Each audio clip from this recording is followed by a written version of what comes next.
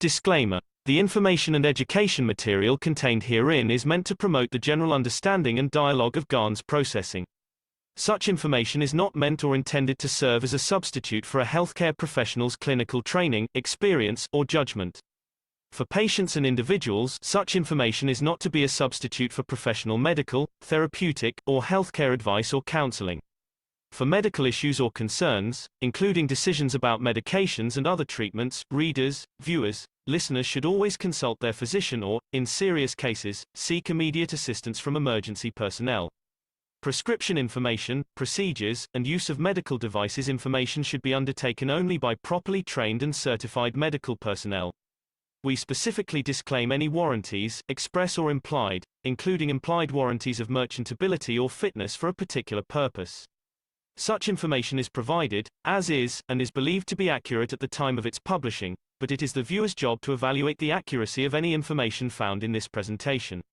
Every case presented is of their own experience, applied by themselves for themselves, and it applies to their case only. Every person experiencing health problems should seek professional medical advice and consult their course of treatment with a doctor. The processes of plasma balancing described herein are a natural process which supports the body but does not replace medical advice or therapies one is already subject to.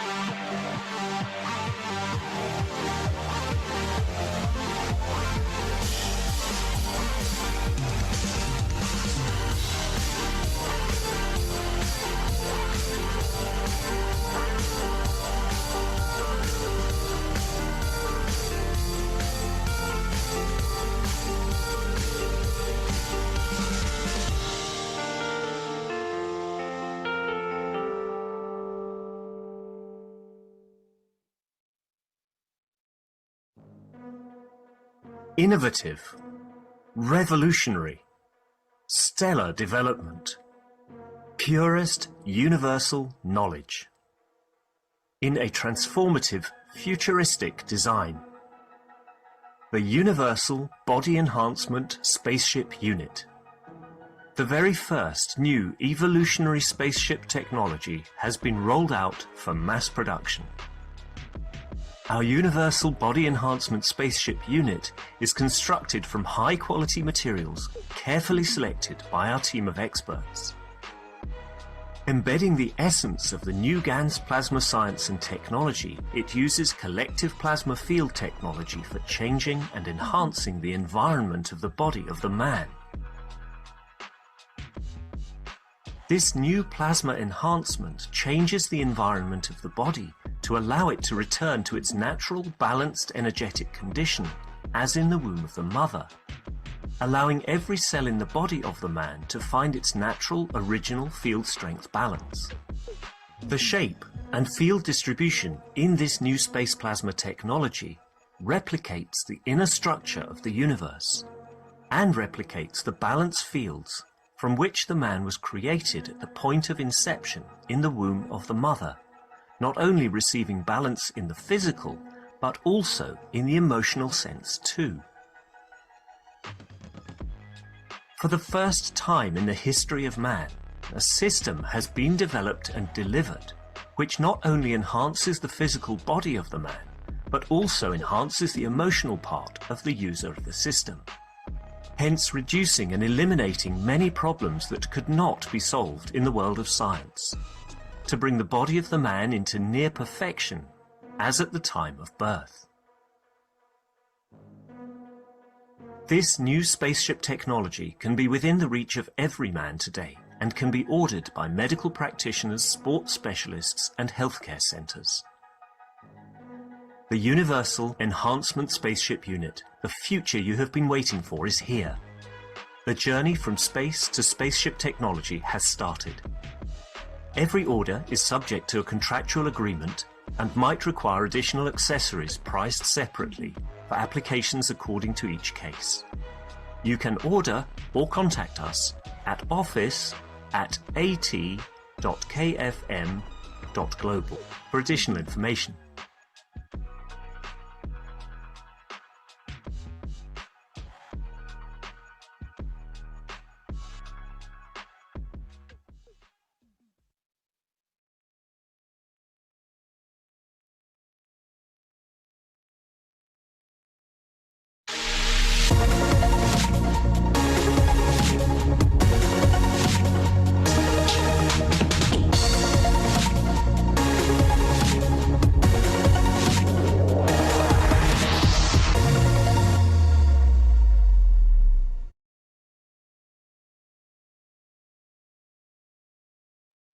And we welcome you, friends, neighbors, agents of peace, universal citizens, to the Keshe American Knowledge Team for July 23rd, 2023.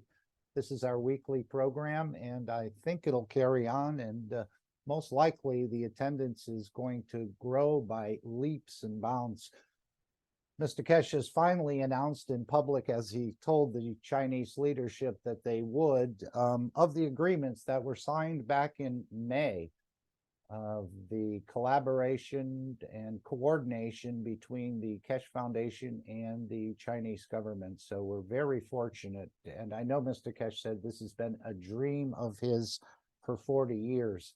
It's almost like being on a roller coaster, and to get up to the pinnacle before you start going down the hill, everybody waits for that, but it seems to have taken about 40 years, but we know how patient Mr. Keshe is, and I'm glad that the foundation has finally found this huge financial footing. And as he indicated, it's not millions, it's billions and trillions that are going to be provided or backed up the Keshe Foundation in this new development. There's so many things going on. I don't know where we should start today, but I think we're going to start from the beginning after we read the World Peace Treaty, because this is the whole platform, advanced space technology in exchange for peace. And as Mr. Keshe said, the Chinese government has taken a bite out of that apple, and I think other nations will follow suit.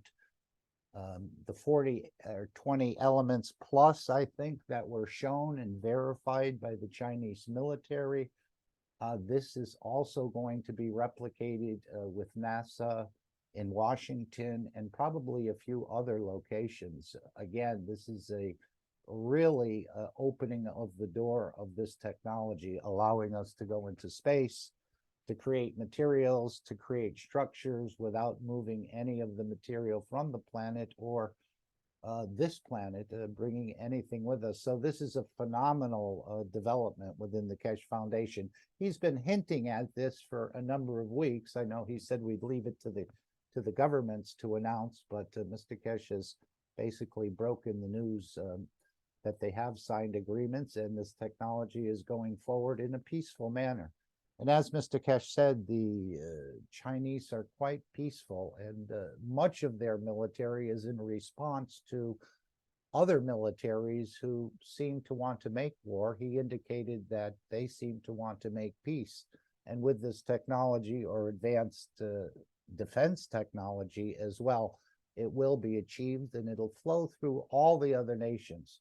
So we're going to see, I think, NASA on board. It'll probably flow through some of the BRICS first, but I think everybody's going to be on board. As he said, they're going to be so impressed with what they've seen. Again, this is beyond the imagination of the man, and I don't think we've seen everything yet. Converting energies into mass, the mass being verified, the elements, even making composites. And this was just a first test, and there may have been other tests that haven't been shared with us yet. I'm not sure exactly what was shared, but we know the creation of materials just out of fields has been performed and verified, and now it'll continue to be verified by other governments, but there's still a lot of work to do.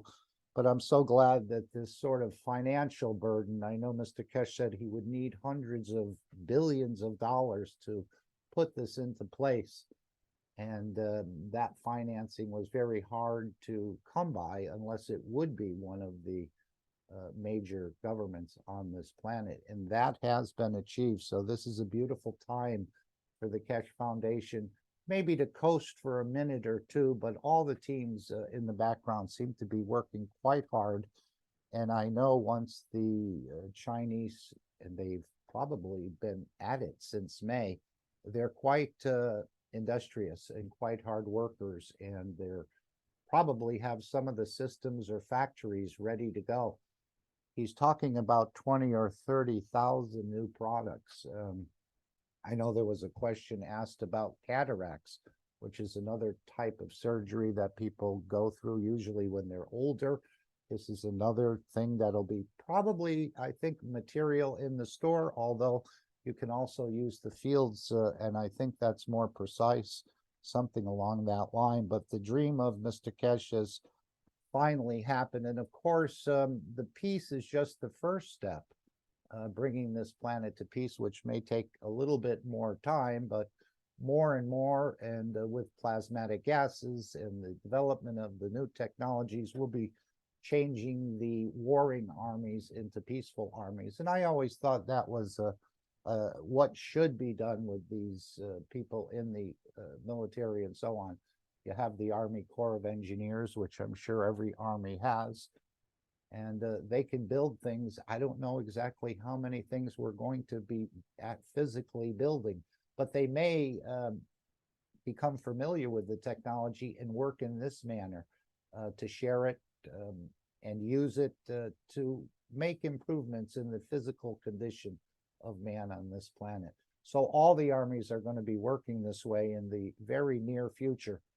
I don't see how they couldn't when the nuclear weapon technology has now become obsolete. As Mr. Keshe said, we can change that into nothing more than a rocket, even though it has nuclear heads on it, and the capability of those will basically be neutered. I don't know if that'll happen in the silos or in flight. Hopefully none of them are launched. But this is a marvelous time, especially the showing, and he said it was raining materials down wherever this was shown. I'm not sure exactly where it was shown.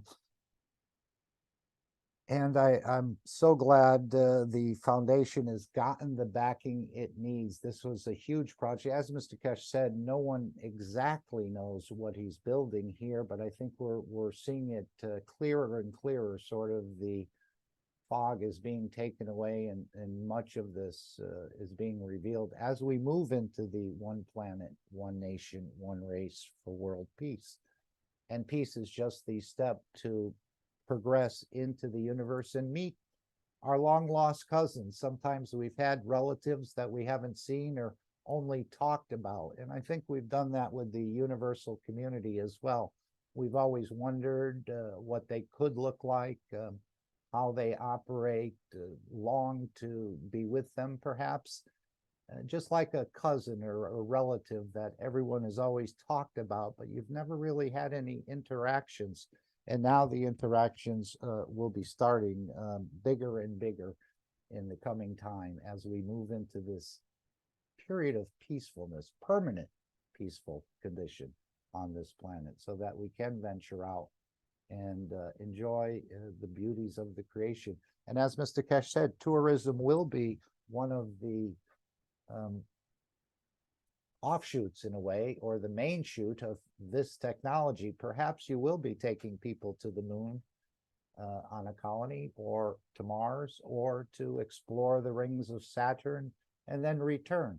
As we see with the flight systems, it could be for a short journey or a long journey. So there's many, many exciting possibilities that are just appearing before us. And he's so much thanked every team, every knowledge seeker for sticking by the foundation and carrying on with the work as bigger things were going on in the background. As he said, the knowledge seekers are that part of the cat that's not in the bag, so to speak. And as this is a roundtable meeting, everyone has a mic. Feel free to interject or to bring your thoughts or comments. It's always nice to hear another voice, a new voice, a new perspective on what's being shared with all of us. Excuse me. Just wanted to clear my throat there in a minute. And of course, we're in the process of these sessions, wellness through the work of the soul. And I always thought that was extremely possible. I didn't know how to do it, and maybe I've helped myself stay well in certain aspects, but other things like growing teeth and other issues that I'm dealing with haven't been fully achieved. So even in this last wellness session, one of my wishes one of the things I'd like to do was to improve a condition of a hernia. I did have one fixed in 2006, and then on the other side in the front, another one seemed to pop out, probably from doing some heavy work or something else. And what I've noticed yesterday, it seemed like the hernia has pulled some of itself back into itself in a way, or back into the body. And I've been wishing for that to happen for a number of years. It hasn't bothered me a lot, but I'm sort of careful not to lift anything heavy or to do any sort of work. But it seems like part of that hernia has retracted back into the body itself. We'll still have some more observations, but this is the work of the wellness through the soul. And I think we're all going to experience so many new abilities that we didn't realize we had. Even though we're going through the system at the moment, down the road, I think we'll be able to transfer some of this ourselves. Very similar to the work Christ did. I don't think he had a system other than his own Magrav system that he applied and he shared and he elevated the others with. And this is the work we're going to do. And I'm sure we're going to hear many more testimonials by the end of July. So let's start with the World Peace Treaty, as we usually do, because this is the whole idea of the program, is to find peace within yourself, peace with other beings on this planet, and then, of course, peace with the universal community. And this is the agreement President Xi and others probably in China have already signed. Maybe they've signed it years ago, but it was just kept in the background.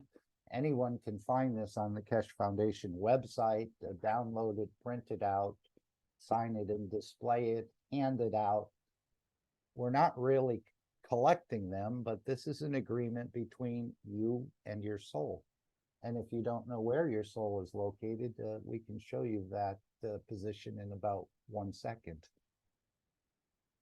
Would anyone like to read the World Peace Treaty? It's a very simple document. The religious leaders will be signing it. The world leaders, as they start to acquire some of this technology, will also be signing it, and anyone else on this planet. And again, it's between you and your soul to find that peace within you, to find peace within the planet, with the other entities that you exist with, and then finding peace with the universal community. As we know, there's no war in space, and we can approach it. We cannot approach it that way. Otherwise, we'll probably be sent back to the planet until we find that peace that we need to enter that sort of dimension, if we could call it that. So the World Peace Treaty, very simple document, but very powerful, very profound. And there's a lot in it as you continue to read through it. We, as citizens of the earth from this moment on, except to lay down all tools of aggression and war. We shall never think about getting involved or incite war, or develop or use any tools of war on this planet or in space. And to this, we all agree and swear with R, and you can delete as appropriate. For your nation, for your territory, for your council, your religion, your city, your town, for a body, and for a soul. Simply put your name, your signature, your date, position held on behalf of, again, the nation, the territory, the council, religion, city, town, or an individual. Have it witnessed, again, with a name, a signature, a date, and position held. After signing this treaty, be proud to display this certificate wherever you consider being important to you, that everyone can see and know your ethos to fellow men and the mankind and other created beauties of the Creator. And this gives people, I think, some inspiration in a way we hear so much about war and destruction. I think we're going to start to hear more and more about peace, comfort, wellness, well-being, and so on and so forth. This is how we're moving into this new dimension where everybody will become in balance, and not only human beings, but the other people on this planet. And you say, what other people? Mr. Keshe refers to the plants and the trees as the vertical people, and the ones that run along on four legs, like our dogs and our cats and our cows and the rest, the sheep and so on. These are the horizontal people.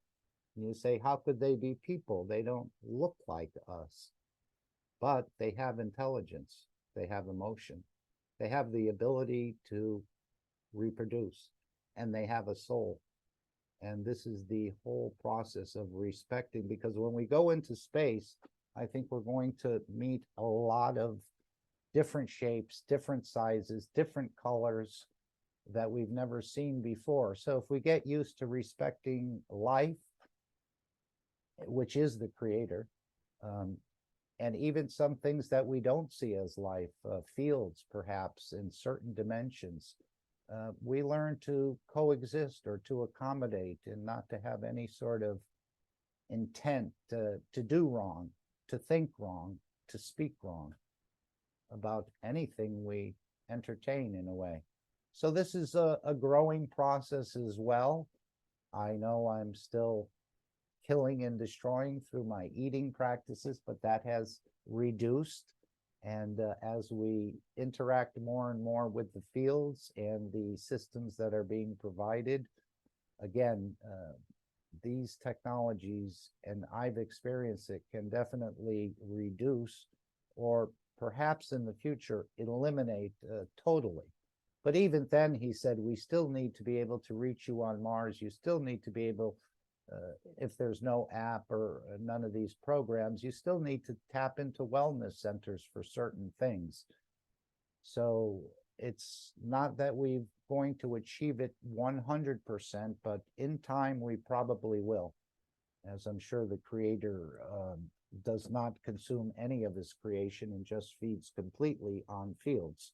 We're only 20% short. You're already absorbing 80% of the energy you need on a daily basis to survive. It's that 20%.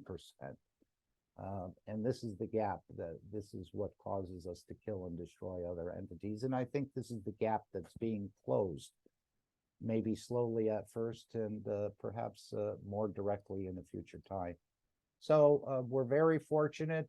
We couldn't think peace could come through our wishes or just finding the peace. We always thought we had to enforce it. We hear this all the time, that the only solution is a bigger gun or a bigger weapon, and to do all the rest of this. But now we know a new way that we can actually move the soul or elevate the souls of others. It doesn't always happen instantaneously. It's a process, and that's why we continue with this process of spraying the GANS waters, elevating from our souls until we see a permanent peaceful condition. I'm sure Mr. Keshe has wished a number of times that he got the financing that he needed, but he said it's taken 40 years, and this is the way things work sometimes. But we know, as we say, Mr. Keshe is a very patient man, supremely patient, and that time has now arrived, and it's only the beginning. The door is just opening, and the things I think we're going to see and experience in the future, again, we won't even find in the science fiction movies. The governments are fully aware of what is happening, and I think China will be the lead in pushing this at this particular time. Again, advanced technology in exchange for peace. So as Mr. Keshe said, if you want the donkey, you're perfectly welcome to ride the donkey. If you'd like something a little better, that's a possibility too. Even up to the UFOs, even up to the moving in the dimension, the way the creator moves instantaneously. But if you want to make any comments, feel free. There is so much in this workshop, so much good news. Not a lot of teaching per se, but explaining to us what is actually going on more and more in the background. The curtain is being opened. We're starting to see, and again, producing these 20 plus elements and composites as well. And this is just the first step in the process. And I think the world leaders will probably see, or the ambassadors at the ambassadors conference, some transmutation going on with human beings and maybe with other items as well. Again, these are technologies that have never really been shown to man. There's been a few who've achieved it in the universe, but not many. And with the assistance of the advanced technology, we'll start to experience that until we can fully do it on our own and then become totally free. But just being able to do it even with a system, I think you'll be quite free. And you can change positions, you can change locations, you can live in South America and work in New York City, live in Beijing.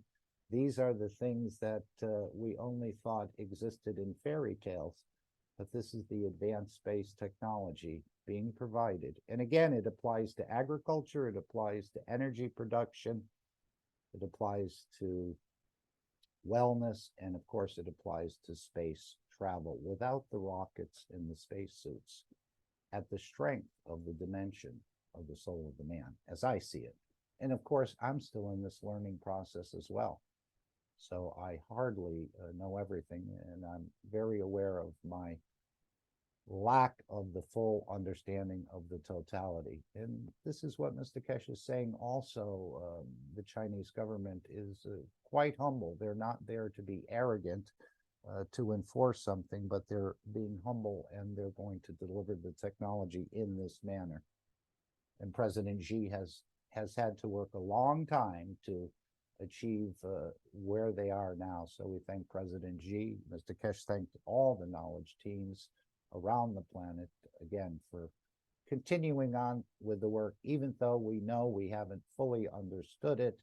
We haven't created very powerful systems. We've been trying to, almost like a child, trying to replicate something the father is doing in a way.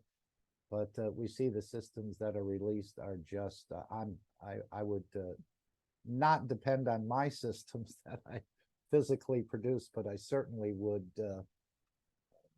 use the Keshe Foundation knowledge and technology systems. And we'll see this even at the hospitals without patients. And I know he said that years ago in China, they were ready to build, and maybe they have in the background. It's just been there.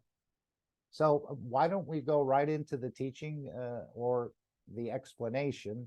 As I said, there was teaching, but not in the usual sense that we understand it. And I think a lot of the knowledge, as he said, there won't be so many schools anymore, but the knowledge will be transferred on the soul level. I don't quite understand that. Well, we do understand it, but again, how this is actually going to take place. I know he said a number of times that we may do a knowledge seekers workshop without any sound or with no one talking, just a transfer of energy. And perhaps this is what's going to happen in some of these systems. So why don't we start pretty close or right at the beginning and just hear a little bit more. Again, very exciting times.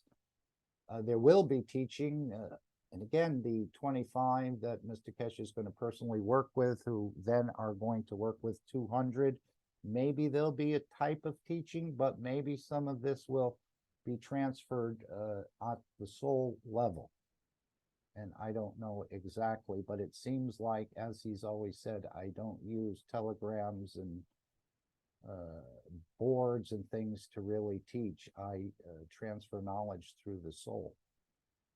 It's probably why he says so many times, now you understand, even though our physicality didn't quite get it.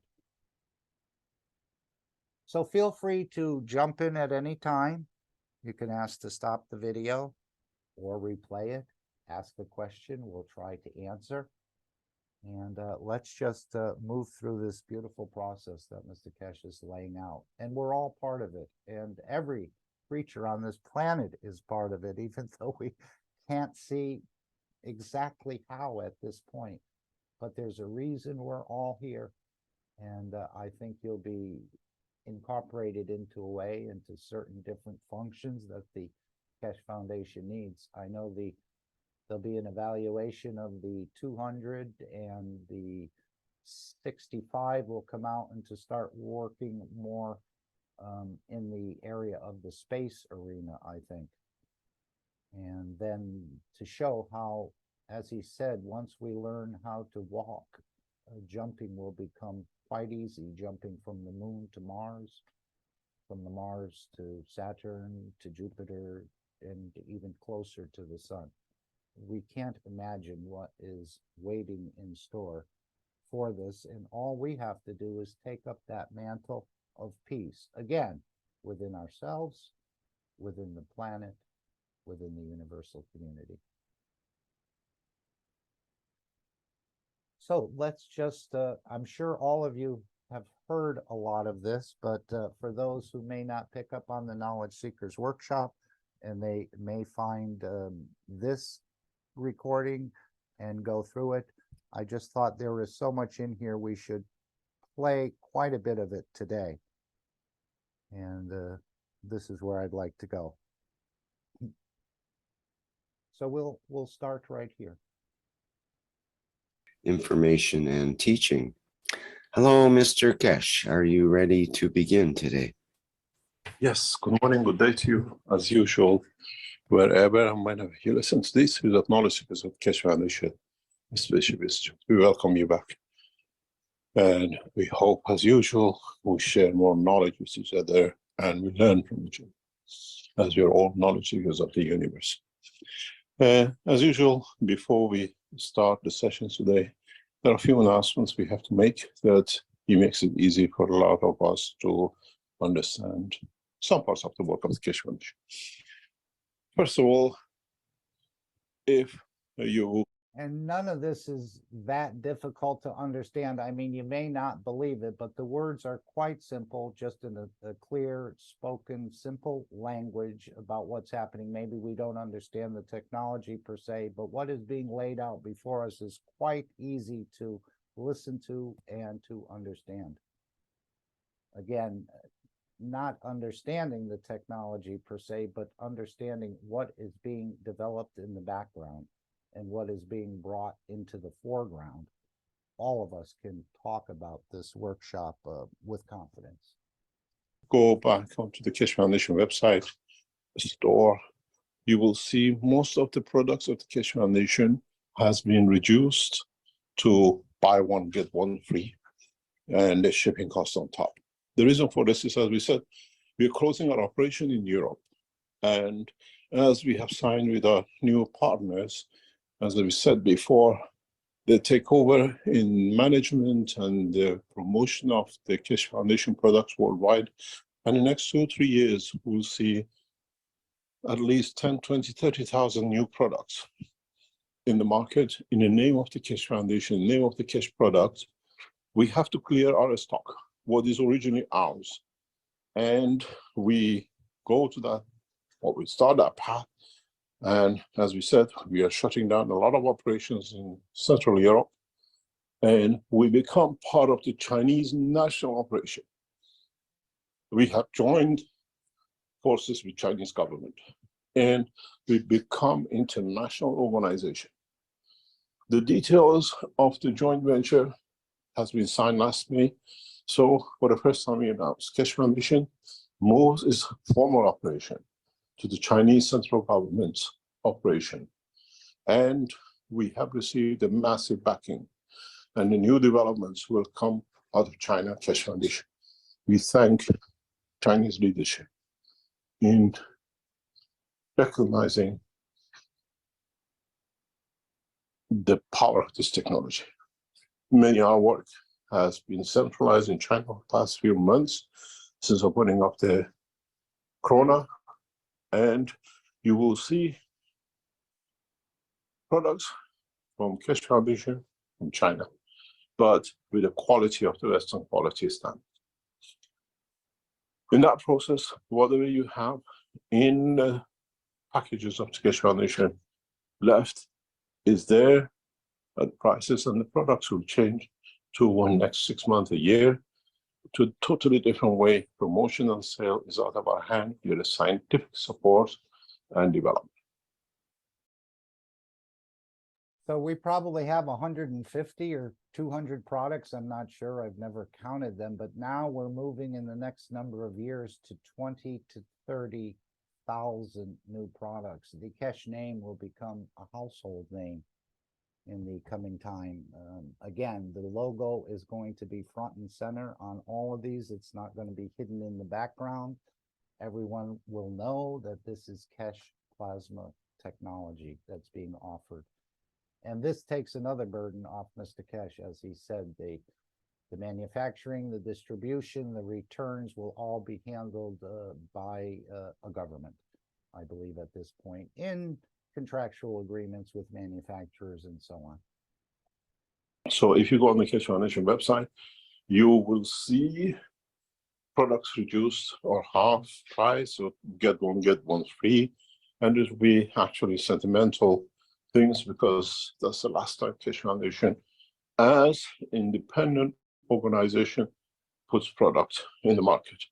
We are committed into Chinese government structure. Okay, and this is probably the least expensive, which Mr. Keshe said these butterflies are priceless. These are soul elevators, as well as absorbing gravitational or magnetic fields in the matter state off your certain devices, computers, and so on. But every product here is a soul elevator, even though we don't see it like that in a way.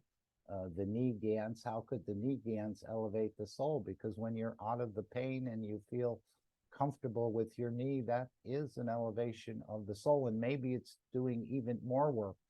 So these will become keepsakes or original products out of the Keshe manufacturing. So I think we all should try and empty the store out, and these products will be maybe even appreciate in value as some sort of collector's item down the road. These are the original products from the Keshe Foundation, directly in collaboration with suppliers or manufacturers, artisans, and the rest of it. But the store will close. You will not buy any products, I don't think, anymore directly from the Keshe Foundation, as it's moving completely into research and development in a wide areas of concerns. Signed contract that internally within China and externally outside China, all operations will be handled by the Chinese structure. So you will see us in what we call health, material, space.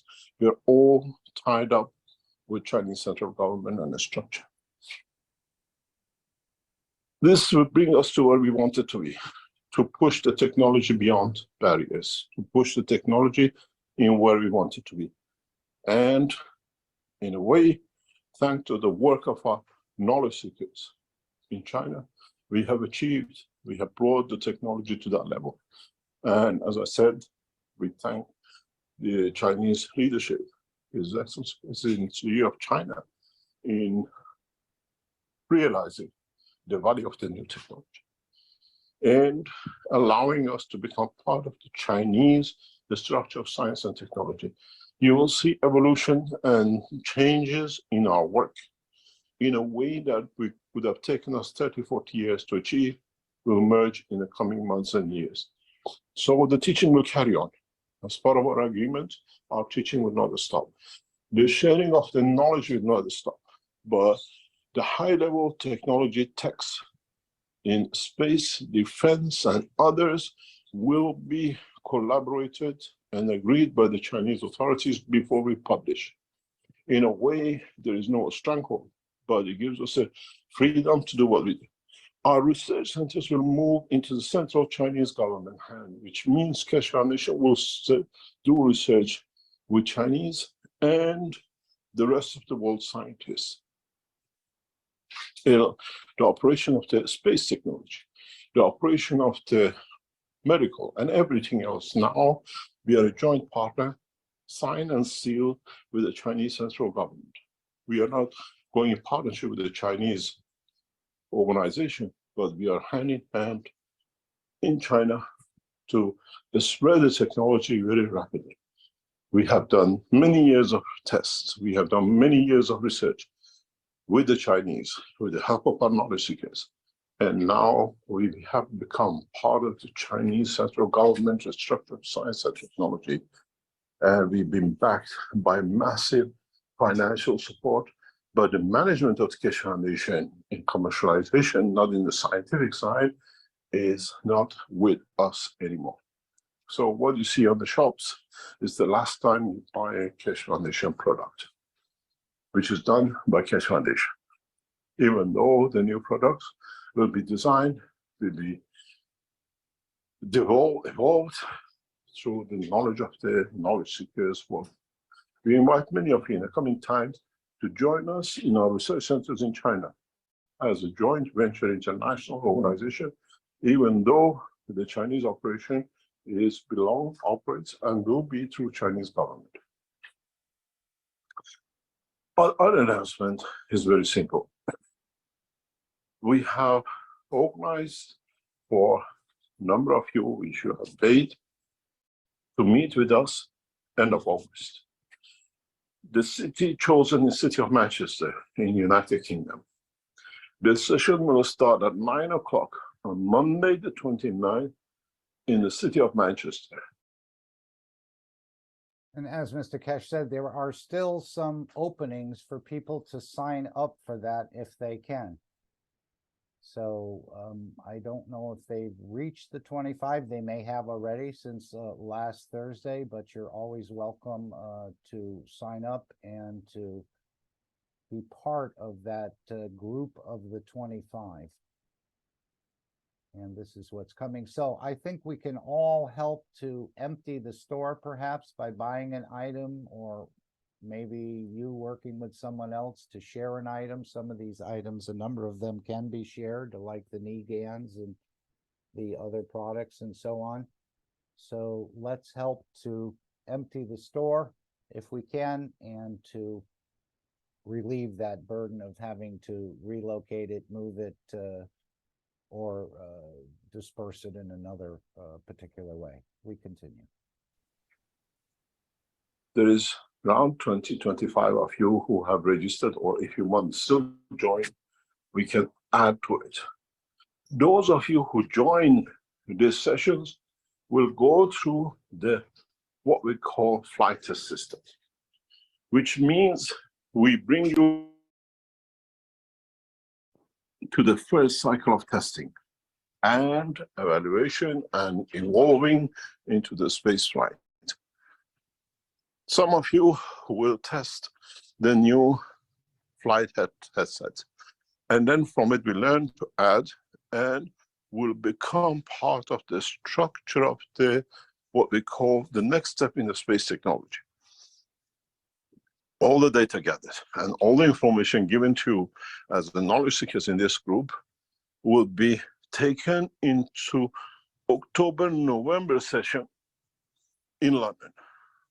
The ambassadorial meeting in London will come at the weekend of the next session in London. We had to move the London ambassadorial meeting to the first week of November instead of the last week of October, as Keshe Foundation has to be presented in one of the major conferences in health in China by the invitation of Chinese government as a new health technology to be introduced. As I said, we become part of. So as I understand it, what has happened, there was an invitation that conflicted with this, and it was an invitation to go to Macau by the Chinese government to present the health technology in a major health conference. So therefore, Mr. Keshe has moved this into the first week of November, as I understand it. And this is when the 200, if I have it right, will also be there. So the 25 will be there, the 200 will be there, and the ambassadors will also be there, as he's explaining here.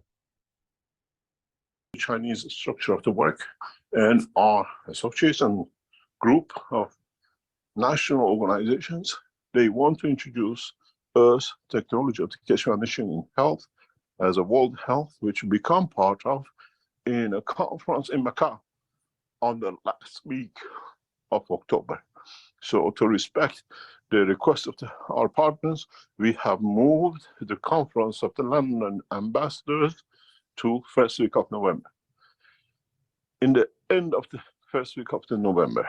And the week before,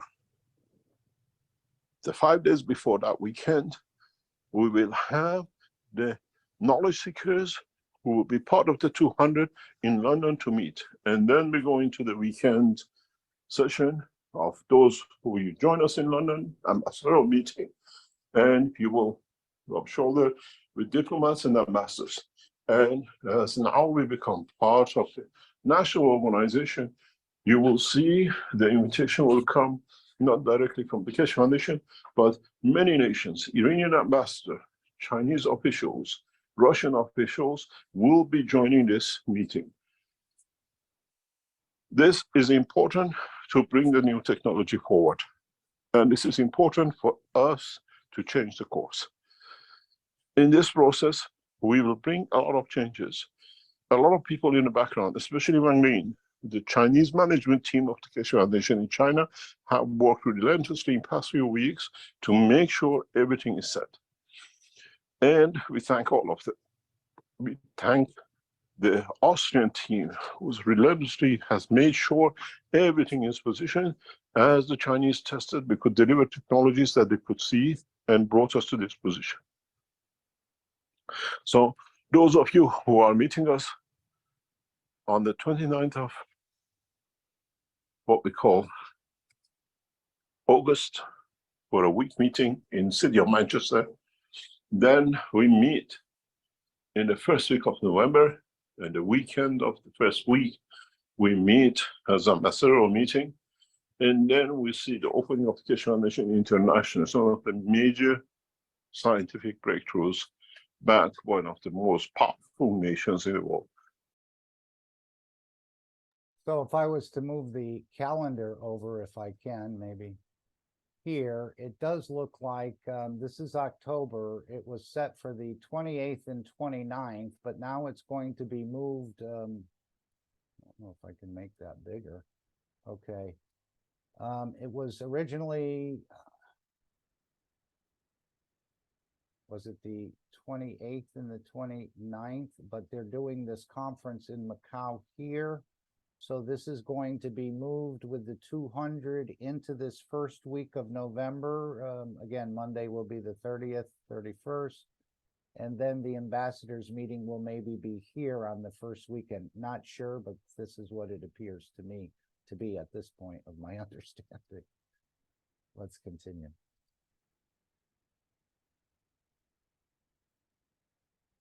We are not talking this might happen. We have signed and sealed the agreement with the Chinese authorities in May of this year. And it's complete. And now we're in the process of the transition of handover. And as you've seen, the operation in Europe is coming to an end. Linz Center will close. We had the last people being at the center 2 days ago. We have a news for you. We have moved the operation of the wellness of the Keshe Foundation as a server operation this week to a new location. And what we promised you, that the server position for travel, for a space for wellness, now is officially taken place in location that will give you the pictures today. We are very open about it because now we can show that this technology will evolve into, we show the works of it most probably in the October presentation in Macau, that you will see evolution in the world of health and wellness. We are preparing everything to bring hand in hand with our partners of Chinese central government the breakthrough in science and technology. So when you can convert energies into mass or matter state, what would we think is going to happen with the mining companies? and all those digging inside the earth to bring out materials, to process, to convert, to refine, and the rest of it. And this is where Mr. Keshe said he wanted to equalize the cost per ton to, for example, $500, whether it's copper or gold. And with this technology, it's absolutely achievable. Part of this work, in the past weeks, we have delivered one of the most major, powerful scientific breakthrough to convert energy into matter.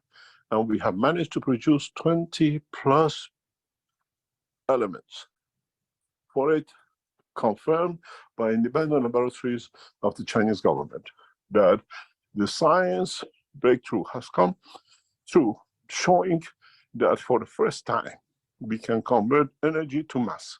And this was to be watched. It was monitored, the whole operation, by Chinese military headquarters, head officers, that there is no interaction physically by Keshe Foundation, except placing, developing, and showing that literally the sky rained with material. So this brings a new breakthrough for the Keshe Foundation and the world of space technology. Now we can control what materials we get to space. It shows what we can produce in space without depending on Earth. This is where we'll see Chinese space technology will take a leap from what we call evolution in science, and we'll see the change in the space technology in coming months, which means we can produce energies that can be converted into matter, and the matter can physically be checked and then be quantified and then bring its analysis. We have produced composite materials, which is something which is done in the creation, like alloys, like creation of ferrous and non-ferrous, metallic and non-metallic material together, which allows us to create life in a space. It allows us to create muscles. It allows us to create hard tissues on this planet, where we can virtually replicate in the body of the man during his own life repairs. So again, they're showing materials, and as Mr. Keshe said, this is not a magic show. He didn't do magic. He said his knowledge is his magic. So with that knowledge, not only can you create materials, but you can tap into universal energies to produce energies that we could need in the matter state. So you can see where this is going now. It's been verified by the Chinese military scientists and the rest, but I think the other governments are going to want to have their own tests. And he did indicate, and we'll hear this, that he's set up tests with NASA in Washington and also British Nuclear, which he used to work for. So there'll be some more verification, and this will be the proof of the, not that we needed proof, but apparently the governments want to see something. We can't just say you don't need a confirmation in the matter state of this technology. They do need a confirmation in the matter state of this technology, and it's been delivered at least to one government. And now multiple governments will start to verify the validity of the technology. And again, as he said, these elements, these materials will have no sort of trace from Earth, as they're made from the fields of the universe. So you can't say it came from South Africa or Canada or Russia, because it won't have that fingerprint on it to trace it back. It's made by the fields of the universe in conversion of them and tapping into them. So this is what is being shown. So this is a huge door that is being opened by Mr. Keshe to allow them to confirm in their own way. And I'm sure they must be talking up quite a storm at this point. If you had an accident, a knife, something goes through your body to your heart, you don't need to rip it apart. You can literally rebuild it while it's in the system. And now that we have moved our wellness center out of the position of the Austria and into a new location,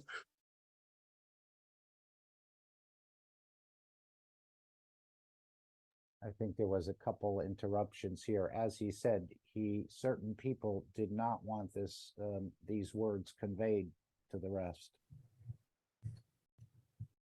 Hello, Mr. Keshe.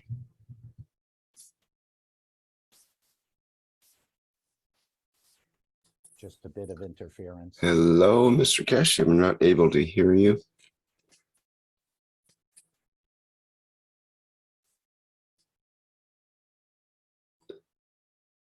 Okay, bear with us a minute while Mr. Keshe reconnects.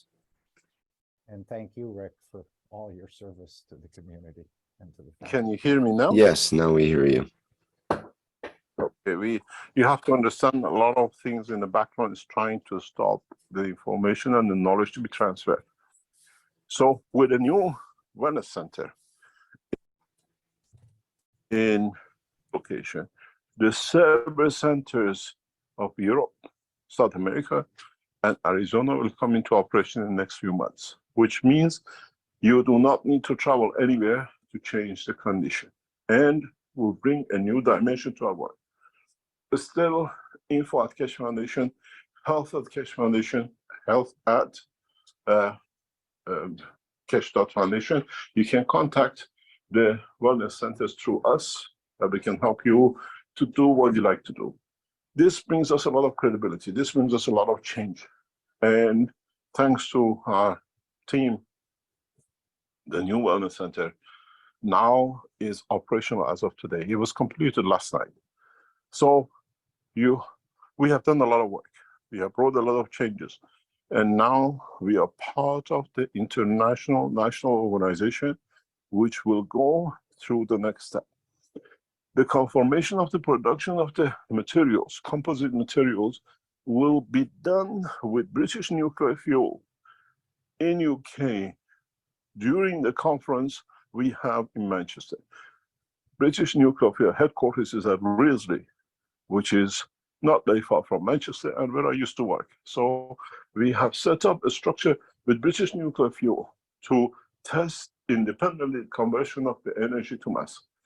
At the same time, we'll do the same systems in Washington and in NASA headquarters in Miami, which means at the same time, 3 centers will confirm the finding and operation and testing of the material conversion to confirm the correctness of the tests in China done by Chinese government.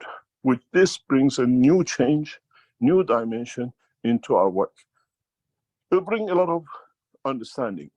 We did this test in an environment that was set for a specific job before, the way we used to do.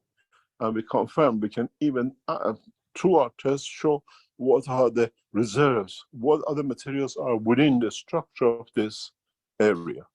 This is another way that when we arrive on Mars, we can say what product, what materials is within it.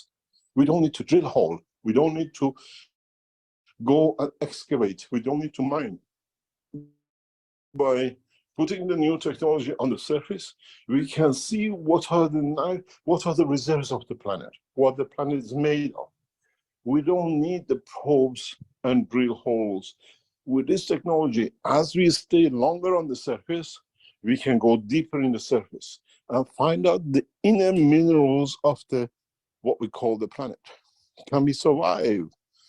Can we take the shape of man? At what center? At how much depth? At what height? What will be the condition of life which matches near our life? So again, there'll be no holes dug, but when you get to Mars, you can use the fields there too to make conversions. I'm sure some scientists are almost wetting their pants at this point. It's unbelievable. And as he said, they converted energy to mass, and now they can take the mass and convert it back into energy. Never been shown before. Many people have attempted, maybe they've shown a little. I know we've converted fields into GANs and things. We haven't had success converting it back into energy, at least at my level. But again, energy to mass, from mass back into energy. So many scientists are probably rethinking their educations at this point, their papers they've written, perhaps books they've written. This is a huge, huge change, and it's being shown and it's being documented. And now NASA, Washington, British Nuclear will also get in the game of verification of these tests and what's being demonstrated here. So this is just a phenomenal development. Organization becomes secure. These will be done with the Chinese national government space organizations. Achieving traveling to Mars and Moon and the rest will come into operation in the next few months and few years. Now that we don't have to have the financial worries, we don't have to, what I did for 20 years back in the Keshe Foundation and running into bandits and criminals that they tried to defraud us. Now, Keshe Foundation and knowledge seekers, we concentrate on delivering the new technology. That's all our job is. And we leave it to the most powerful nation on this planet. With the correct conduct, with a peace in mind, we have signed ourselves to technology in exchange for peace with the Chinese government.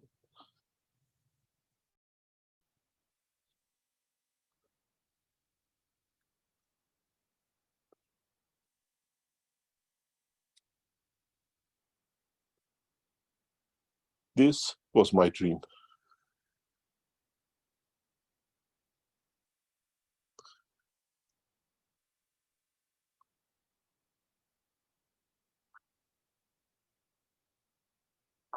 And now we've achieved it.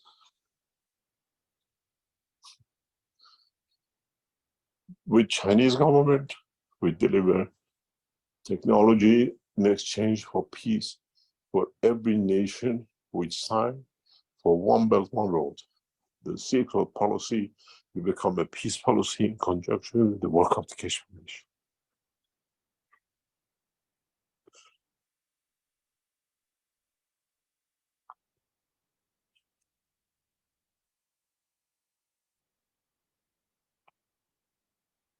I'm trying to choose words which explain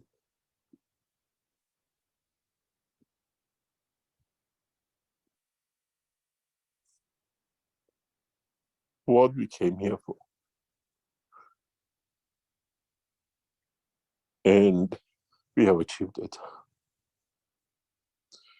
Chinese leadership has signed themselves to use the technology for development of peace, an end to the gun policy. And this is the reason we signed agreement with the Chinese.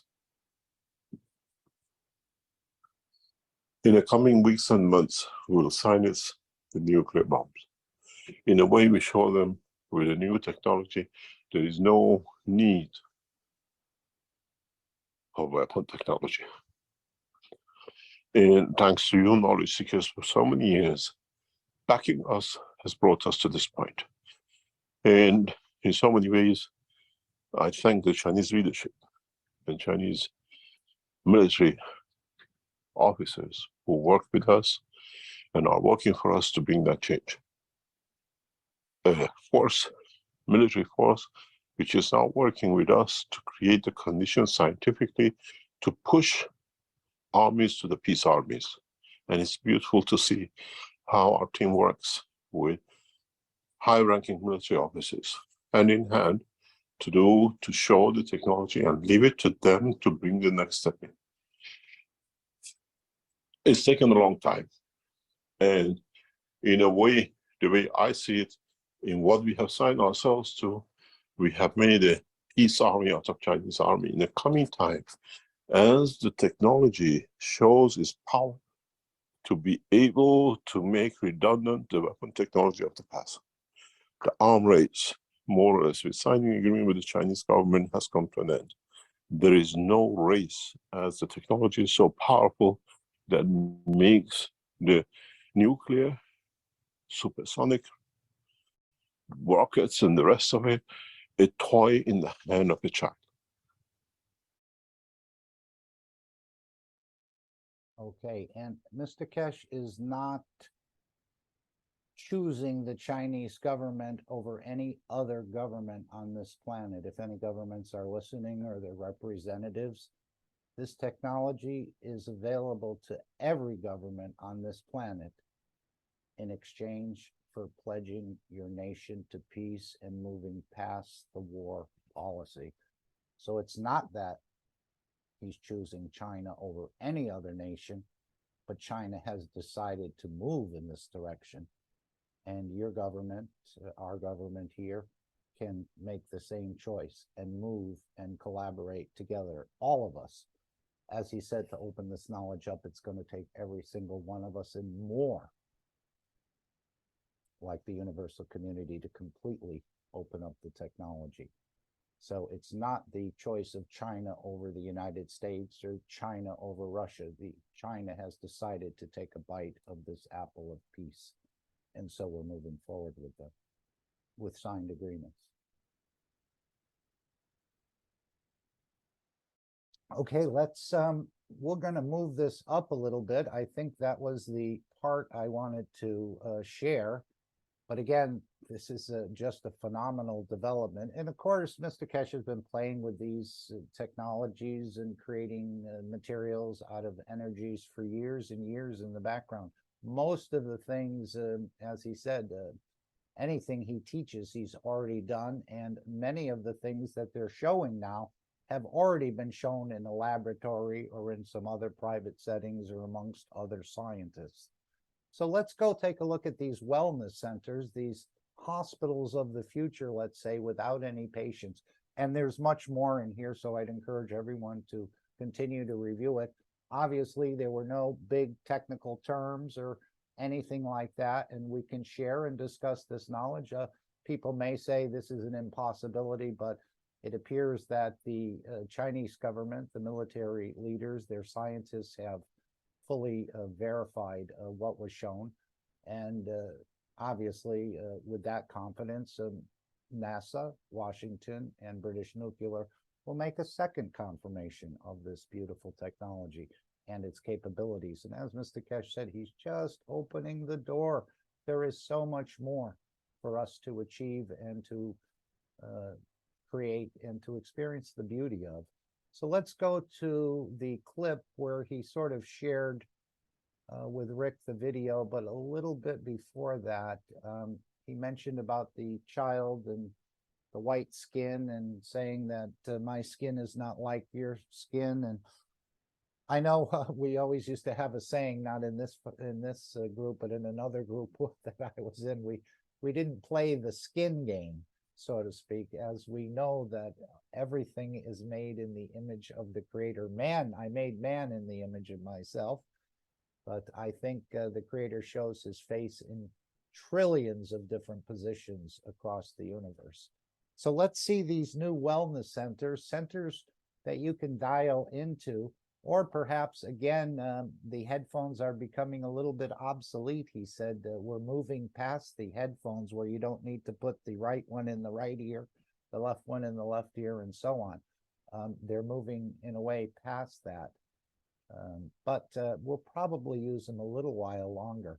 I know some of the head units will be tested in Manchester, and I believe Arizona was promised so many of them, and half of them were going to be dedicated to the military of the United States, those who are suffering this stress syndrome, the war in their mind, the emotional imbalance that they can't seem to find a center or a position. They keep reliving a bad dream. And now we're going to see that and more in Uruguay, Arizona, and other places, Beijing, Tehran, Germany. So these wellness centers are going to open up, and they'll be processing tens of thousands of people 24 hours a day. So in the future, will we have a need for doctors? At this point, yes. They need to oversee, they need to look at it and observe. And of course, if you're on any tablets or any of these other things, they're going to have to be reduced with the help of a trained professional doctor. And we're not doctors, we are technology providers. Although Mr. Keshe has a tendency to teach doctors in a way. To create this mess. I had a very strange experience yesterday. I was in a playground, passing, and I heard a blonde young girl in her fifth and sixth telling another person, "Can't you see my skin is white? I'm not one of yours," that kind of thing. And I thought, oh my God, at this age is ingrained in the brain of this child that she's different and superior because she carries a white skin. And it was regrettable to hear this. When the color of skin does not matter, then we become equal. Till that time, we'll suffer extensively. Rick, I am forwarding you a video. You can play this video, and it'll be interesting to play it back. And I'll explain to you when you receive it. It's on the transition to you. It's getting transferred. It takes a few minutes. You will see the first server space wellness center in the world. This is the beginning up, and this center was completed yesterday. And in the coming weeks and months, you will see Arizona, Uruguay, China, Tehran will be equipped with these equipments, which one service center can serve tens of thousands of ill people around the clock, irrespective of national color and race. The same machine is used for a man in China as for a woman in Brazil and in Tehran and in Africa. These systems are already operational in the hand of the Chinese, what they call our doctors. And now for the first time, we show you the future of the space technology in wellness. Have you received it? Yes, I'm just about to play it here.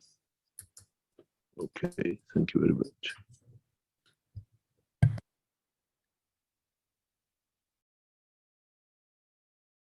And I'm sure we're all familiar, this is what's called a head unit in a way. As you can see, some controls here. And again, the technology is not going to be sold to the public, but the public will be able to use them. I don't even know if the governments themselves will fully understand the technology. They'll just be, the manufacturers will be explained what to do at this point. And then I know the foundation wants to keep control of the technology until we mature a little bit more to avoid the abuse that could result in people that aren't fully mature getting their hands on some sort of technologies and perhaps using it not appropriately. So at this point in time, it's available to everyone, but you won't be able to make these yourselves. As he said, with the energy enhancement system, we show you what we do, but we don't tell you how to do it. That will change over time, I'm sure. But at this point, the technology, as I understand it, will stay in the hand of the Keshe Foundation. Maybe some of this will be more open with the Chinese government. But again, Mr. Keshe will kind of oversee things rather closely and not wanting anything to sort of get out of hand or be misused. But these are the hospitals of the future. Again, just using energies to change a condition or change the environment, that the wellness can, a soul elevation in so many ways. As he said, we elevate the soul and the conditions in the physicality just basically fall away. Now, it may not be one process time, it may be a number of sessions, but this is the idea. All done through energies, elevation of the soul. The soul then decides to put the proper things back into their original condition, as in the womb of the mother with the universal body enhancement spaceship unit, when you're in basically a perfect condition upon that initial conception of the sperm and the egg.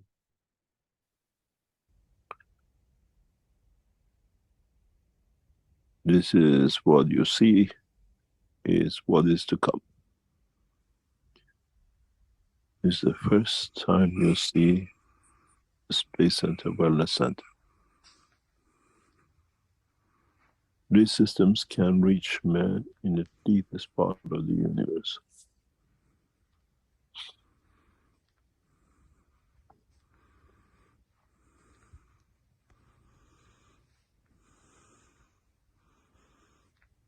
We can hear somebody breathing very hard.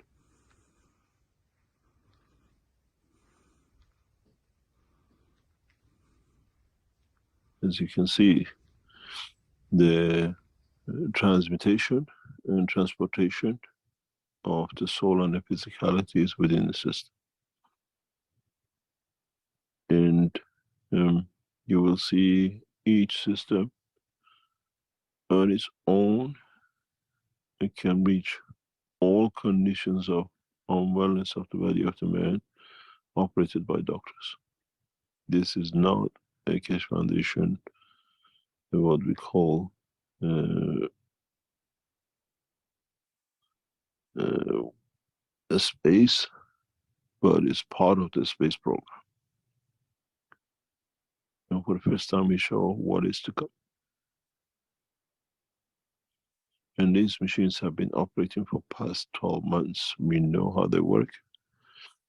And some of you who've been to LINS sat in some of these systems. Now they've been positioned as one of the first wellness centers in the world.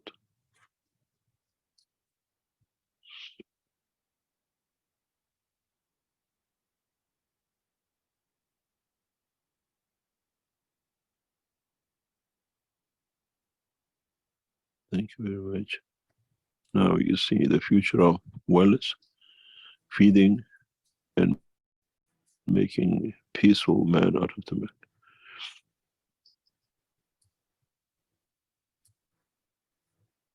Thank you very much, Rick. Do you want me to play that again, or is that enough? I'll play it again. Can play it again. Is in this center in the coming months, hundreds of these units will be installed.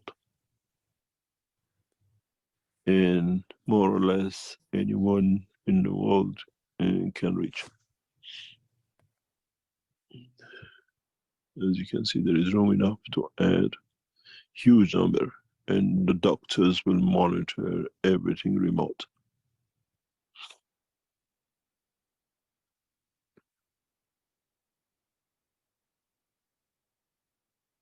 Many of you have been through the system and you sat in it and you've been part of it.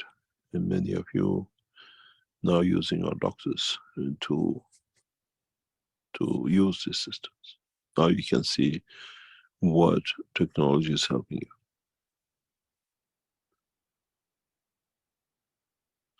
This is more or less the hospitals of tomorrow.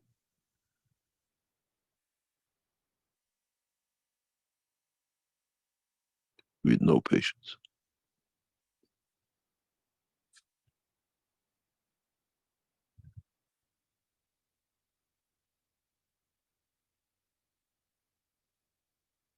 Any other question?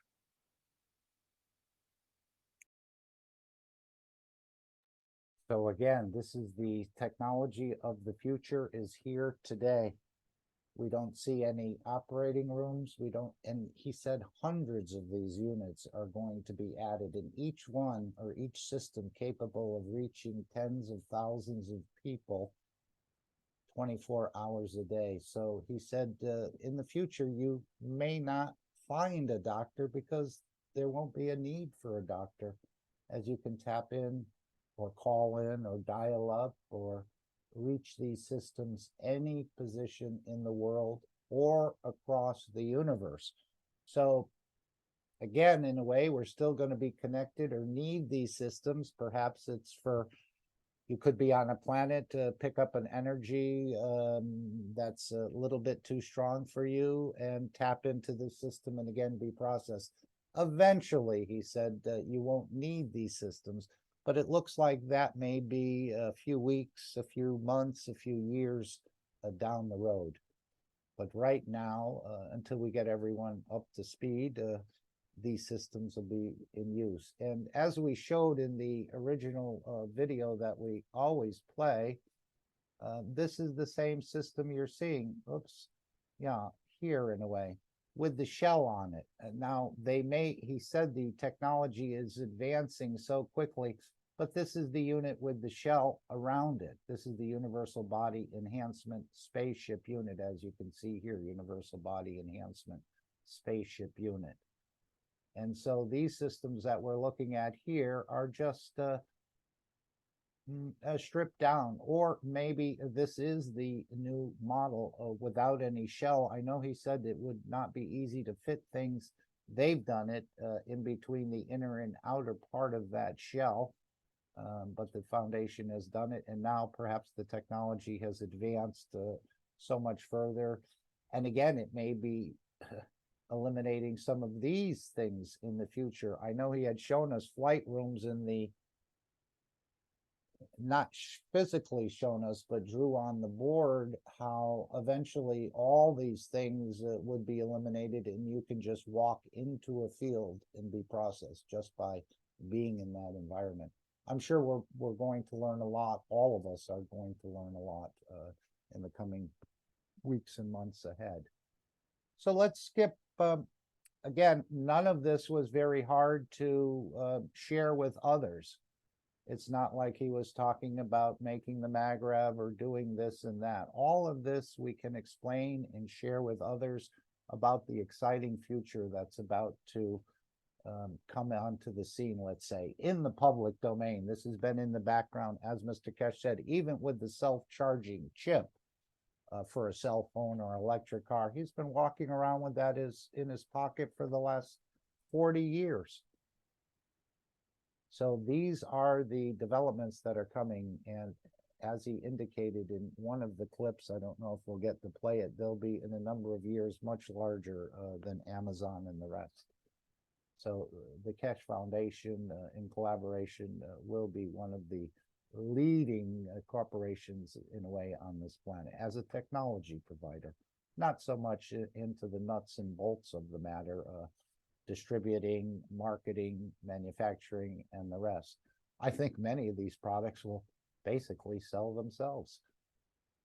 As one person has an ailment and they go to the store, they explain it to another person, their neighbor, oh, you have a knee pain? Look, this is what I did. It went away. It's beautiful. You should try it. Of course, there's many caveats with implants and other things, but that may be overcome as well, I think, in the future. We're going to move this up to, again, this little part about cataracts and the rest. So and this is again, a lot of people, this threatens their existence in a way as a business, but I think they'll have other things to do in the future. So let's just move this up a little bit more.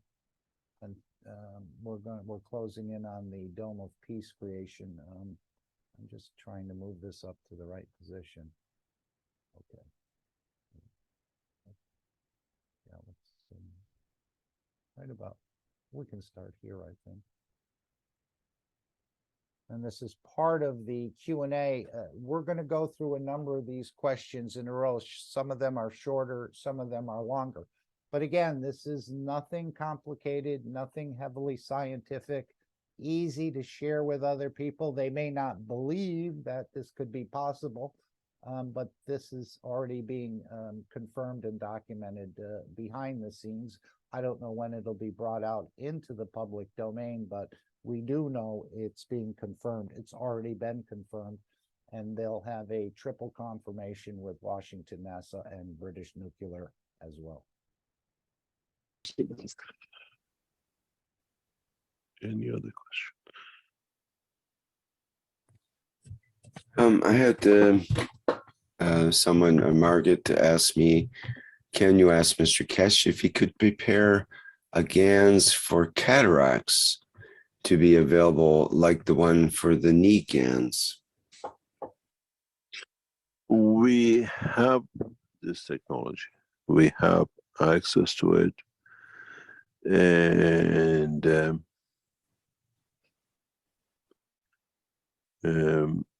is energizing and reversing. And yes, with the new enhancement units, which are now running in the centers, as you just seen, you can actually change cataract. But there are other ways that you, what do you call it? You can use specific systems to change cataract. But with fields, you're very, very, what do you call it, in a better position to change with the new enhancement units. But there are ganses for it, yes. I made it, and it's amazing, the work of it. There used to be eye drops available in the Keshe Foundation store at one point, but I think that was removed. Yeah. It's like the, what do you call it, the knee ganses. We have to, it's,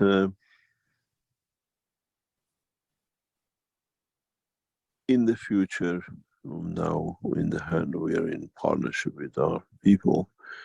These kind of materials will be released rapidly. The whole thinking is more or less in the next 3 to 5 years to create a structure like bigger than Amazon for the products, where everything is controlled under one center. And these things will be part of it. I said before, one of the largest conglomerate organizations in the world has been set up. And our backing is not in millions. The backing in billions and trillions in the coming time. And it carries Chinese Keshe Foundation, Chinese Keshe Corporation.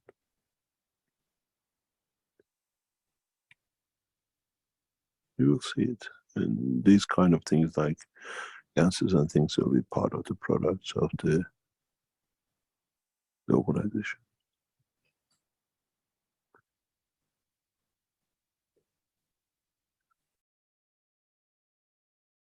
And these products appear as, in a way, expensive. Of course, if you have a knee condition or something, maybe I think this one is offered for $500. It's 50 milliliters for $500. But through this development and these advancements and so on, the prices on everything will start to come down, that everyone will be able to partake. And I think that will come sooner than later. Mr. Keshe wants everyone to have the ability to receive this beautiful knowledge, this wellness through the foundation, and elevate the dimension that in the physicality in a way that brings it more into balance. So the laser surgery, laser scalpel, some complications with it will eventually, become obsolete. It's probably already obsolete, but it's still in the marketplace. So once this takes over and they see the beauty of it without the major side effects, not that they have a lot, but certain people do. And if it's you, you're not happy about that. So this is what's going to be available. It'll probably be in the store as a GANS. but it'll also, you can call up and dial into a certain channel for cataracts the same way you'll be able to dial into a certain channel for an apple or the energy of an apple. You won't actually get the apple. You'll get the energy, and you can have as much of that as you like. Let's continue. Any thoughts or questions? I know I'm just as impressed as you are. We all know it was there in the background, even though we haven't been able to build the systems as Mr. Keshe has. Of course, he's had a lot of experience, but in the future, I think we will. Even the team is learning day by day, along with the doctors and some of the capabilities of these units. They've never worked with this before. And again, this is advanced space technology. Many of the things like you could see on Star Trek in the original, when people went to medical, they laid on a table, the doctor waved a wand above them, almost like a magic in a way, and the fellow got up and said, I feel good, doc. I'm all set, thanks. And he was on his way. So this will be happening remotely, again, beyond our imagination and dreams, that this is here now on the planet in exchange for peace. We continue. We call it a day, or do you have any other question? Well, we have a hand up from Dean, but I thought I would like to read the one question from a Chinese person from Yunnan province in China.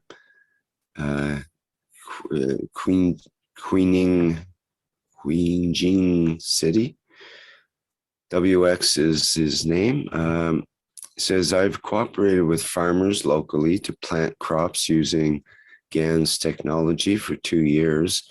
I mainly grow vegetables and fruits. At the present, I also grow grapes and strawberries. During this period, some problems were found. The irrigation facilities of local farmers generally have filtration devices. Among our cooperative farmers, the effect of applying GAN's fertilizer without filtration devices is better than that through filtration devices, and the effect varies greatly. It is a common problem that some GAN's fertilizers have little improvement in crops after being applied through systems with more filtration devices. My question is whether the GAN's planting technology has been upgraded or updated, as the current usage method is not very suitable for local agriculture. Yes, the way you tell us, or we know, use, one of the reasons are not as effective because most of these systems carry metal springs and metal pipes or metal connections, and this changes the characteristics, absorbs most of the energy. Secondly, in the farming of today, I was explaining this to our knowledge. So again, this is why he said when you make a GANs, you put it in a jar, don't use a metal cover on it, because it changes and absorbs much of the energy. And even though what we've seen with the work of Gianni and the team in Romania, beautiful, we're waiting for the harvest to come in, which it looks like it's phenomenal. So even with that aspect of it changing or absorbing some of the energies, the work is absolutely beautiful using GANs. But Mr. Keshe goes on here to say this is actually obsolete at this moment. But it's beautiful for those who, the satellites will probably come, I don't know when, but where you can provide coverage for an agricultural area. And I think he goes on to say this, that China will now replace the Ukraine as a major food grain exporter.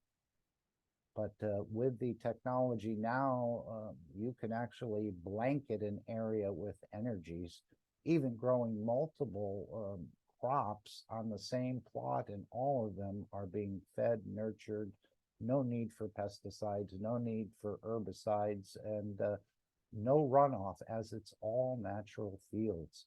So the pollution will be reduced as well. So this is just, again, beyond the imagination of the man in the matter state. And that's why he's saying we need to separate out these two, understanding in the matter state as well as understanding in the energy state. And this is what we have a hard time with, but more and more we're becoming more accustomed to it. In the agriculture very recently is that you apply half of the material, not all of it. You need to understand, especially with agriculture, you need to have the amino acid added continuously. I remember a guy telling me in Italian, he was putting oil on top of a pizza wafer. I said, why do you put oil in? He says, can you cook without the water? You cannot use fertilizers without the amino acid, and the amino acid will have a drastic change in your system. And this is one of the problems with the mass production of the plants. I was explaining to our people very recently that to have the same effectiveness as the ganses you use at home is forever absorbing and feeding and adding to your ganses the amino acid. But the biggest problem or the biggest part for present use of ganses for farming is that the technology, the advanced technology of the production has changed forward. We don't use ganses anymore in agriculture the way you do. When we did the test prior to Corona, Shaojin does most of the farming for the foundation. He's the expert for us. He used to travel to different part of China with ganses and help the farmers to mix the ganses with the seeds and everything else. And then if they didn't add the right amino acid, you get different variation in, what do you call it, harvest. The old way has a problem that the ganses has to be sprayed again over the farm and everything else. The new technology, as we have discussed with and explained to our colleagues, Chinese colleagues, in the new structure, is that we don't need any ganses anymore for agriculture. The new systems we have developed and tested will deliver what the farm needs, irrespective of what they cultivate. And the use of ganses directly on seed the grains and then watering is become obsolete. This new technology, through dimension of the fields, is in the hand of the foundation, and once the new factories are set up across China, you'll be seeing it to be done, and we say goodbye to fertilizers. In a way, we change the environment, and that the environment allows increase in production and increase in harvest. But if you use pipes and ganses and things like that, the effectiveness is not there because you don't carry the amino, you don't carry the glue, you don't add the amino acid to it. And secondly, if you monitor, in some farms you're successful, in some you're not, look at the valves and the spring system, if it's a metal on it or is there metal across, because metal absorbs most of and transfers the energy of the gas.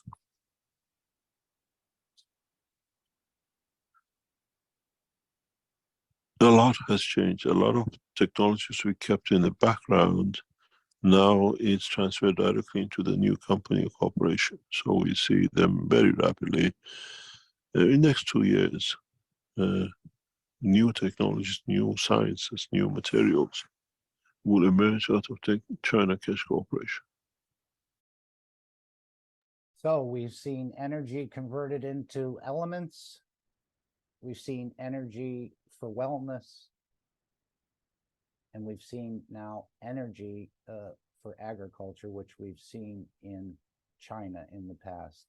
Again, I'm not sure if that was GAN's technology in China, but he said it's becoming obsolete. And as far as the amino acids and the GANs, we always collect the amino acids off the top of the GANs, but someone said it's like having a car without any gas, without the amino acids. So he said you need to continually, when you fill up your containers or boxes and hydrate them in a way, add more water to them, you need to add the amino acids. That's almost like the gas in a way for the car. You have a beautiful car, but with no gas, you don't go very far or at all. And now what's coming is showing the transmutation, which I think the space moving in a way, and that will be demonstrated, I think, at the ambassadors conference, where one of the Mojans will attempt to, and I'm sure it's been tested already, to do a complete transmutation, and maybe some objects as well. I don't know what Mr. Keshe has lined up, but whatever it is, it's going to be a big wow for everyone who gets to witness it. Hopefully it's recorded and will be shared, but that may not be time for that yet, but at least it'll be explained and talked about. And that's part of our job, is to keep talking about this technology and what's there. And again, any government can avail themselves in exchange for peace to this technology. Energy, agriculture, wellness, and join us in the space travel.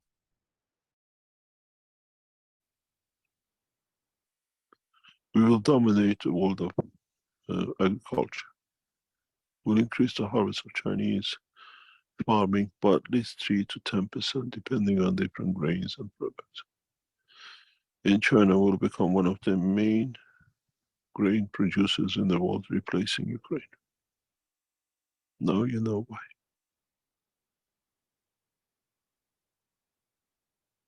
Keshe Foundation is committed to the Chinese nation to sign agreements. And we'll see the prosperity of the nation, and with it, the rest of the race of human race. And the technology which was given, held back, we brought forward to bring advancement and prosperity for all of us, because this technology simultaneously will be transferred through One Belt One Road agreements of China with all the nations who are part of it. Very soon there won't be any third world nation, they'll all be one nation, and all come to technology, and support will come through Chinese destruction.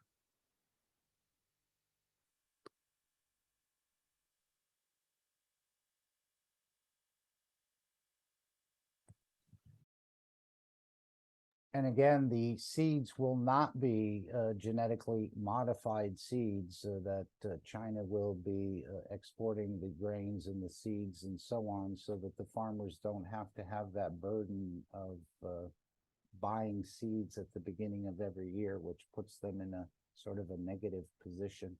They'll be able to keep the seeds and regrow them as we used to do.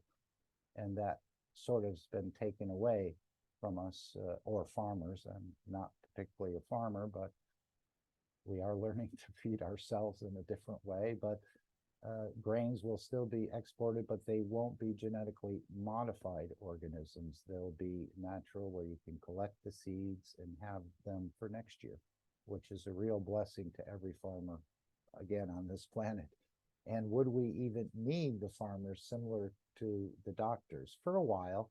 But that will probably fade out in the future time. Any other question? I have a quick question before we let Dean speak here, and it's from Jefferson. It's about the microphone setup for the sessions. It says in Brazil, we are unable to get the dual splitter to for the correct configuration. And what would be the impact in the or deviation in the research results if we participate with only one system, as in the previous sessions? The reason we recommended to get the splitter You can still participate with the one headphone, but it works through the soul. The reason we recommended if you can do a second or a third headphone was to reach, because a lot of people are joining these sessions for different reasons to themselves. We hear they're joining because they have cancer, they're joining because they have cataract, they're joining because they're depressed. And this is all up to you. And if you join that last week's session, we don't recommend anything what to put, but we just say, if you do, this is what it is. If you could join into expansion of the soul to find wellness within the body, that's quite well. Because you do it through the brain of the man. But in a way, when you use the second and third headphones, you show where they want it to be. Is my knee hurts? That's where I want it. I want my soul to be elevated. I feel depressed. It's an emotion of the man. And so the headphones recommendation is for you. And the new system does not have left or right headphones. It's set in a way that doesn't matter how you use it, it works. Any other questions? Perhaps Dean could go ahead there. And Thank you, Rick. Thank you, Rick. Good morning, Mr. Keshe. Mr. Keshe, you've mentioned many things today, as always in the Knowledge Seekers workshops. My question was going to be about the plasma of a soul of a government that takes on this new condition that you brought forward. How would this affect the, first of all, economically, which I think we understand the impact it will have further on down the line, but emotionally for the other nations, that once one nation has this plasma as a soul incorporated within their system, how will this affect the other plasmas of the governments and the souls throughout the rest of the globe, the planet?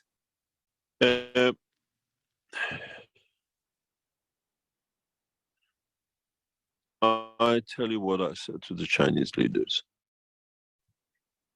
in the meeting. And is, when you speak to Biden, what would you like him to hear? You can plant words in his mouth through his brain and soul. And what he says this time, you know is the truth, because you decided operation of the soul. Because you elevate it, you don't control it.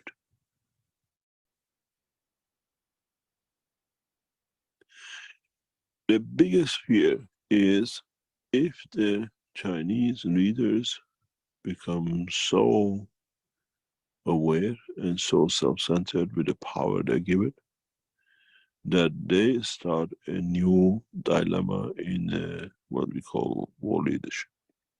And now we have this technology, we are ultimate. And I always warn them of that with this technology, your nation has to become more humble to serve and not more arrogant that we have. And so with that frame of mind, we'll see the elevation of the peace across this planet.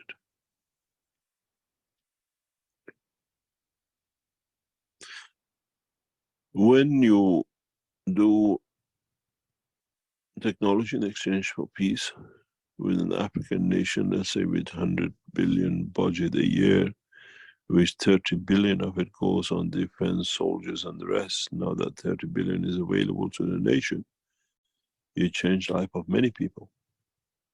And that's the commitment we'll take in exchange for technology development. And with it, you deliver technologies which shows. In our thoughts and the way we think, and it will most probably take shape in the new structure. Let's say if you have a disaster like an earthquake we've seen in Turkey recently. Many people suffered with pain, many suffered with lack of many things. Many suffered with lack of medicine.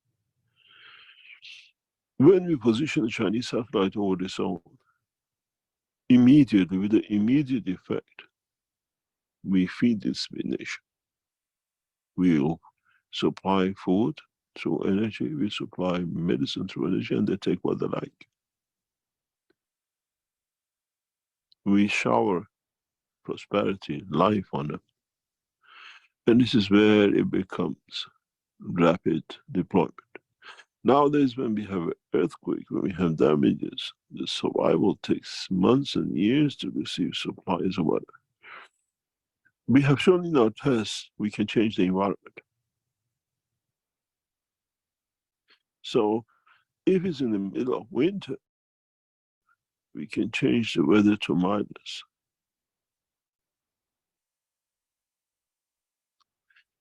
And we have seen it is done. It can be done, but you have to know how and why. You don't make deserts to become green, because without the desert, the Earth's condition will change and it brings more harm. But temporarily, for 2 years, 3 years, 5 years, till the structure is rebuilt, people have home, they don't need to suffer with cold in tents. They don't need to be short of food, because you feed through the system. They don't feel hungry because they know food has arrived, it's already there. And I think in the next couple of years, working with the Chinese organization, we'll deliver these kind of satellites to disaster zones. We learn more, because this become part of the colonization. There's no use going to another planet with, as I say, monkey suit. We have to be free. We have to feel the touch of the love of our child on moon. We don't cuddle and kiss and feel each other till one day we come back on Earth, because the rest of the time wearing monkey suit. You should be able to feel that at any point in the universe. And this technology gives that opportunity. And if we can do it in space, we can do it in disaster zones. Mr. Keshe, how do Thank you, Dean, for that. But as we see in the formation of the Universal Council video, the same way he's warned the Chinese government not to become arrogant over this knowledge and this technology that you've been gifted, he also said that directly to the knowledge seekers. Try not to become arrogant in the power you understand and you possess. Otherwise, you'll fall in the same path as the church and the mosque. So he's not only told us that, he is expressing that to the world leaders, to the world governments, expressly to the Chinese government at this time, not to think you have it all and that you're going to lord it over any other nation, as we're all equal. So it's just another advice to us not to become arrogant, but to stay in that humble position so that you can absorb more knowledge. We're going to finish this at the end of this session. Since it's right about 9, just maybe a little bit after 9 in CEST time, the Universal Council requests that, or invites, the Keshe family and the Universal Council family in unifying at the soul level every day at 21 p.m. CET or CEST for the elevation of all souls and the protection of the physicality in the universe. So we all have an open invitation. It's not on Telegram or it's not in Zoom, but you can add your fields, your energies in this elevation process to help bring about the change. And we're going to continue to do this until we reach a permanent peaceful condition on this planet. So I just wanted everyone to see that, or everyone here probably is already participating in that. But those who may see this in the future, it's not that we're changing things in the matter state, but we're changing them through our energies, which then manifest solutions in the matter state. It's a different way of operation, but much more effective to work this way, and it doesn't take a lot of stress and a lot of energy to participate in that. So ask your soul to remind you when this time comes. As he said, collectively, we're much stronger together. And this is the time the Universal Council has set for us to participate. And the Brazilians are also doing a beautiful job at different times during the week, and you can see when those meetings take place. One is on Wednesday, I know, at 6 p.m. The others, I think, at 2 a.m. But you can join them and be present with them in the continual elevation. And they, as Mr. Keshe said, he thanks all the teams around the planet for their continued work. And so there's more for all of us to do here as well as in the space or in the universal community. And we'll find out more and more as we move along. But I'm going to play the rest of this because I think it's important at the end of this meeting. And then we'll play the final disclaimer, but we'll continue with this beautiful portion. It might be another 10 minutes, but we'll close out with that. So let's go to our, let's go to our Dome of Peace, which again is a directive from Mr. Keshe for all of us to work together and to spread this. And there's two parts. We release the GANS waters at 12 and 18 p.m. CET every Sunday, but don't limit it to just Sundays. You can do this anytime, day, night, continuously. And as he said in the second step, where we use the fields of our souls, he said, don't just do it once a week, do it all the time. So start working with your soul. Many times I forget about and then it's 5 minutes of 3, 2 minutes before 3, and I'm looking at the clock and I say, oh yeah, it's time for the elevation of the souls. So and again, if it's 1 minute, if you're working, you can still participate. Your soul is always tasker. And it's just giving, and you can continue cooking or whatever other activity you're in and participate in that. Again, for a minute, for 5 minutes, whatever you choose. So this is the process we can all participate in. You don't have to be an official member of the Keshe Foundation or anything like that. You can just give from the fields of your own soul to bring about the changes. And this is the way we're learning to work through the energies of the soul, I think, in conjunction with the soul of physicality and the physicality. I don't know if anyone wants to read this Dome of Peace. Anyone want to offer? With a nice voice. Okay.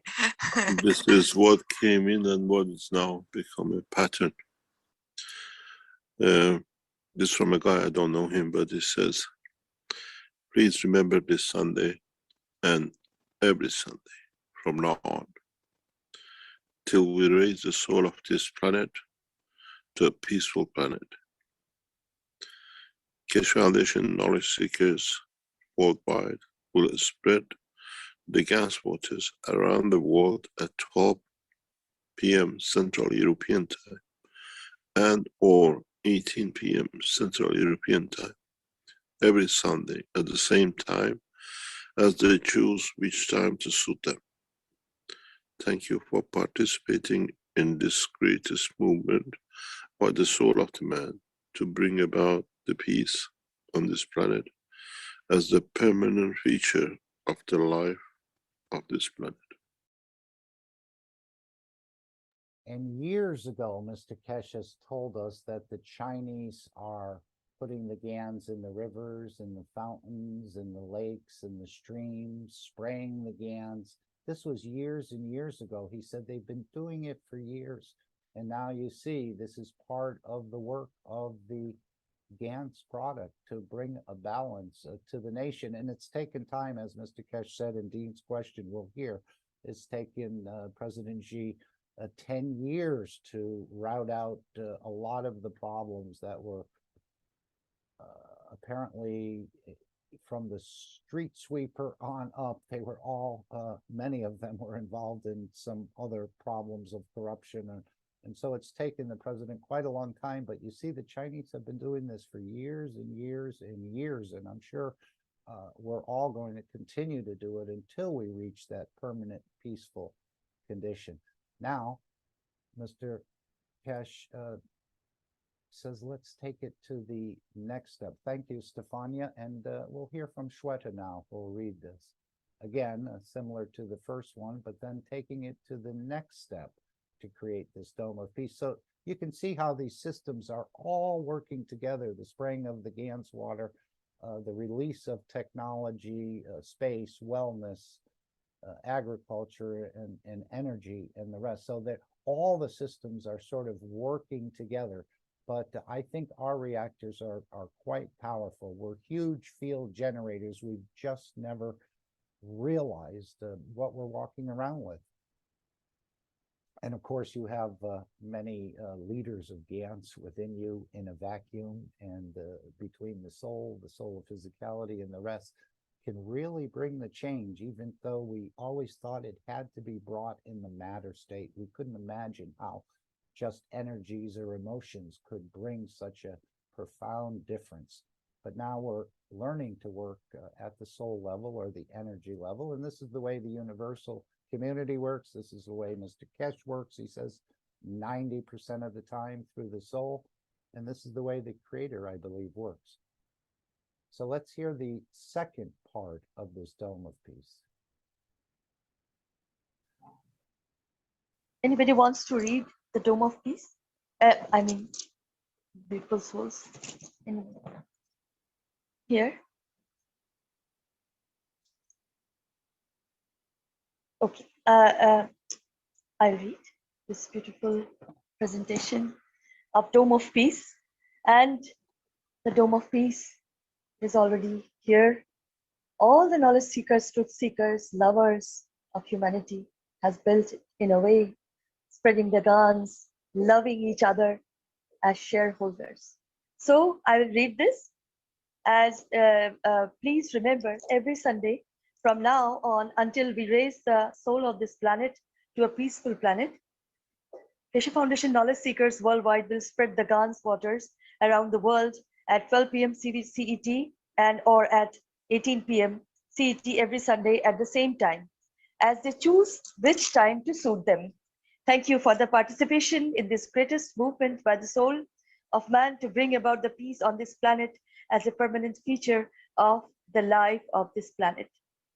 Mr. Keshe suggests we add the next step to create the dome of peace with power of the souls, as we have already going through this with the 2 eyes. And we ask you to spread the GANS waters each Sunday. Now we give you a new path. Now try to unite each other's souls.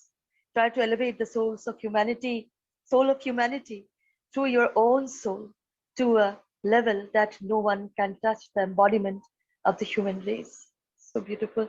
Choose a time where all of you come together on the soul level in a state of inner calmness. At that time, don't spread the water of GANS, but spread your soul. Unite, and in time, we will make a new race out of the soul of man. And then, instead of doing it once a week, do it all the time. M.T. Keshe. Thank you, Shweta. And as he said, we gathered together at the level, the soul level, in a state of inner calmness. And that's, I think, the first process is to find peace within yourself. If you're not peaceful within yourself, nothing else is peaceful.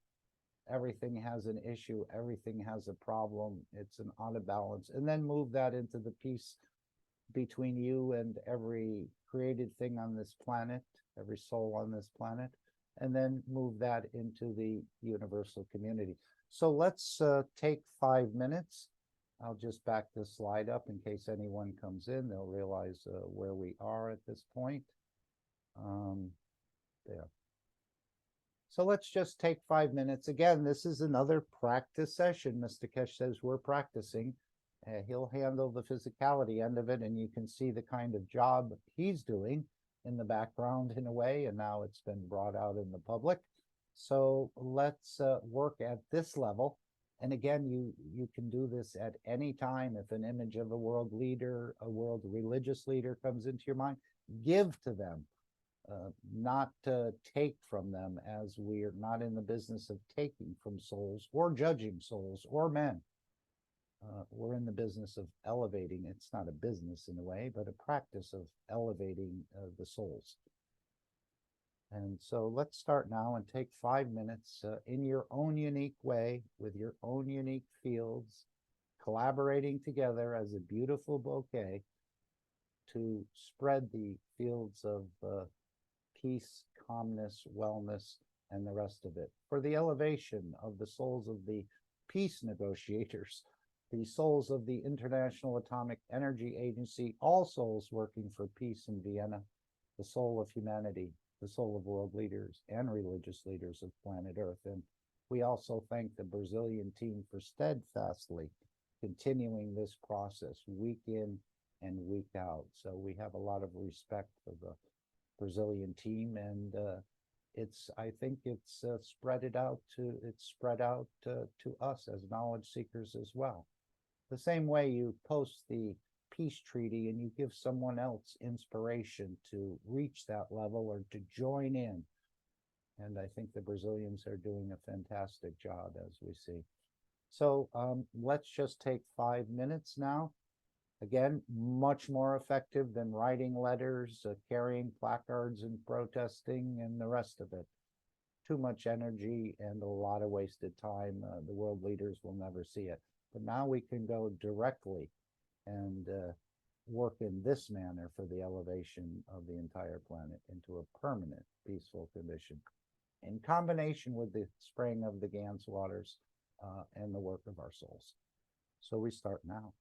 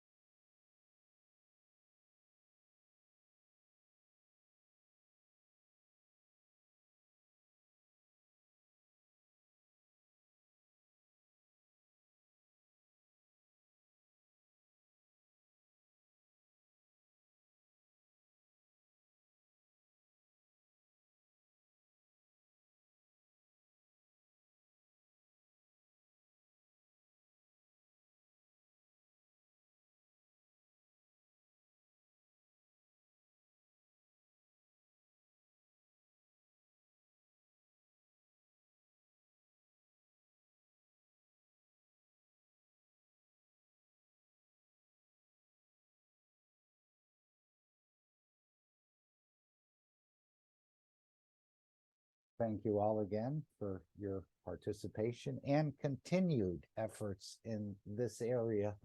Much more effective collaborating together in a peaceful condition than us all flying to Rome and think we'll get an audience with the Pope and explain to him the what needs to be done and what doesn't need to be done. So we're much more effective working this way, and much less energy than the matter state. So as you can see, releasing the GANs, fourth state of matter, what you call it, the same in working through the energy fields, but through the dimension of the soul, the plasma dimension. So both are effective. And collectively, we invite everyone who wishes for peace. As Mr. Keshe said, if it's your wish to see peace, path of peace is made very clearly. It's the soul of the collective. Awareness by giving will create this position of change. So thank you all for your participation. Okay, I think if Alex is still with us, he may have, I don't know if you're still in the background, Alex, and ready to go. We welcome you to come in. I'll play the disclaimer as you normally request. Maybe one day we'll move past the disclaimer once the governments agree that this technology is proven, it's shown its effectiveness, and it's shown its ability to change many things on this planet, and it would actually be encouraged. Maybe we'll have a disclaimer encouraging people to do this, but for now that's up to us and up to Alex. So many times Alex touches on so many things in his presentation, as Mr. Keshe does, touching a number of different subjects, and he touches things that sometimes even Alex isn't aware he touched on. I know Mr. Keshe referenced that, but let's play the final disclaimer and welcome Alex to join us. Thank you very much. But it is the viewer's job to evaluate. Sorry, let me just cool that down a little. Disclaimer. The information and education material contained herein is meant to promote the general understanding and dialogue of GANs processing. Such information is not meant or intended to serve as a substitute for a healthcare professional's clinical training, experience, or judgment. For patients and individuals, such information is not to be a substitute for professional medical, therapeutic, or healthcare advice or counseling. For medical issues or concerns, including decisions about medications and other treatments, readers, viewers, listeners should always consult their physician or, in serious cases, seek immediate assistance from emergency personnel. Prescription information, procedures, and use of medical devices information should be undertaken only by properly trained and certified medical personnel. We specifically disclaim any warranties, express or implied, including implied warranties of merchantability or fitness for a particular purpose. Such information is provided, as is, and is believed to be accurate at the time of its publishing, but it is the viewer's job to evaluate the accuracy of any information found in this presentation. Every case presented is of their own experience, applied by themselves for themselves, and it applies to their case only. Every person experiencing health problems should seek professional medical advice and consult their course of treatment with a doctor. The processes of plasma balancing described herein are a natural process which supports the body but does not replace medical advice or therapies one is already subject to.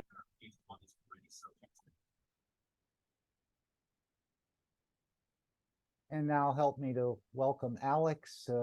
Again, I think in Canada, they may need some of this fire suppression technology. It seems like there's more and more little fires breaking out, but this will be available to the government of Canada as soon as they sign the World Peace Treaty and pledge their nation to peace. And I think Alex and the rest of the team in Canada is quite responsible for bringing this change. I know it seems far off, but in certain experiments, things can change in a nanosecond, and that's what we're hoping and wishing for all the governments to come on board. The faster we move into this beautiful new heaven on earth condition that we're creating. So I want to thank you, Alex, for your continued presence here, sharing with all of us the understanding of the plasma technology, and I'm sure you're going to continue more and more, as we all are, in playing a very vital role in bringing the change. But we do appreciate your time, your presence, and helping us to understand this technology because it is so deep. It's just not, you understand one thing and you have it all. It never ends as I understand it. So thank you again. And I see you have taken the screen, and we do see your background screen. So thank you. Well, thank you very much for bringing us here to this point and leading us, Mark. That's greatly appreciated as well. One of the reasons that the North American team is so strong is because of the participation of all the knowledge seekers from the other parts of the world. We're all working together for the same goal, and that's for peace and prosperity. And as we see with the teachings of Marianne Keshe, we're trying to bring peace on earth in exchange for technology. And so away we go. This is the Keshe Foundation Spaceship Institute, teachings on plasma science. We are in the review process. We're going to review the basic plasma understanding series now. And my name is Alexander. I am from Canada. It is July the 23rd, 2023. And this is the Keshe Foundation North American Plasma Education Series. We're into our second year. This is post June the 6th, 2022 era of making choices. And so we're in July of 2023. And as we're trying to recapture our presence in outer space, understanding our position with respect to Earth space, and then we have to find our position in our inner space. And so this is an ongoing exercise. And right now in the month of July, we have already passed 2 of the 4 sessions that are planned for wellness through the work of the soul. And the results are outstanding.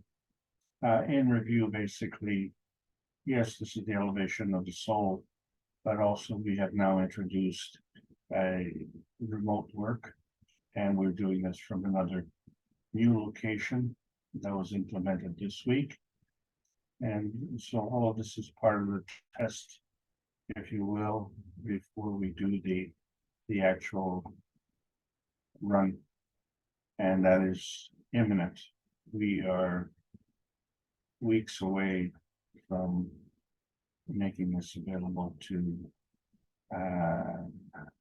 well, the rest of the world. This is the whole objective, because we have done 283 sessions, the One Nation, One Planet, One Race for World Peace series.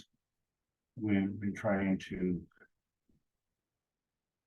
gather all the peacemongers to transcend limitations of the warmongers. And there's a reason for that, and that has to do with the limitations on this planet that are actually self-imposed. And we need to elevate everything. And it has been described in the books of Mr. Keshe. Book number 1, The Universal Order of Creation of Matter. And then we go to book number 2, which is the Structure of Light.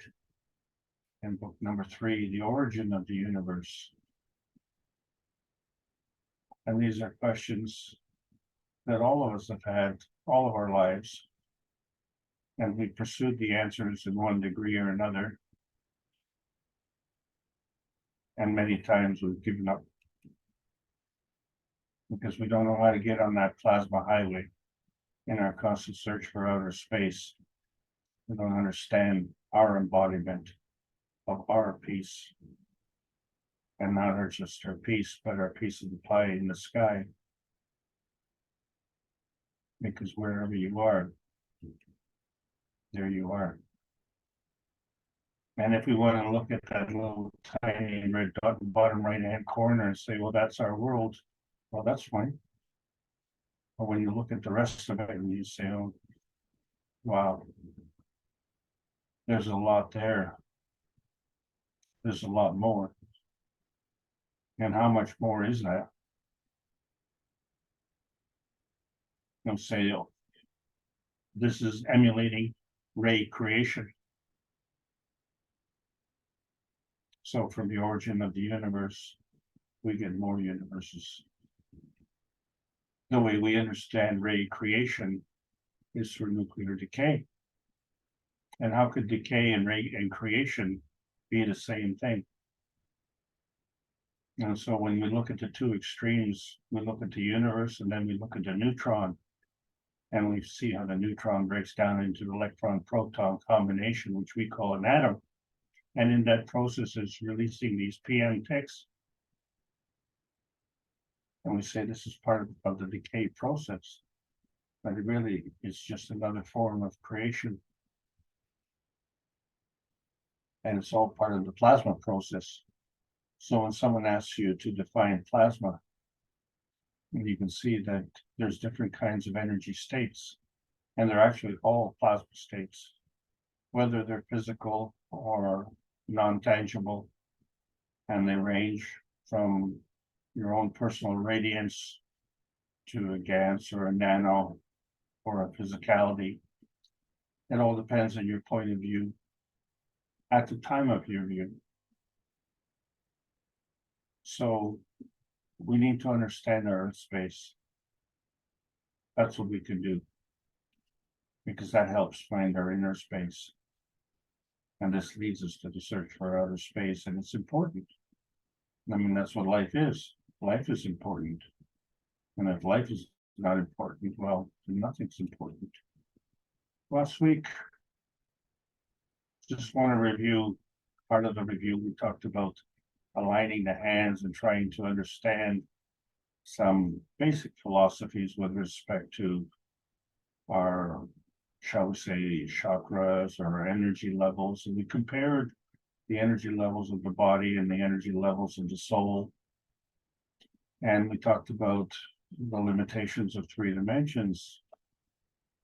And so when we looked at the body, we said, well, the body is composed of the mental, emotional, physical aspect of it. The 3 together create the body dimension. And when we look at the soul, the combination of the soul, the spirit, and the astral plane puts us in our soul dimension. But as you can see, there is a connection. And there's a connection between the soul and the body, and that's 2 dimensions. And there's this intuitive dimension that is kind of connecting. And so we look at these 2 extremes and we see the connection.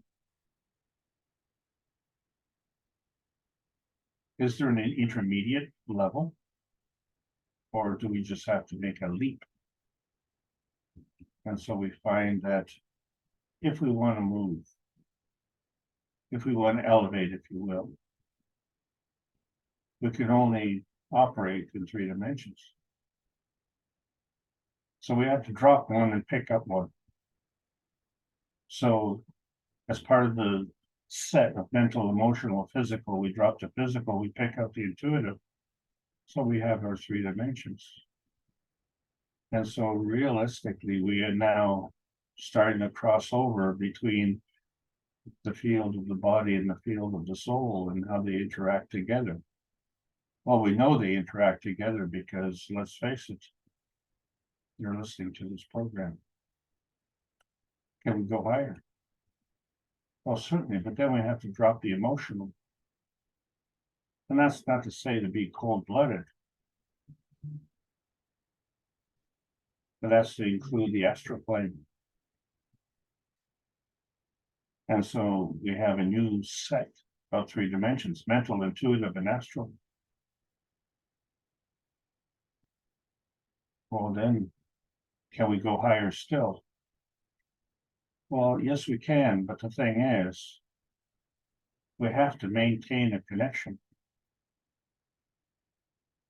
So we drop one and pick up another. Well, which one do we pick up? And then which one do we drop off? So really, the best way for us to get into soul travel is to drop the body. And we do that every night when we go to sleep. Well, we don't disconnect from the body, because in the morning we come back into our body. And so it's always been difficult to explain. And one of the things that we've always relied on the explanation is to do dream interpretation. But let's face it, it's your dream. Not my dream, not someone else's dream, it's your dream.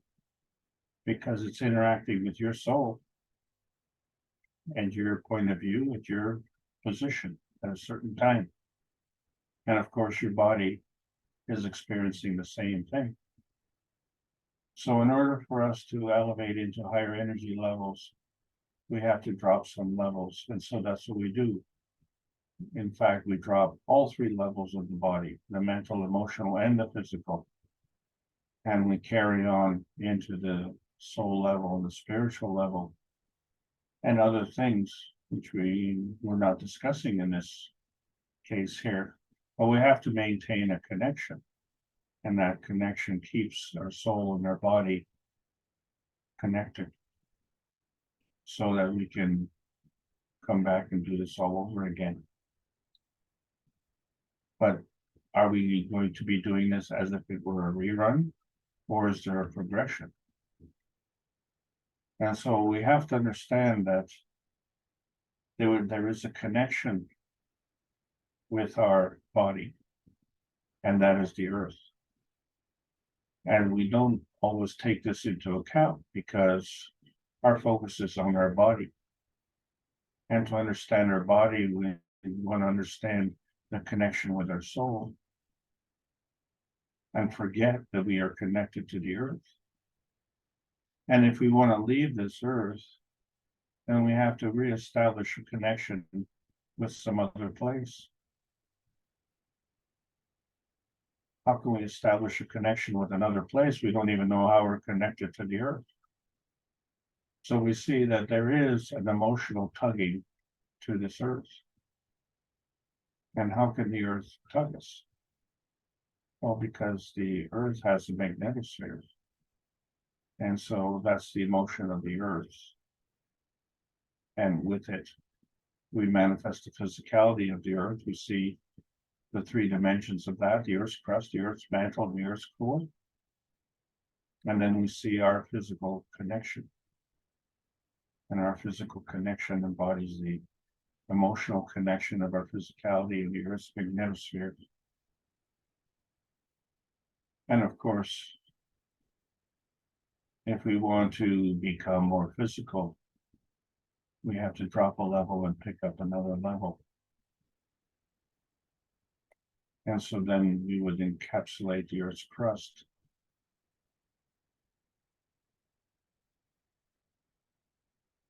And we find that actually in a lot of people, don't we? We say they're old and crusty. And all the focus is on the physicality. It's still three dimensions. But as you can see, it's going into a lower and lower dimension, lower and lower field strength. So we see that we can go in both directions. The freedom to move in both directions is a universal freedom. It's a skill. And there's no comment. There's no comment on saying if it's desirable, more desirable or less desirable. What it has to do is with the purpose of life. And as we cling to our physical attachment, we find that more and more we create limitations. And that's not what life is about. Because the earth is there to teach us a lesson. It has two plasmatic rotating hemispheres, but it rotates in one direction physically. And it allows us to operate on this earth, regardless if we're in the northern hemisphere or the southern hemisphere, in whichever way we plant our feet, that is down. That is down on the ground. And so there's an exchange of energy. So not only is there an exchange of energy within us, not only is there an exchange of energy within the earth and its plasmatic fields, but there's an exchange of energy between us and the earth. not only. There are other factors. And so we find that we have curves. Some have nicer curves than others. You find the Earth has curves. In fact, it's the way it rotates in a circle. And so the old science is thinking in linear fashion and is trying to keep us inside the box. We have to think outside the box, because not only does it go to farther extremes where we can go into larger physicality in the giga range or higher plasmatically in the nano range. This is the new science, and it introduces curvature. And this is expressed in the equation for energy. Energy equals mass times speed of light squared. The light is squared. And so let's redo that equation and say the speed of light squared is equal to a relationship between energy and mass. And since the speed of light is constant, that means the relationship between energy and mass is constant. Well, that is actually a problem. And so that becomes part of the nuclear limitations. And it's one of the reasons why it doesn't take into account the ethos of the universe, which is involving morality, compassion, and courage. And these are all part of creation. And as we said, creation and decay are basically the same thing, only in opposite directions, different forms of creation. And so our concept of the stairway to heaven is actually not up. It's not down either. It's in. Heaven is within. So what is your susceptibility to interacting with the universe? So when we see that in our explanation of the universe, and we see that both sides are constant in that equation, how can we have more energy? We know that we can have more energy, but there is no accounting for it here because the speed of light is constant. So really, if we wanted to have more energy, we have to have more mass as well to keep the ratio the same. So where does that come from? So there's no accounting for it here. Well, we depend on this equation an awful lot in conventional physics. And you don't need to know the exact numbers, but what you do need to know is the relationship. And so if we want to have more energy, then we have to understand that we have to have less mass. Because the balance has to remain in balance, because the speed of light is constant.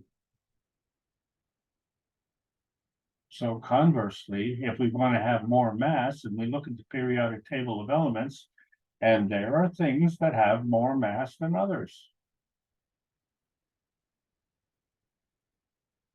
So then we have to have less energy. And again, to make things constant. So if the constancy needs to remain constant, then the ratio cannot be the same, but the relationship has to have a sameness to it, which is to say, a relationship of a quantity of energy versus a quantity of mass. And if there's more energy, there's less mass, or if there's less energy, there's more mass. So we know those are also possible, so still no counting.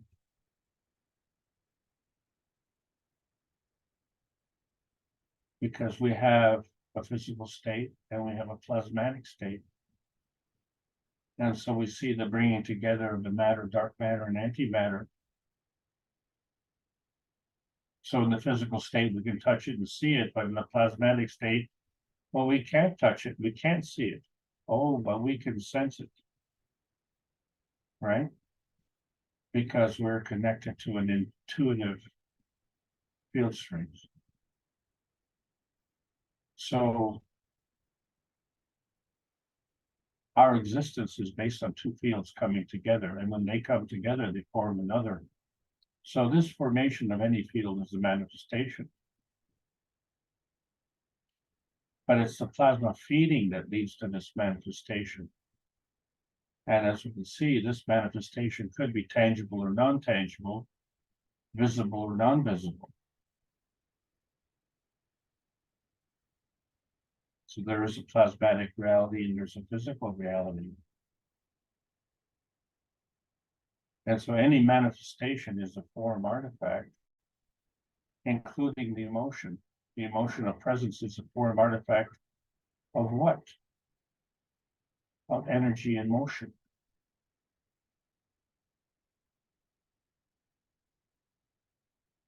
So let's carry on. Hypothetically, if we want to, let's say, increase our energy, just like we do increase an octave on a piano, we double the frequency. Let's double the energy. In order to maintain this balance, this energy has to come from somewhere. So we're going to take it from the mass. And so if we double the energy, we'll decrease the mass by half. But what if we decrease the energy by half? Then we would have to increase the mass by double. And since the speed of light is squared, double is 4. 2 times 2 is 4. So if we just double the energy increase, we have to increase the speed of light by 4. And if we were to increase the mass by double, then we would have to reduce the speed of light by divided by 4.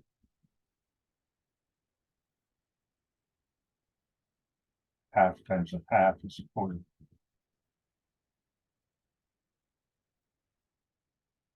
So by doing it this way, we can maintain a constancy on both sides, but there's still no counting.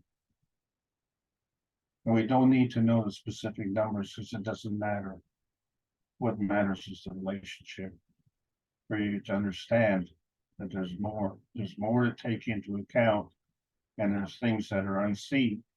And so when we look at these relationships, we have to understand that there's a magnetical and a gravitational balance, which we call a maggrav. And so when we say how much is it magnetical and how much is it gravitational, that's irrelevant. What is relevant is the balancing.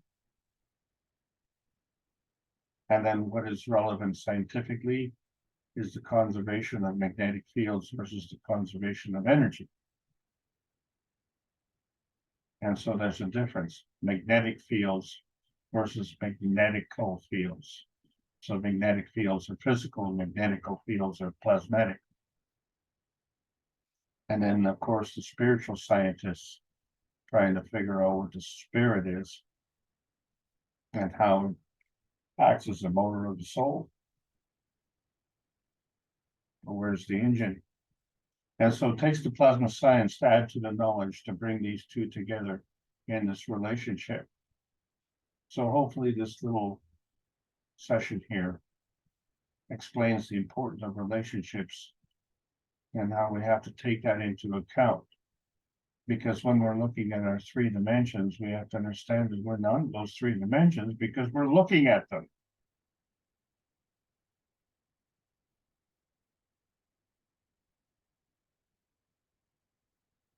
And so when we see these two forces coming together, and as we're looking at it, we see these PM ticks that we created through natural decay. they come together and they go through this curvature. And they do this little dance. And so they create these two dimensions. And we see the manifestation of these two dimensions in our cells. We have the phospholipids surrounding the cells. And then there's an inside in the cell, which we call the gravitational part. There's an outside of the cell, that's the magnetical part. And then we have the cell boundary that's in between. Well, there you go, you have your three dimensions. And we can keep this energy because the energy is constant. The speed of light is constant. So you can't stop it. It keeps moving. So how do you catch it? You have to provide a path. You have to give it a track to follow. And so you create this third dimension. Now you have substance. And then furthermore, from that substance, you have to understand whether or not you're increasing strength or decreasing strength. If you're having more energy or less energy. If you're having more mass or you're having less mass. And the only way to know that is with respect to the exchange of energy via the energy parceling unit. You have to know which way you're moving, and so you have to know the charge. And so we have basic plasma rules. And so we see that these energy states can increase by an order of magnitude, not double, but 10 times. And another rule is the higher energy state feeds the lower energy state. And so we've already said that these changes in our energy states can manifest through natural creation or natural decay. But there's another way, and that is to be catalytic or non-consuming.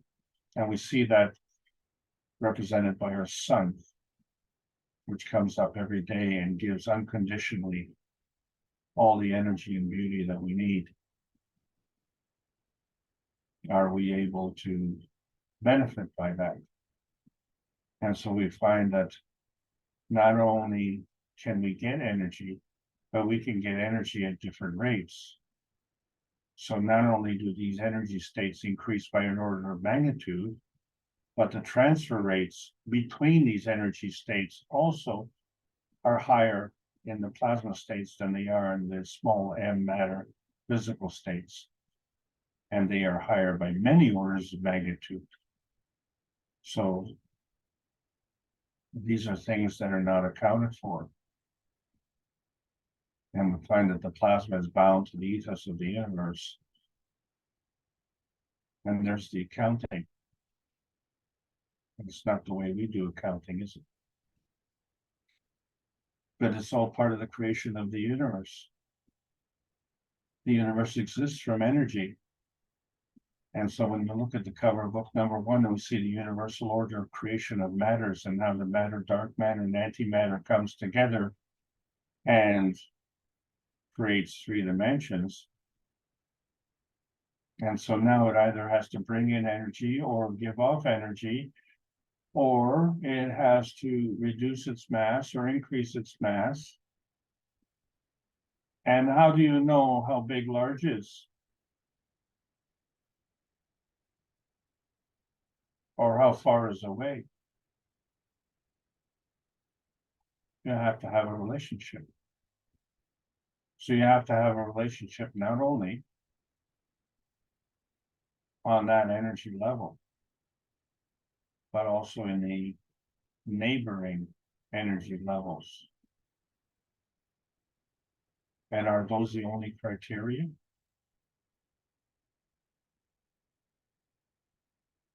Or is there more?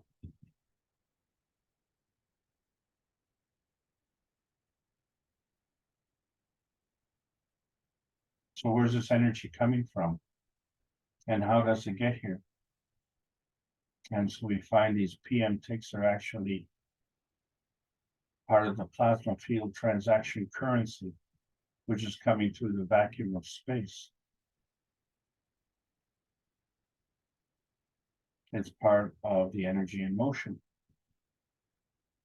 And as such, it has a charge. This is the plasma fuel of the universe. And it can cross over these vacuum fields between the planets. And people say there's nothing there. It's full of energy and motion.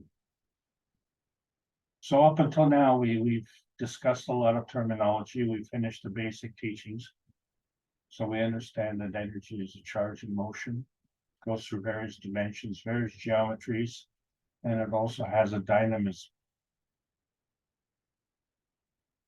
So now it's come time to add to the understanding, basic understanding. And if you recall, this was in the spring of 2021, and there was a lot of confusion, not just in the Keshe Foundation, but throughout this planet. We were in the process of a pandemic.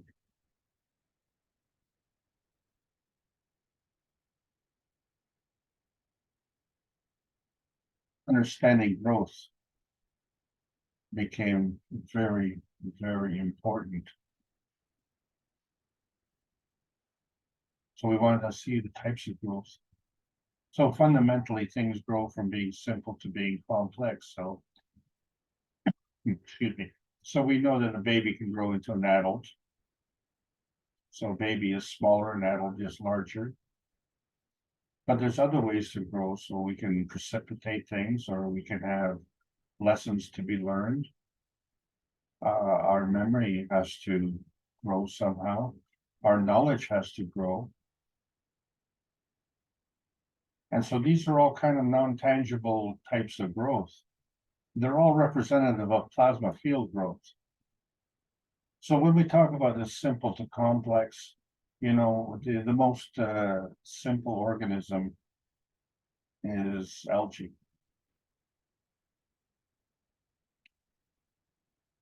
Or protoplasm. Single-celled organisms. And one of the most complex plants out there is the water hyacinth. It's very complex because it has these beautiful flowers. It has these round leaves. It has bulbous leaves. And it has hairy roots. And the flowers grow in air and the roots grow in water. Man's very complex too. But there's no accounting for this range of energy transfer from simple to complex. So all of this is happening in absence. What is causing this is not there. So this means we need to understand amino acids better, so we can assign facets to these amino acids. Well, the components are hydrogen and nitrogen. So the hydrogen is magnetical, the nitrogen is a facilitator, and these are part of the air. And we see that carbon is a connector and oxygen is gravitational. So now we see the relationships. Now we find that carbon is very much physical, and the oxygen is a key component of many of the physical components that we have. So these amino acids are the building blocks of life. And then they produce these DNA pairings. And these pairings are actually codon sequencing. And we have chromosomes that have this helical DNA package. And as these link up together, we get this protein link, and that causes a folding. And then in that process, cells multiply by dividing. So that's kind of an overview of how cells grow. But we also have limbs. And what's very interesting, excuse me, what's very interesting about this is that salamanders can regrow their limbs, and so can bearded dragons. They can regrow their limbs and their tails. Babies can regrow the tips of their fingers. This is all described in the book by Robert O'Becker, The Body Electric. And then, of course, we have the plants. They grow. They grow from a seed to a plant. They have more roots, more branches, more leaves, more flowers. But interestingly enough, through the science of Kirlian photography, we can clearly see that there's an aura around the leaves. And if we were to cut part of the leaf off and remove the physical part, the aura remains. And so we discussed this, where there was a case where the aura disappeared.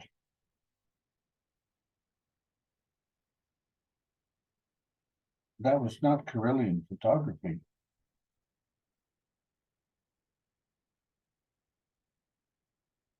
That was physical photography. Physical photography and Kirlian photography are different sciences. And the one shows the field that's absent. You cannot grow into nothing. You always have to grow into something. And so we find that we have the cups of light, and remember they were called the cups of light, and they were introduced at this time because of the pandemic. But we found that we were able to develop some gases. And where did they come from? Because there's no accounting. There's no accounting for this energy. It just came from this part in the core, this inner space. It had an emotional strength. And it just came from somewhere, some nebulous point. And was that point only within the cup? Well, obviously not, because there's other things to take into account. And so when we remove all the components, and we said the field remains, there's nothing in this cup except the residue of the plasma.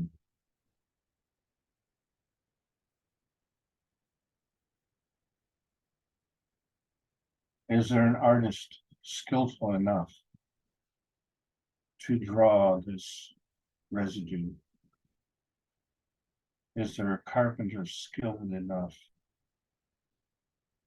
to create this?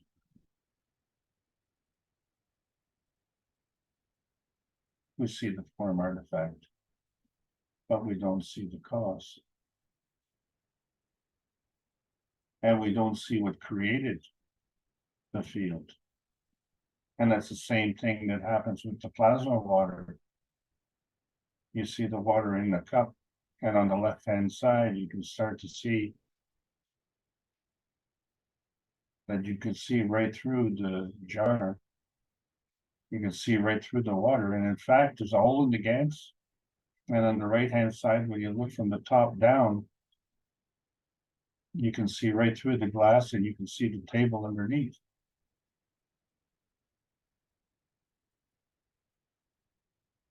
So this is the dynamic reactor growth. Where did this energy come from? There's no accounting for it, is it? But it's there. So when we look at how nerves grow in the body, and we see the neuron, which is composed of the neuron, the axon, and the dendrites.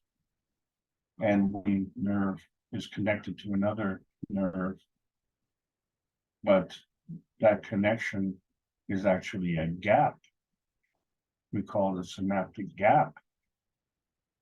And then along the axon, we have this myelin sheath.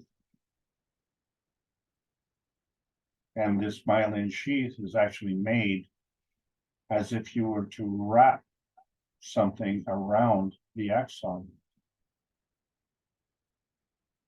And obviously, the more whorls around the axon, the more layers. And so you have one wrap, and then you have another wrap, and another wrap.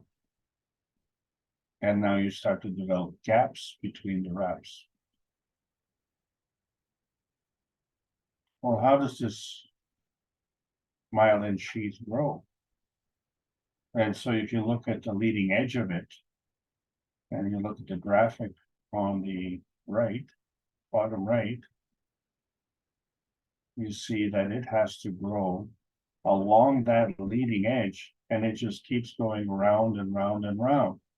And every time it goes around, it makes a lap. So the lap makes the wrap, and the wraps make the gap.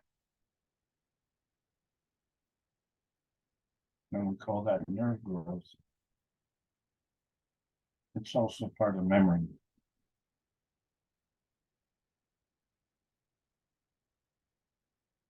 So how does the soul grow? Because what we do know is the range between the unconsciousness and the consciousness, what we call the gap between the awareness and the acceptance, right? The knowing, the learning, the awakening, and the maturing.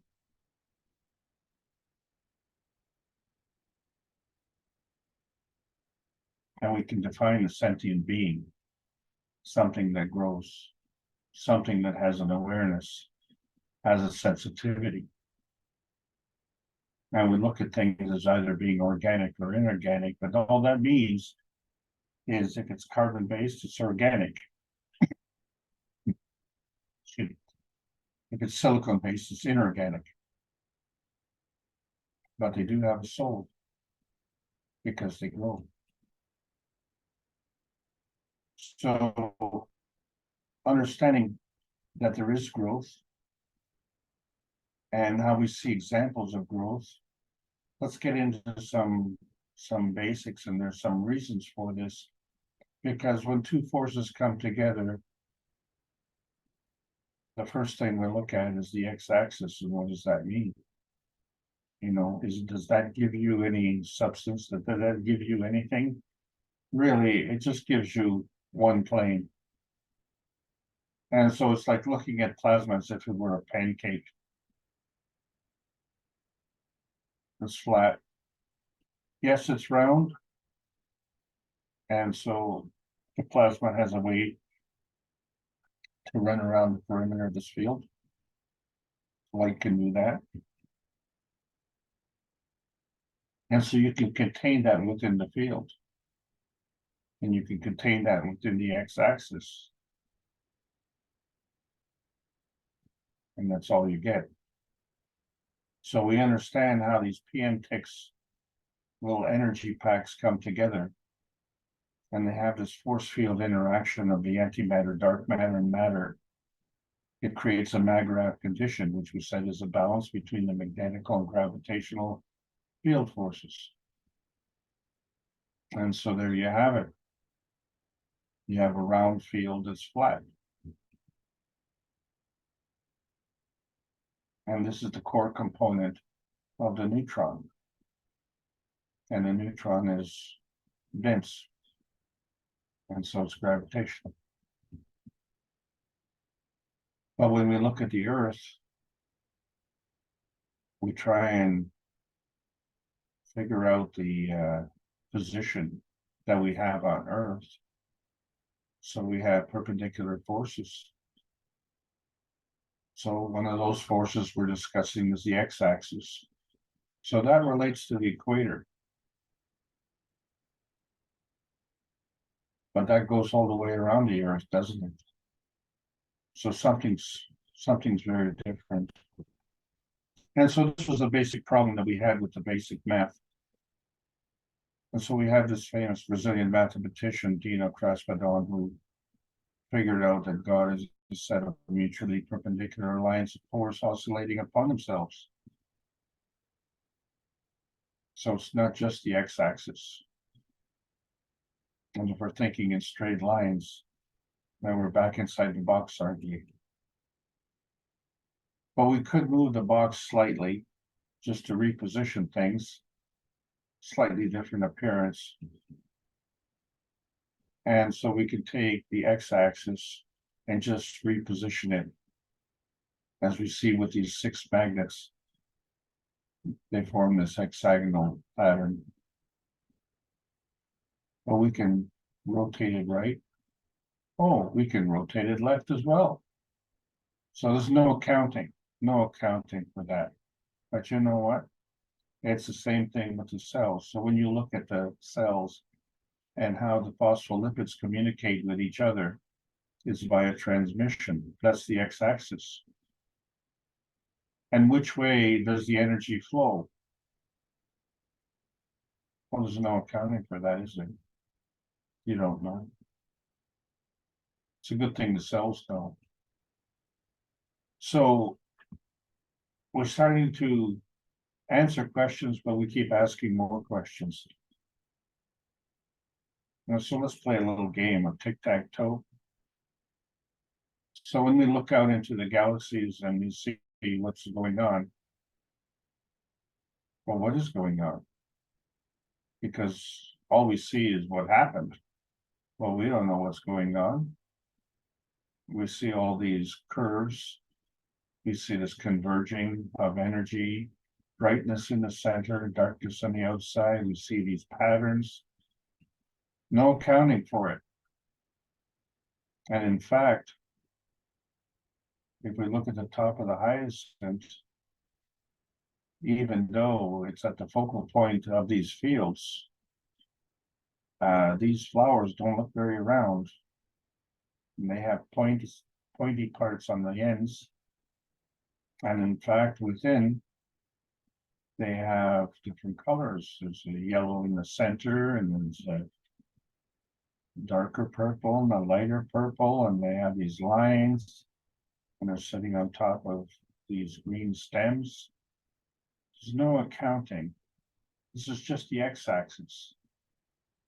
This makes a pretty picture. So when we look at the principal universal line mass, which are the magnetical lines that make the central principal matter disk zone, and we're looking at the whole universe here.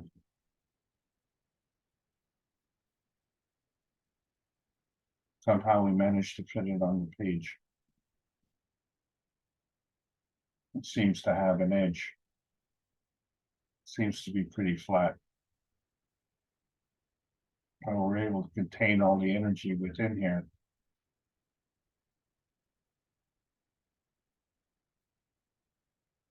A nice picture. But there's no accounting. There's no accounting for the plasma rule where the higher strength feeds the weaker strength. Okay. Then what happens? Well, then we have to understand that the weaker strength is magnetical and the higher strength is gravitational.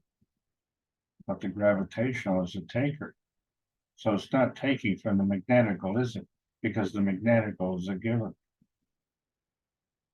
So therefore, it's giving to something that's unseen, and the gravitational is taking from something unseen. There's no accounting for it. There's no decision to be made. All we're looking at is a flat picture. We're just looking at the x-axis where we're seeing energy come in, goes from the higher to the weaker, and then out it goes. And in the meantime, it had to go round and round while it was trying to figure out when it was going to do the giving and continue to do more giving. And then we see that there's no accounting for which direction this comes from. So we're only looking at the x-axis. So The only thing that we're accounting for is the fact that this is a round field, but it's flat. And so if we're going to play a game, we have to play a game with someone. So all we're talking about is the x-axis. But how can you play a game by yourself?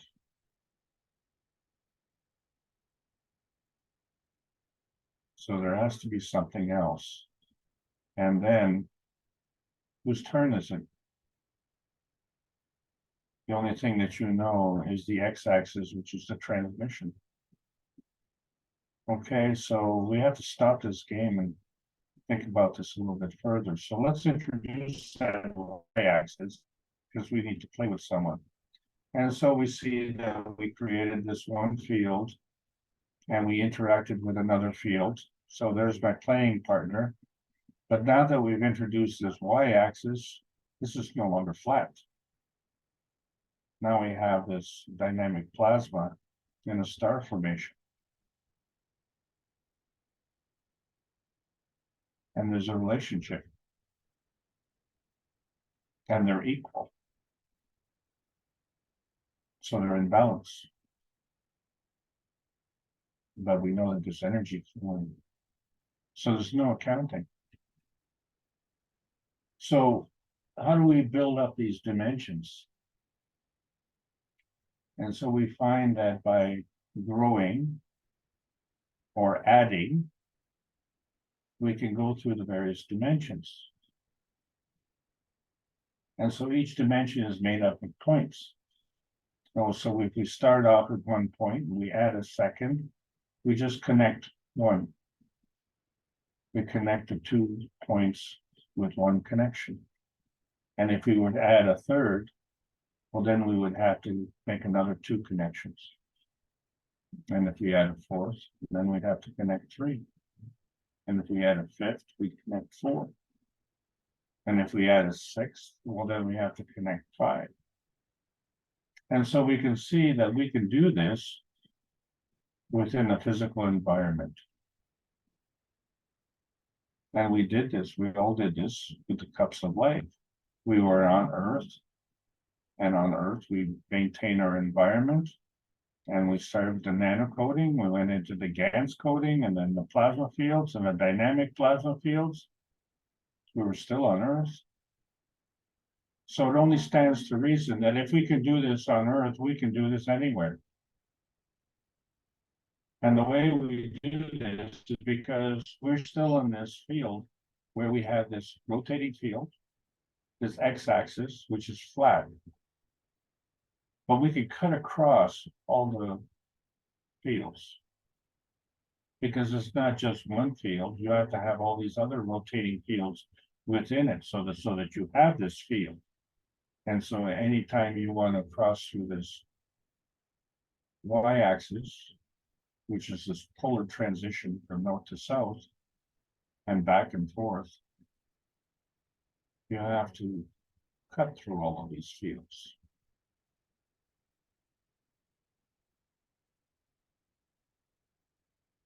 Wouldn't that disrupt the rotation?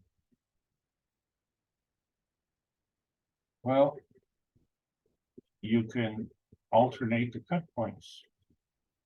Well, there's no accounting for all of these cut points. But there is something that is accounted for. When you look at the stacker unit, you see that you have different cups. And so each cup has its own energy field. Each cup has its own energy state. And there's an organization and a sequence. So they can all maintain their field. But they all have a relationship, one to another. And if the top cup has a relationship to the bottom cups, well, the bottom cup has a relationship to the upper cups. And of course, the middle cups have a relationship to both, don't they? And there's no accounting for this field transition. All this is tells you your orientation, where you are within this field. So there has to be some kind of transition of energy from the inside to the outside, and likewise from the outside to the inside. But there's no accounting. Where's this energy coming from? And where is it going? And why is it going? Well, it's a good thing the cells know what they're doing. So there's more to the water hyacinth than just the flowers. There's the leaves. The leaves are underneath. And it's not one kind of leaf. There's a flat round leaf, but then there's a bulbous round leaf. So the flat round leaf is just like the x-axis, but the bulbous leaf includes the x-axis and the y-axis, but it's curvy. And then you get into the roots, and they're very hairy. And it's saying those don't look like the roots that belong to the hyacinth. There's nothing in common. But the fact of the matter is that the roots are in the water, the leaves are on the water, and the flowers are above the water.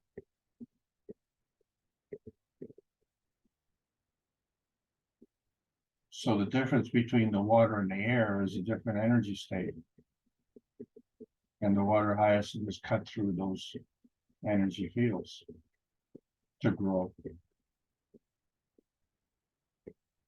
And as it's growing, the energy fields are still going around and around. So we've now created something. We've grown into something. So this being the z-axis. So let's get back to this Brazilian mathematician. And you see that the x-axis has to follow a pattern. So there has to be point to point and a link. And from that point, there has to be a continuation. So if we follow the red line, we make our way around the box. Excuse me.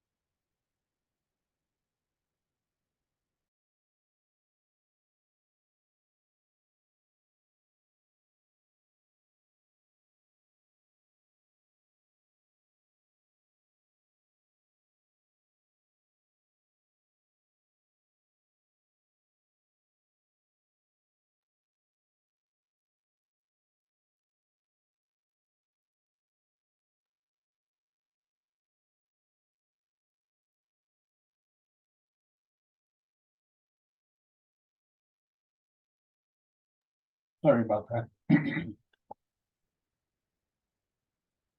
No, I was hearing a little tapping or something, and very slight, but there was some little tapping, almost like water dripping or something. I was gonna ask you about that, but it wasn't that disturbing or anything, but there was some interference. Hey, yes, I'm in an industrial zone, so that was a machine in the background. Got it. So let's follow this x-axis, and we see that it creates a pattern. And then from there,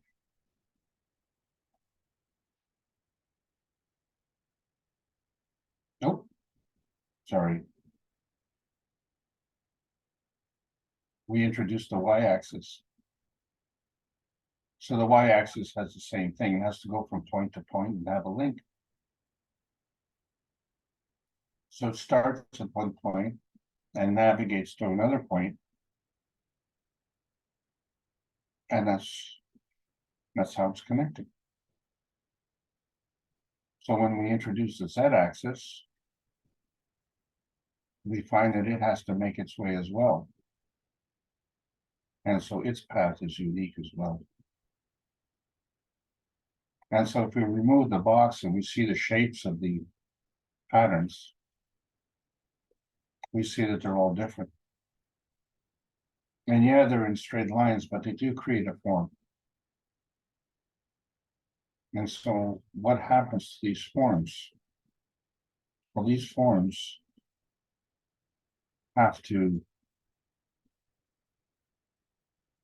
draw in energy and create another pattern. So if we take these forms out, what's left?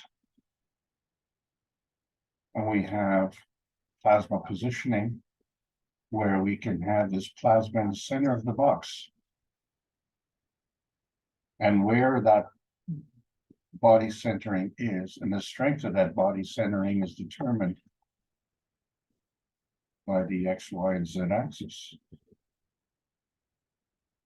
But there's another centering, and that is on the face centering. And so we find that it's representative of the same thing. So, but the thing is that there are 6 faces, and not every face is of the same field strength, because the field strength is dependent on the path of the X, Y, and Z axis.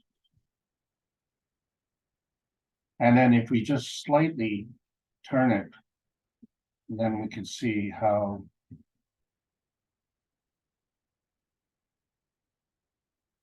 the plants grow. They have this dynamic plasma in the center, and they transition themselves, go from gravitational to the magnetical, but in both directions. And so they maintain this field. So when we look at a plasma field, we can't think in terms of straight lines. We have to look at the x-axis as a rotating field, the y-axis as a polar field, and the z-axis is the manifestation of the combination of the two to create this 3 dimensions. And so these are the 3 planes based on an axis. And why was this important?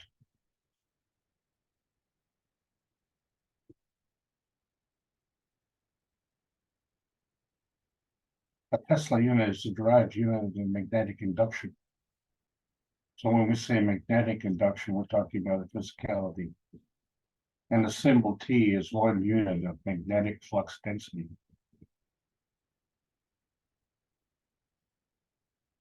A magnetic field of 1 Tesla is considered very strong.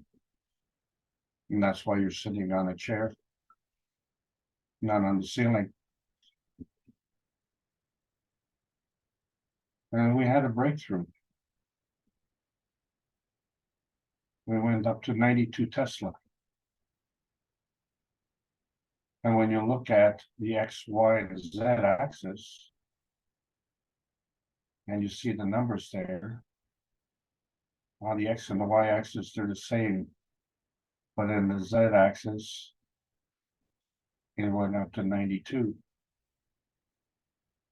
And then something happened. Within a split second, there was a magnetical creation. Not magnetic, magnetical creation.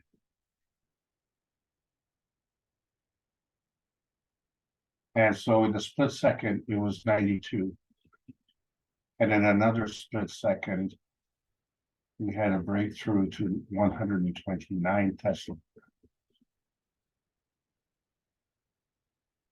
The x-axis was the same. The y-axis was the same.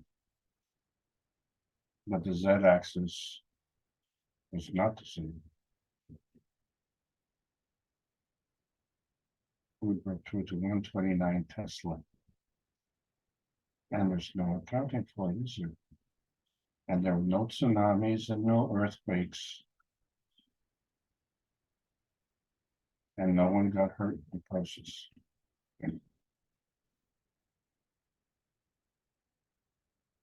This characteristic is going on in the Krebs cycle all the time.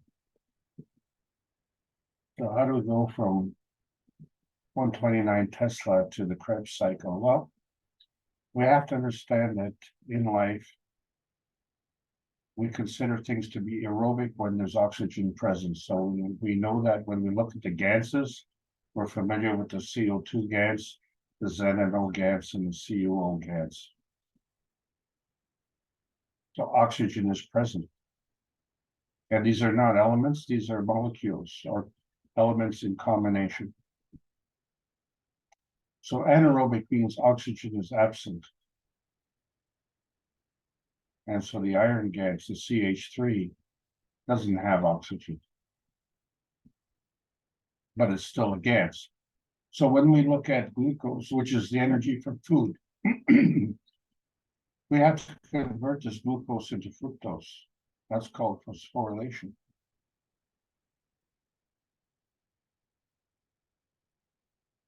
But there has to be a sequence.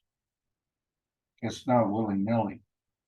And so within the Krebs cycle, we have these cytochrome A, B, and C. We have 3. And then we produce adenosine triphosphate. That's 3 phosphates. And this is the currency of life. And in biology, from the one glucose molecule, we produce 36 ATP. Well, that's pretty good. I like to put money in the bank. I like to put $1 in the bank and get $36, but we all know that's not going to happen.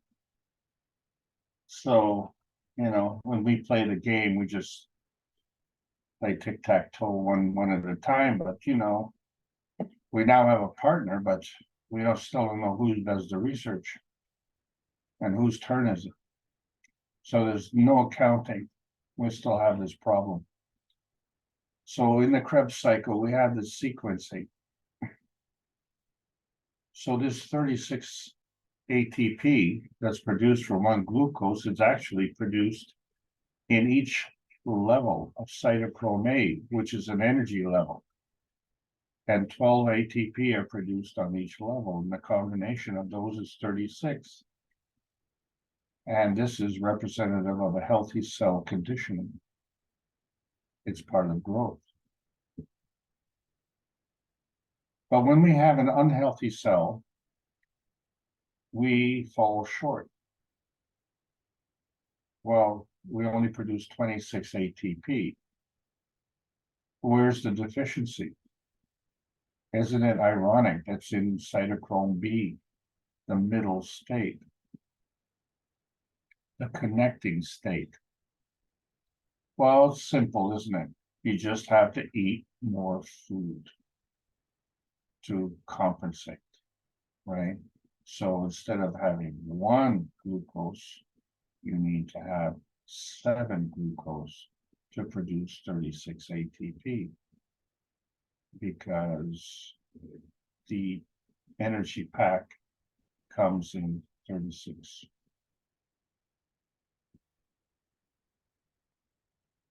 So when they have a cytochrome environment that's aerobic, 36 ATP are produced from 1 glucose. But if we only produce 26, then in cytochrome B, that environment turns anaerobic. That's the difference. And so the dynamism of the plasma is diminished. So just by looking at the field itself, you have to understand that, first of all, there's no accounting for where the energy comes from. But second of all, you know that it has to be maintained. And there's no accounting for the maintenance either. So this is the thing, when you're looking at the transmutation of the cells, you know that you have the transmission around the cell, you have the transition from within the cell to the outside, and then you have the maintenance and the creation of the cell which is the combination of all the field forces together. And that's the transmutation of the cell.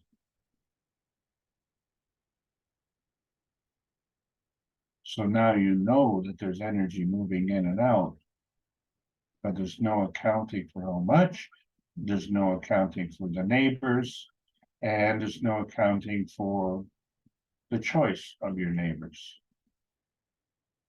That resides with the DNA. And so when we're looking at explanations, the physical explanation is actually for a plasmatic precedence. The plasma always precedes the physical. And so what's the connection? And so we look at the DNA and the RNA. So the basic DNA is a phosphate backbone. It's carbon in a sugar phosphate backbone. And of course, it includes hydrogen and oxygen and phosphorus. So when we look at the carbon backbone, we see that it is a tetrahedron, a star formation, phosphorus with 4 oxygen. That's your sugar phosphate backbone. I often wonder if a jellyfish has a backbone. But there are structures that create this DNA. And there's cytosine, which doesn't have sugar. Thymine, which doesn't have sugar. Adenine, which does have sugar. And what you'll notice is the adenine is hexagonal and the sugar is pentagonal. And then there's guanine, which also has sugar. And then it has these other things, these nitrogen and hydrogen and all these other things that are kind of hanging on. There's an oxygen with a double bond, and there's another hydrogen over there. Funny shapes. But what does it mean? So we said that when we eat food, we take the glucose and we process it into fructose. And we do this by way of phosphorylation. And what that is the conversion of energy at the points. So the points on the box will actually flip over, literally flip over from glucose to fructose, which means we produce fructose. We eat glucose. We can't digest fructose because it's not phosphorylated.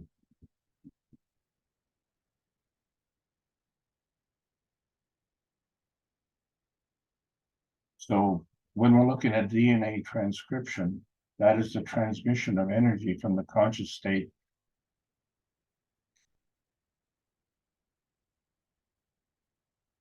and there's an unconscious state. So the DNA transcription is linked up between the two states.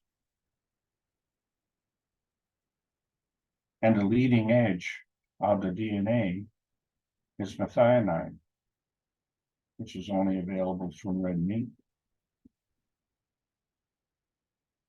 And so the energy is transmitted this way. And then we have this confusion with terminology where we talk about essential foods. And essential foods are actually foods that need to be eaten, and non-essential foods are foods that are produced. So calcium is considered a non-essential. So what are we talking about in terms of energy conversion? Is it evolution or is it an adaptation? And then there's the RNA transcription. And that's the transition from the unconscious. And some say it's karma. Well, karma is just a carry forward.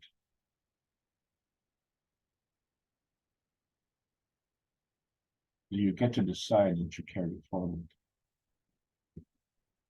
And how much baggage do you need to carry forward? So when we look at the combination of the RNA and DNA interaction, we create these genes, and they make part of this helical coil.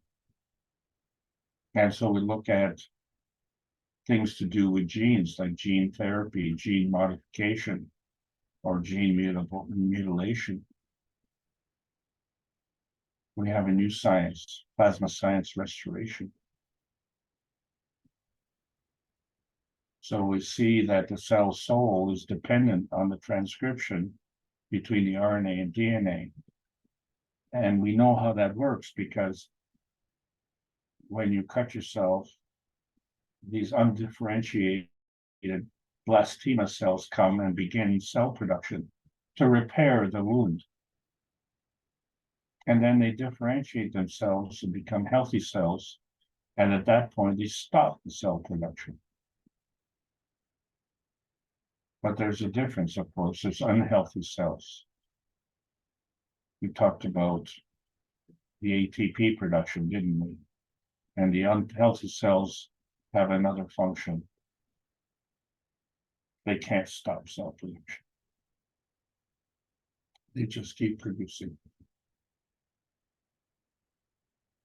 So the proper function of a cell is dependent on the communication with the RNA DNA. And so it manifests itself into transmutation between the X, Y, and Z axis. So in order for this to function properly, we have to understand that there are dimensions, and we call them codons. So when things are done properly, we find that we can bind this energy, but for some reason on Earth, we have decided to do this at the expense of others. What we have to get back to is understanding how to get the energy flowing. And we can do this at the enhancement of others. We still need to be self-serving. It's still our responsibility. But when we're talking about ATP production, we realize that there are 3 phosphates. They're produced a certain way, and that's done when it's very healthy. And so we see the star formation there. And so what causes this healthy operation? So when we look at the lines of the X, Y, and Z axis and how they go through this box,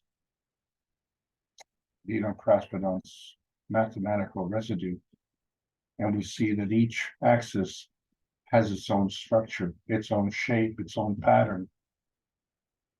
And so in order to understand how energy is working, we have to understand its engagement.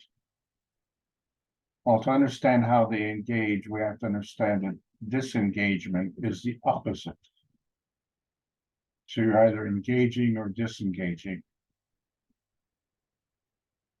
You cannot not do something. Disengagement is impossible. There's only engagement or disengagement, and they're opposite. So what does that mean? Well, if we take the Z-axis and flip it, that's right. Do a polar flip of the X-axis. It still maintains its shape, but it's obviously in a different shape. And what happens if we do that to the Y-axis? Oh, let's flip that one. And what about the X-axis? Let's flip that one. Well, there you go. So what you're looking at is the key. You need to turn the key to unlock the door.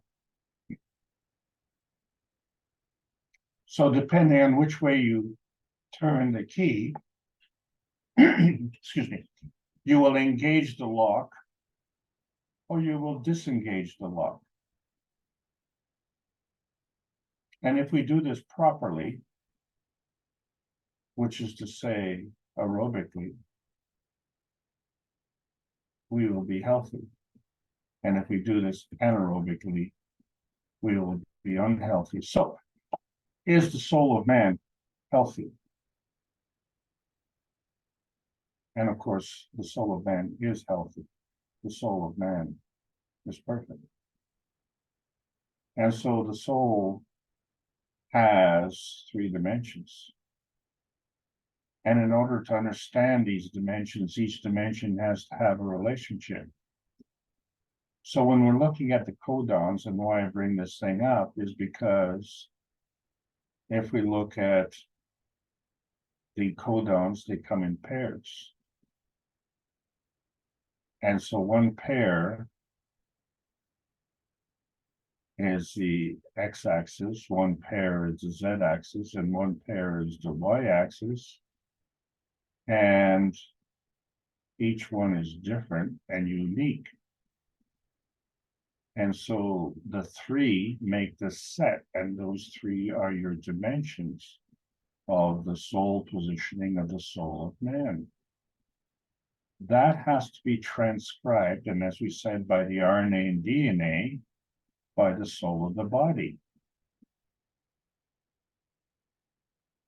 And so if it's healthy, that transcription will be accurate and thorough. And so we see that the connection from the soul of the man to the soul of the body will be in unison.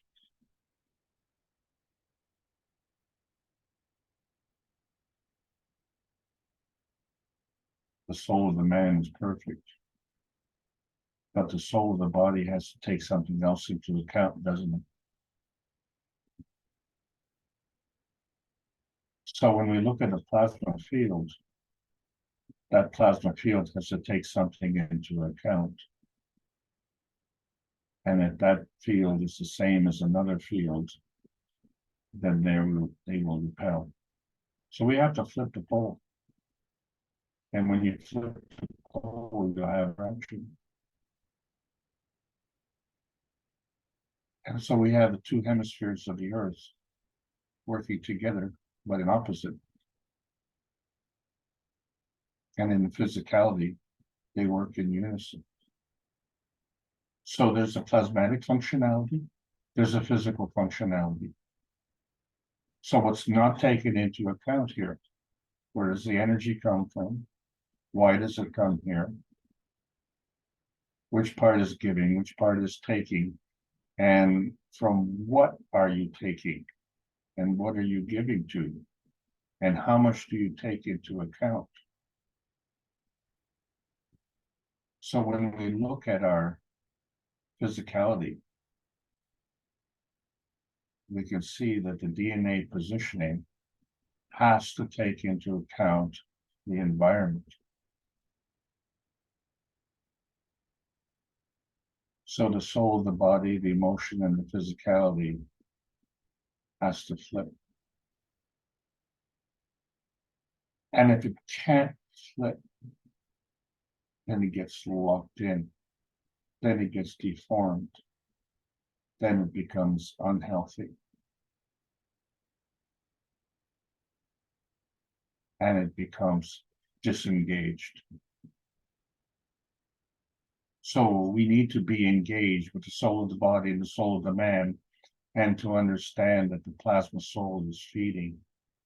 And so not only is there a sequence, but there's a completeness.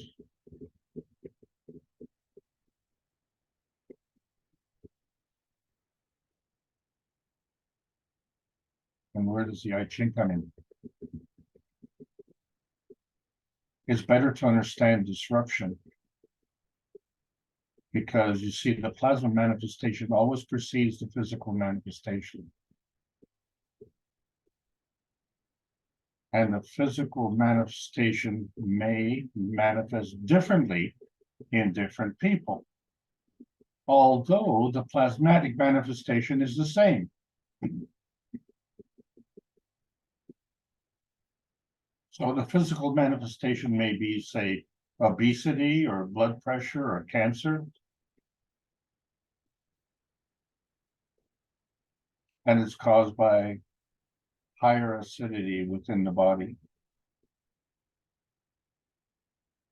And so we say the aerobic is healthy, anaerobic is unhealthy. The DNA has a communication. And when it becomes more acidic, it starts to expand and disrupt that communication. And when the body becomes more acidic, then the ATP production is reduced. And so when it becomes acidic, cellular communication becomes disrupted. This is the difference between being healthy and unhealthy. So in order to maintain this energy, we have to create this field, this rotating field where we can capture this energy. And then we have to transition this energy. And we have to understand that both are always in play, the physicality and the plasmatic reality. And something is always something. Nothing is nothing. Something is always something, but as opposed to something else. And what else is that? Well, that determines its susceptibility. So there's a plasma interaction, and we see that it's not a straight line, but it's an infinity loop where all things are working in combination. There's a magnetical pushing and a gravitational pulling, and the balance of that is a Maggrav condition. But as we said, there's no accounting for energy and mass difference. Not if you're limited by the speed of light.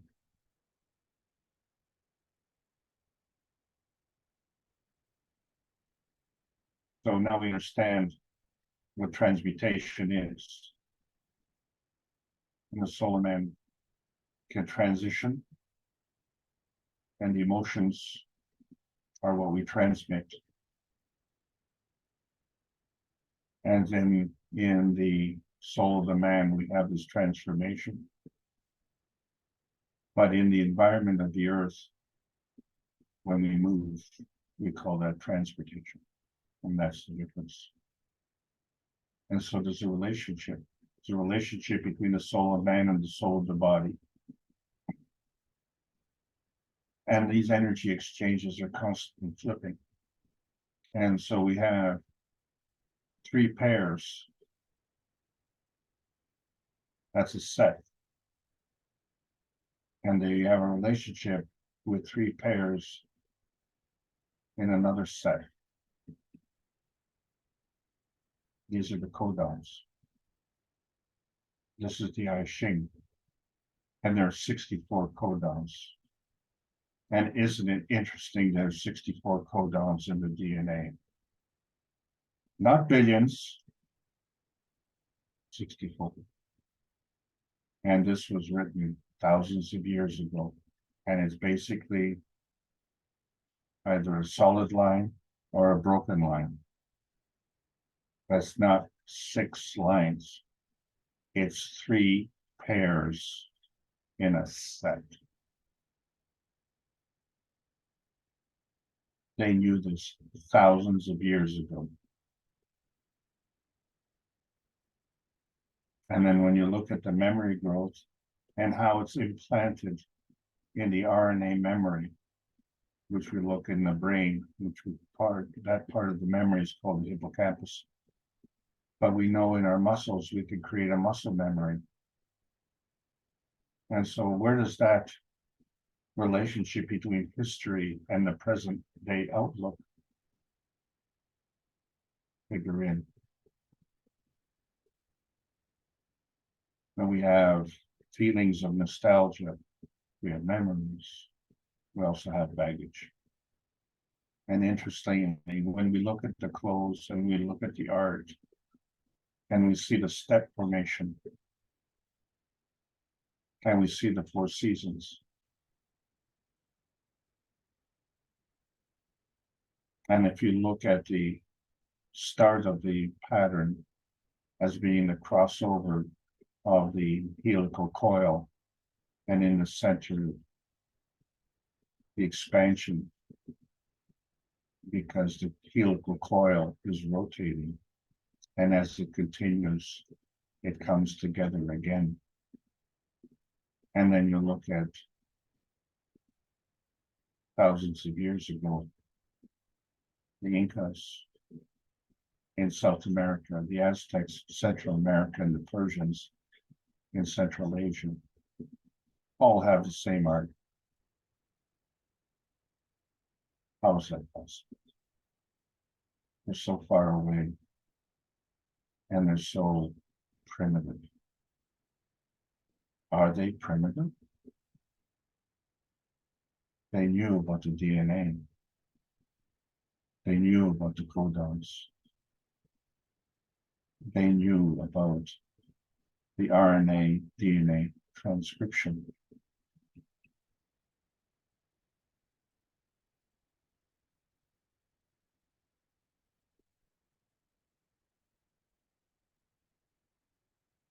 They've seen how it works.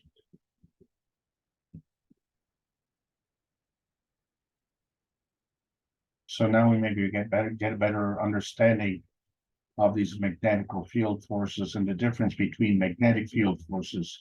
So when we look at the magnets, we see ground magnets, and when they have the same pole, they repel, but when you flip the pole, they attract. And when you remove the magnets, those field forces of repulsion and attraction leave. But in a plasmatic field, those field forces remain, as we've seen in the cups of light. We created the zinc plate, the nanocoated copper coil, and the copper coils, and it created a magnetical field and a gravitational field. And one of them was emotional, one was physical, and then we added the cup of the soul, and those three work together as a set. The soul, the emotion, the physicality work together as a set, taking into account another set, the earth matter manifestation. And when you take one set and combine it with another set, you have an inertia. And that becomes the environment set. And so when we look at the soul speed, and we replace the speed of light with its relationship with respect to wavelength and frequency, where does the energy increase come from? Well, the thing is, in plasma, there's no frequency. And if there's no frequency, there's no wavelength. So all you're left with is mass. So the light has mass. The soul has mass. Because the soul and the light operate the same way. But they operate at different speeds at different energy states. And the way they operate is determined by the relationship. And that relationship is fulfilled through the susceptibility of the participants. So life is for learning. So we see the DNA, the tree of life, experience, knowledge, mistakes. This is all part of our learning curve. And it is a curve, and it can be a very steep curve. And so we find that the plasma feeding rule is a two-way street. There's natural creation, there's natural decay, but there's also catalytic stability. That's a midpoint between the two, and it too has to give and take energy. So that only takes into account one set, doesn't take into account the neighbors or any other sets. This is just how the energy within a set works, the plasma feeding rules. So when you look at each state is a set. And then in between each state is a transfer state. And as you go from state to state, and if you start at the plasma state, that's your highest energy level. So that is gravitational. And as you get lower and lower and lower, we get into the small antimatter state, which is your energy transfer state. And that's the lowest energy state. That's magnetical. And we see the manifestation of that energy transfer state. We call it heat and electricity. So these are obsolete sciences. And then you see the next state is the nuclear physics. That's an obsolete science. And then we see the next state, the nano state, as being part of the plasma physics. And now we find that that's an obsolete science. And even the GAN state, which is a dynamic plasma, even that's an obsolete science. We have graduated to the highest plasma states. The principal matter. This is the principal matter that causes the folding of the protein to create cells, organs, the brain, the fingers, the body, the heart. It's all part of the plasma feeding. This is the essential feeding. This is the essential nutrient.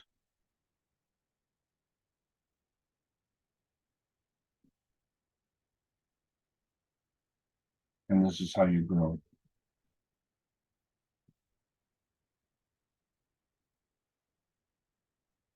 And depending on the neighborhood, you have your interaction. And so that affects the whole plasma field. Have to take enough into account. So now we know there's no mass confusion. We have a non-tangible state and a tangible state. And this is the connection between the source and our environment. And so we have a body enhancement unit, which can increase the energy of our physicality. And we have a material enhancement unit, which can increase the energy of the physicality of the elements. So we can help ourselves, we can help our environment. And the combination of the two is a fulfillment of the purpose of our soul. Plasma science needs to be delivered in exchange for peace on earth. That's the rule. So you provide the pattern, you get the energy. And so what you get is your star formation. And that's what you can meditate on. So that you can open to allow the energy from the universe and yield to its forces. That will help you receive all the energy that you need. And it is from there that you can give.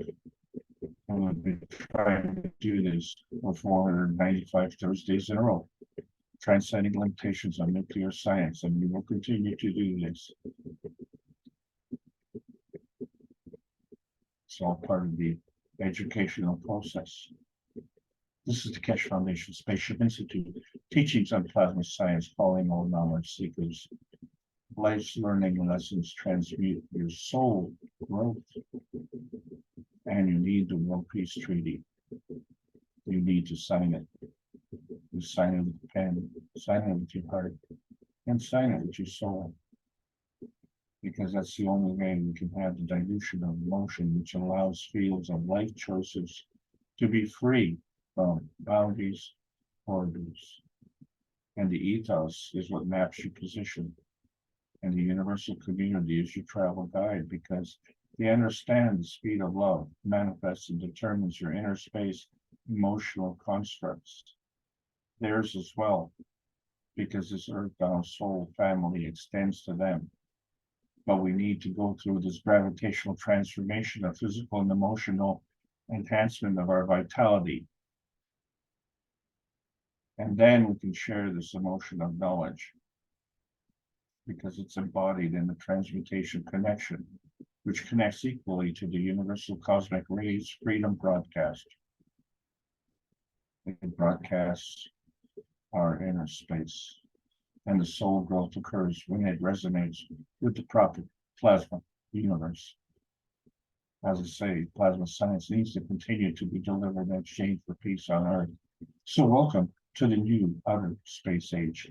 And thank you all for listening. I hope you enjoyed the trip.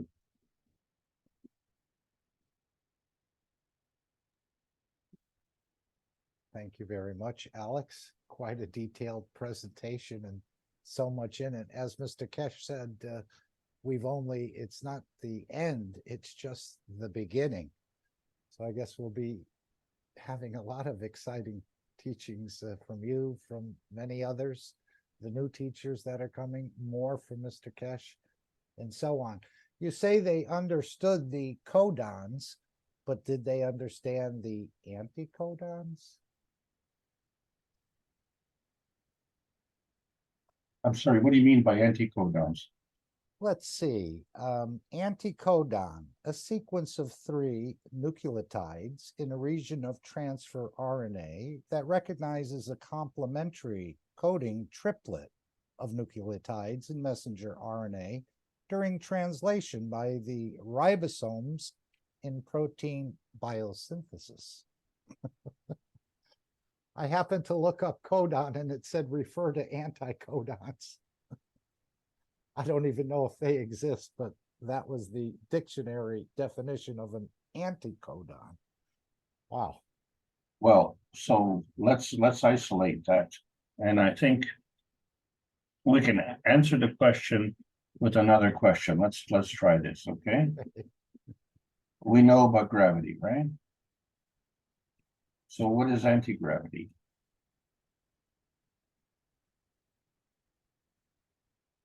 I don't think there is an anti-gravity. That's right. I don't think there's an anticodon either. Okay, very good. Okay. Very, very interesting. No. Sure, some of these terms that you bring up, I don't know where you retrieve them from. But so it's almost like, in a way, that tribe in Africa where they drew a map of, what was it, a small star, or I can't think of the name of the star, and then something rotating around it, couldn't see it, even they had no telescope, so they must have received the knowledge either through the soul, or as Mr. Keshe said, with some of the technology that we've received in the last number of years, it was actually gifted to us rather than we discovered it and created it. So perhaps that tribe in Africa, was it Cirrus A? Something yes. like that. Yes. I think you're right with that. Yeah. But let's ask you this. Me? You're coming home. You stick your key in the lock. And you flip that key. Is it a key or is it an anti-key? Depends which way you turn it. One would lock it, the other would No. unlock it. Yes, but is it a key? Is the difference now a key or an anti-key? I've never heard of an anti-key, but well, this is the whole point. You know, what is it? What is a key? A key is a mechanism that allows you to lock or unlock, engage or disengage. Okay, so depending on your polar orientation of your codons, you will either exchange energy or not exchange energy. You see, because the sequence is there. We talked about 4 basic structures of the DNA backbone. But when we look at the I Ching, we see that there's 64. Now, this was done thousands of years ago. When we look at the codon structure of the DNA, there are only 64 codons.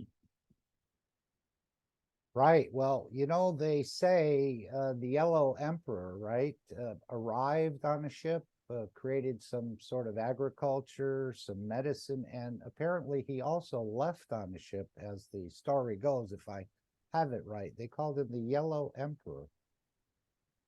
And perhaps that was, again, some gift to mankind along the way, shared by the universal community to sort of get us, create a spark in a way, create a civilization. I know he was responsible for a lot of some of the developments we even have today, different knowledges that were gifted to mankind. They said he appeared and then he disappeared in a very similar manner. So there's two aspects to these codons. There's an on, there's an off, and we find that the computers are programmed the same way, right? Yep. I was thinking about that when you were mentioning this, the on and the off. Right. And then we see that, you know, the memory banks of the computers are in multiples of 64, right? It's 2. Yeah, 2 times 2 is 4, 8, 8 times 8 is 64. Double that, 128, 256, 512. Right? Well, so, you know, this is the basis of the physical knowledge. What I'm saying is there's no accounting here for the cause of the flipping. There has to be a flipping. Okay, so that's not in this picture. Well, how do you choose codon 1 or codon 32 or connect to codon 14? You know, how does that happen? Where does that come into play? So something is turning on, something is turning off. But here's the point, and that is, in the physicality, we have this flipping, but in the plasma, we have something else.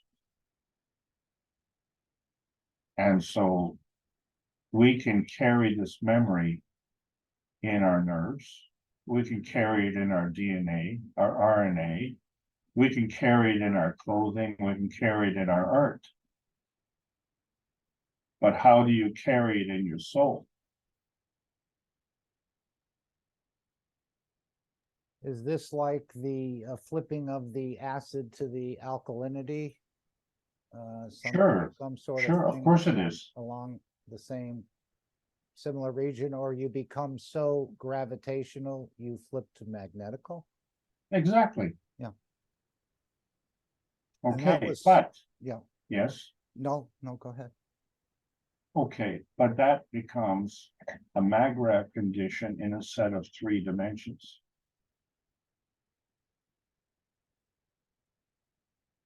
Okay, so you have to have a place and you have to have a reference. Now, what happens when you're traveling? How do you travel? Do you take your place with you? What do you take with you? What exactly happens when you go to sleep at night? You leave your body and then you go in somewhere. And what determines where you go? And then you come back in the morning. What determines when you come back? So the point is when we're just looking at the physical, we're missing the whole picture.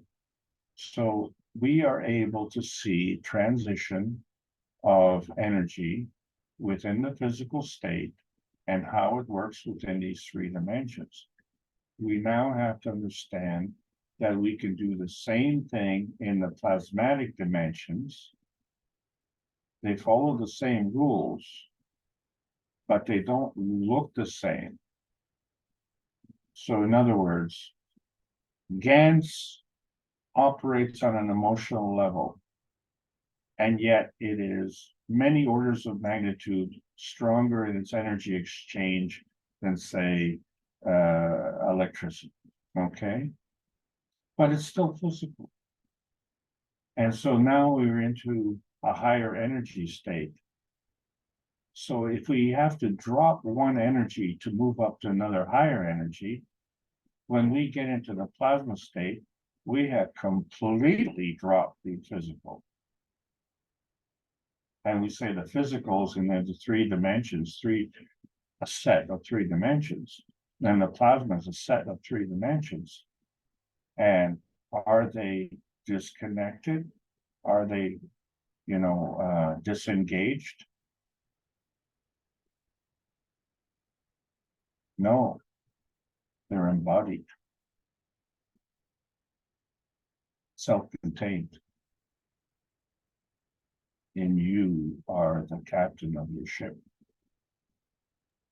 Right, and I'm still debating, unless you do the full transmutation, I don't think you have to go anywhere. You don't have to leave your body.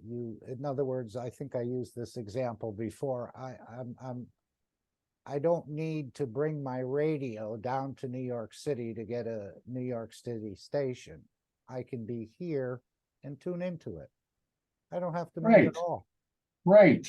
Now, if I want to do the full transmutation, that's something a little bit different, perhaps. But again, I want to open the floor up to some other beautiful stars who'd like to come in here and shine their light on your presentation, or ask a question or take an exception to it, and we'll come back to me later. If we have time, I'd like to leave about 10 minutes at the end to conclude with the Dean's question that he asked. He said he had an important question, and Mr. Keshe shared a little bit more. So if we can just leave about 10 minutes at the end before the midnight hour in Europe. So let's open the floor up to any other beautiful stars who'd like to make a comment or ask a question. And again, there's no wrong questions. Just like there's no sick souls. Mr. Keshe said it's a field strength of the soul, or the strength field of the soul. There's no sick souls. Just different strengths.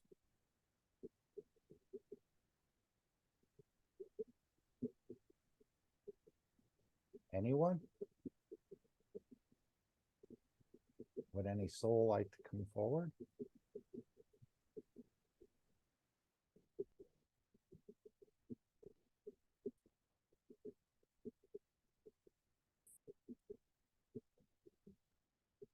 So if we can dream like it's reality, Alex, why would we do a full transmutation? In other words, if you went to California and you were on a beach and you had a dream about that beach, it's just as real.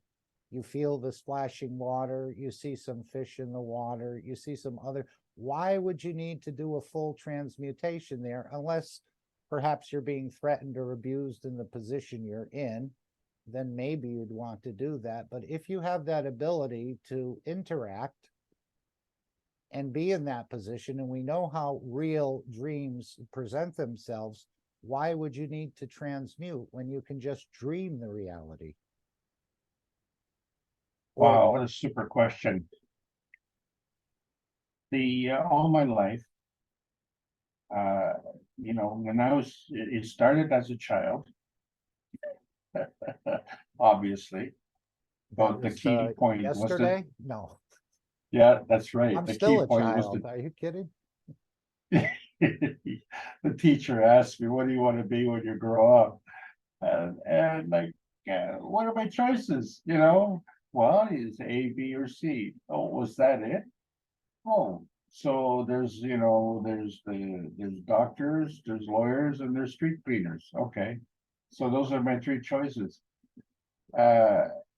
So the best way for me to make a choice of what I wanted to be was to decide what I didn't want to be, because I would just go through that choice and say, yeah, well, you're a teacher and I don't like your job, so I don't want to be a teacher. Here I am, a teacher. Or you're a garbage picker. No, I don't want to be a garbage picker. So the choices that I made on what I wanted was based on what I didn't want. We now have an opportunity to make different choices. We need to choose what we want. So we can't run away. You know, it's fine to say, well, you know, there's a conflict over here, well, I'll run away. Well, you need to do that for self-preservation. But is that how we navigate through our life? We just basically avoid conflict, we avoid responsibility, you know, we avoid things we don't like? Or can we make a choice as to what we want? And we are now at the point where everyone is saying they want peace. Well, this is not lip service. You really need to want peace. And in order to want something, you need to work towards it. You need to do something about it. And when you know you're sitting alone at home and you've got nut bars running the universe, and you say, well, you know, I can't compete with that. Well, that's right, because they're operating on the lowest energy level. So you need to elevate to a higher energy level where not only do you have the morality that becomes incorporated in that energy level, but it's also orders of magnitude stronger. So now you have the capability of doing something. So you want to go to that beach? You don't say, well, I want to get away from where I am. You say, I want to go where I want to go. It's a difference. It's not, I want to leave here. And because if I want to leave here, then you can say, oh, well, anywhere will do. Well, that's not true. Okay, because you could be going to someplace that's worse. So what you really have to do is you have to specify, I want to go to someplace that's better. Right? Well, it all depends on what sort of commitment the soul made, just like when you transmute into a different, you have to accept. Yeah, but buddy, that's you. Your soul is not some, you know, appendage. It's you. Right, then why would there be any sort of accepting or denying you want to be there if it's you? He's saying you have to accept that position, even if you're not comfortable with that position, because that was your wish. If you're true to yourself, yes. So when you do the best that you can with what you know, then the question comes in, what happens when you know differently? Are you prepared to change? You know, so you're walking, and buddy there says, you know, you can it's a lot easier to travel if you get on the donkey. And then the other guy, right, the neighbor says, well, it's a lot easier if you get into a universal body enhancement unit. Okay, donkey, universal enhancement unit. Geez, you know, how am I going to decide this? So you have to have the skill level to decide it. And most of us are making bad decisions. So we now have the opportunity to make a proper decision by engaging the proper determinant, and that's your soul. So if you're true to yourself and you're true to seeking your happiness has to come from a fulfillment of a bunch of things. And one of those things is a fulfillment of the purpose of you coming to Earth. Okay, I see Ricardo has opened his mic. Ricardo, maybe it was inadvertent. I'm going to mute it. Okay, no problem. I heard somebody say yesterday, well, they had brought up the equation of the E equals MC squared, which I think you showed a little bit about. But they said that Einstein was not comfortable with this idea of spooky motion at a distance. Is that because he couldn't explain it? Perhaps he didn't understand it? Or perhaps he explained it wrong and had quite a bit of doubts with it, but they said he I don't even know if this is accurate or not, but they said he was not comfortable with this idea of spooky motion at a distance. Any comments or thoughts on that? Anyone? Where's the spooky music? Alex? Where's the spooky music when you need it? Yeah, I know. We do need some of these little props once in a while. Okay, my mental note to get spooky music. Again, people who assume authority, we respect them, and the accountability comes from the fact that they assume authority, and so we expect for them to do the right thing, and so we don't question that. Okay, and this is the first reaction, but then when someone becomes suspicious, they start to act suspiciously, and then we just have to apply what's going on. So the thing is that he worked as a clerk at the patent office, so he had access to, shall we say, some of the best knowledge on this planet by some of the best inventors. Did he understand what was going on? Well, the thing is, his understanding is based on the understanding of those who are supplying the patent application. And of course, Tesla, did over 1,200 patents, and he didn't steal any of them. Those were his own patents. So you understand that that's a real body of work. When you understand that one of the people who made a living of stealing patents only managed to steal 600, you can understand that Tesla was quite an accomplished, shall we say, scientist. And so he understood that, but he could only go so far because there was a specific reason for that. So we are all making the choices based on the lowest common denominator.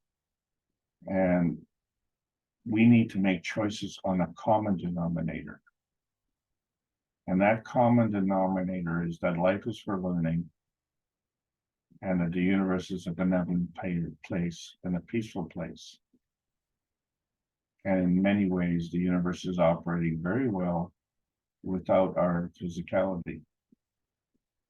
So now we come to the point that you brought up, because there was a point brought up at the 495th Knowledge Seekers Workshop. And so I would like to elaborate on that. And that is that I think of physicality now as a special gift. I don't see us as a weaker species.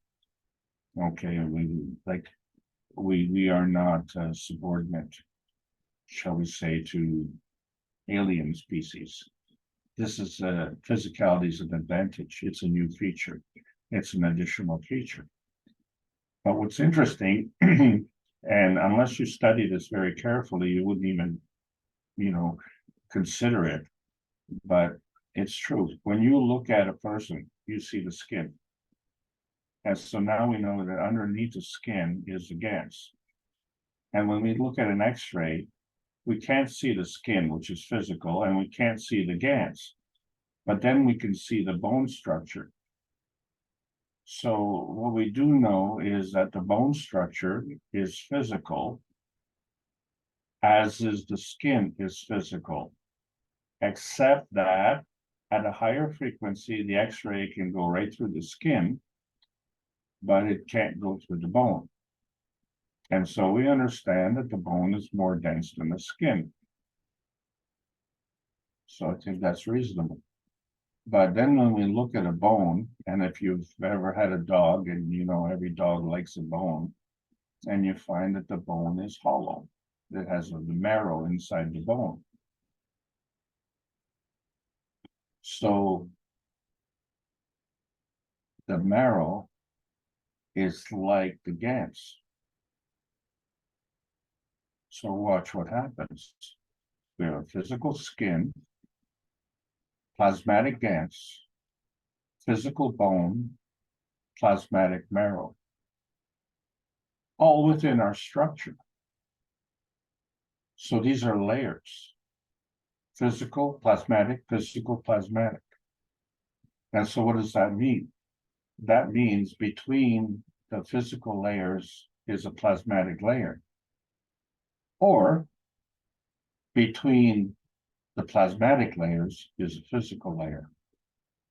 Either way, okay, because if you're creating a plasmatic layer, that means you're increasing the energy state. But if you're creating a physical layer, that means you're decaying the energy state. But in either case, there are two fields that are taking into account, and they create an inertia field, which is the third field. And so if there's a decay, you're creating a physicality. And if there's a creation, then you're creating a higher energy state. So now what's on the outside of the body? When you touch your cell phone, and your cell phone is physical, and the tip of your finger is physical, there's an energy exchange that jumps over that gap. And as I said with the Carillion photography, that's your aura. Well, that aura is plasmatic.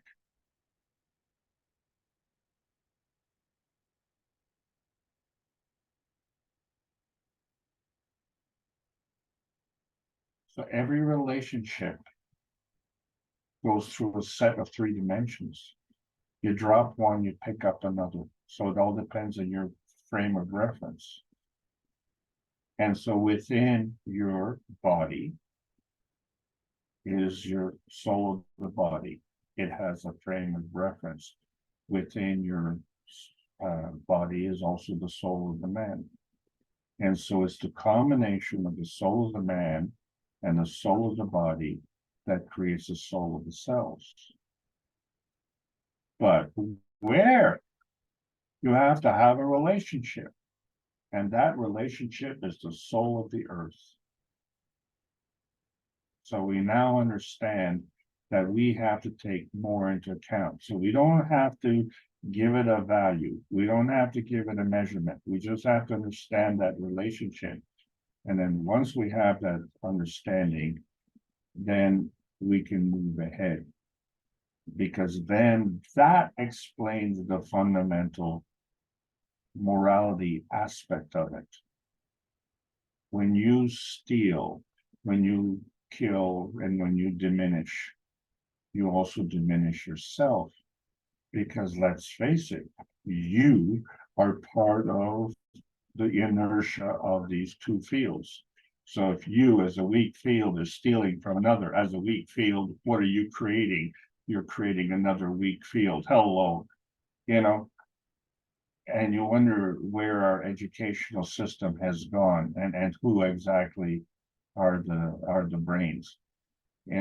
We are doing things backwards, and we need to flip things around because we are disengaged from our purpose. We need to re-engage, and all it does is to flip our polar attitude to what is going on, and we have to understand it as universal functionaries. And we are universal functionaries. We have to work with the universe, not as opposed to the universe. If we look to, shall we say, have no power.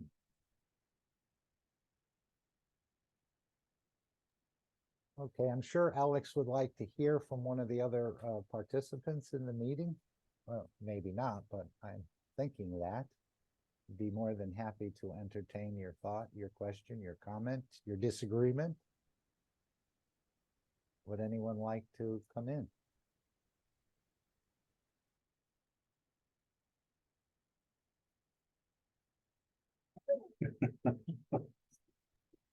Who's laughing? I'm laughing, sorry.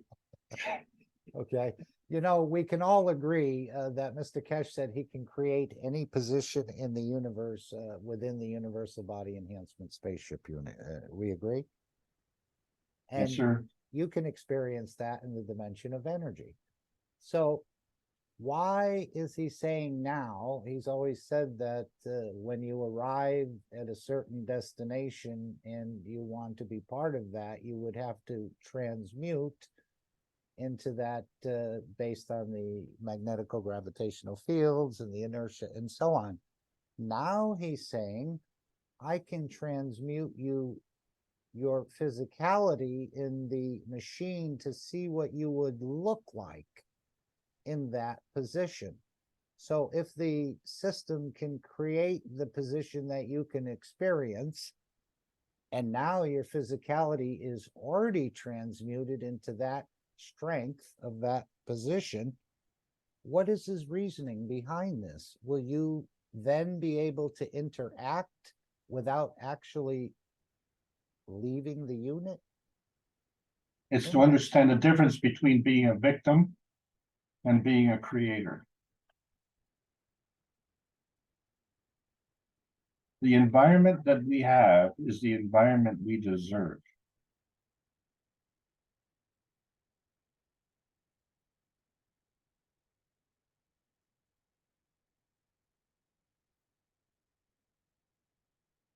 Is that a judgment call? Yeah, it's a judgment call. Sure. Sure. You have to have the capability to judge from right from wrong. You know, you have to have a criteria. You have to have a morality. You know, if you're stealing from someone and you understand that you're also stealing from yourself at the same time, then you know you're doing things incorrectly. And, so and maybe it's the idea. I know he said when he's done this a number of times, he said you feel very uncomfortable because you say you look at yourself and this is not me. Maybe he's sort of removing some of the fear. I know he said we had a system to remove the fear even before you could think of it. But by experiencing yourself with 10 arms or something, whatever, maybe that will, even though it's the same soul of physicality and so on, maybe that would help us to not be so fearful in a way. I can relate to that. I can relate to a personal experience when I was young. At that time, I had never heard my voice on a recording. And we ended up getting this cheap tape recorder. And so I was having some fun and I recorded my voice and I was shocked. That's not me. That's not what I hear. Is that what you hear? Yeah, I've experienced that. Yes, I know exactly. That's me. And I wanted to shut up forever after that. So right. I had to overcome that. I had the same problem, you know, growing up in school, as a teenager. You know, you look at, oh, that guy is so cool, or you know, that girl is so hot, and you know, you look yourself in the mirror and say, oh, you know, like I'm neither of those two things, and so you feel deficient, you know, so you end up going into a shell kind of thing because you feel less than. But you know, then you look at some people and they look so strange, and you say, well, you know, if I looked like that, I'd put a bag over my head. But you know, that's what it is. I met one couple, and he was goofy looking, and as oh, goofy means something else. I apologize for that. He just looked like a, you know, a bit of a nutcase, and his girlfriend looked like a bit of a nutcase. And I thought, well, there you go, two peas in a pod. And you know what? They were in love, and they were a beautiful couple. And so instead of looking at the physicality of them, I looked at the beauty that they created. And this is what we have to do. We have to understand that we are all part of the process. We're just another pea in the pod of the universe, and life has a purpose. So maybe at this point in time, Most of us don't understand the purpose. But I think at this point in time, we have to understand that one, the physicality manifestation, the being born into, is a feature, is an advanced feature. There are many in the universal community who can't do that. So, you know, they're actually jealous. But Maybe not to be envious is the envious. word? Yes. Yes, correct. So we shouldn't feel deficient in that regard, but we shouldn't also feel superior in that regard. It's just an advanced feature. And that's what constitutes advanced, you know, technology. So can we understand that? And we have to overcome certain things. So it just never occurred to me when I was young that there would be opposition to enhancement. But now we realize that that's very much a part and parcel of our society. So this is not a feature. This is a detriment. And so how do we do that? And what was the causes of it? And so it's just, it's, you know, what you talk about, you know, the gravity and the anti-gravity. You know, we make the same mistake with the matter and the antimatter, right? So, you know, it isn't so much anti as it is a polar opposite, and the polar opposites attract. So we have an ability to adapt and change. But I'll tell you what, if you were to go into a community and everybody's walking around with 4 arms and 6 legs, and you only had 2 arms and 2 legs, you'd be the freak. So yeah, it does seem like an endless costume party in a way. yeah. And maybe when you find another position, as he said, there are many souls that left this planet, billions or trillions of them, that created something similar. But you can try many different clothes on. I think, as Mr. Keshe says, he wears many hats. So I think this is perhaps showing you what you can appear as in a certain position will get you over this strangeness of that physicality that you would be existing in, perhaps. Yeah, well, you and I live in a, you know, northern hemisphere, so you know that in winter, you know, a lot of us enjoy going into the tropical climate. So we buy our swimwear locally, right? We don't go there and then buy the swimwear over there. We prepare in advance. So we want to look, you know, see how we look in that swimwear. Do we like it? Does it fit? Whatever. And so we prepare ourselves. So this is perfectly normal. So if we're going to travel from here to somewhere else, wouldn't it be nice to know what it's like over there? So, you know, it's just like going to the Caribbean, you know, with a parka. You know, you'd say, well, that's just excess baggage. I'm never going to use the parka down there. But on the other hand, I remember going to Florida and the temperature was freezing. I mean, it was at the freezing point. I was on the beach in Daytona and the temperature was 32 degrees. Boy, it's a good thing I took my sweater. Yeah. Okay. Rather than us having a little colloquy here, let's open it up, and if we don't get anyone to speak, perhaps we'll end this meeting. I'll play the last 10 minutes of Dean's question. Or something like maybe 12 minutes, and then the final disclaimer. Would anyone else like to share anything, speak? I think what's happening today is, remember Mr. Keshe said he would teach by just having absolute silence. Is that what's happening in today's lesson? Yeah, he said he said it both ways. He said, you know, there won't be any schools. We're going to teach through the souls, but then he said in the beginning we'll continue the teaching. The teachings will continue. So there may be a couple ways to approach this. Some who, again, I'm not exactly sure, but he said the idea of schools will be over. We're going to transfer knowledge through the soul. But in the beginning, he said the teachings will continue. Maybe that, I know he's mentioned this before, that perhaps we'll have a knowledge seeker workshop where no one speaks. We all just listen. Can I ask a question of Randy, please?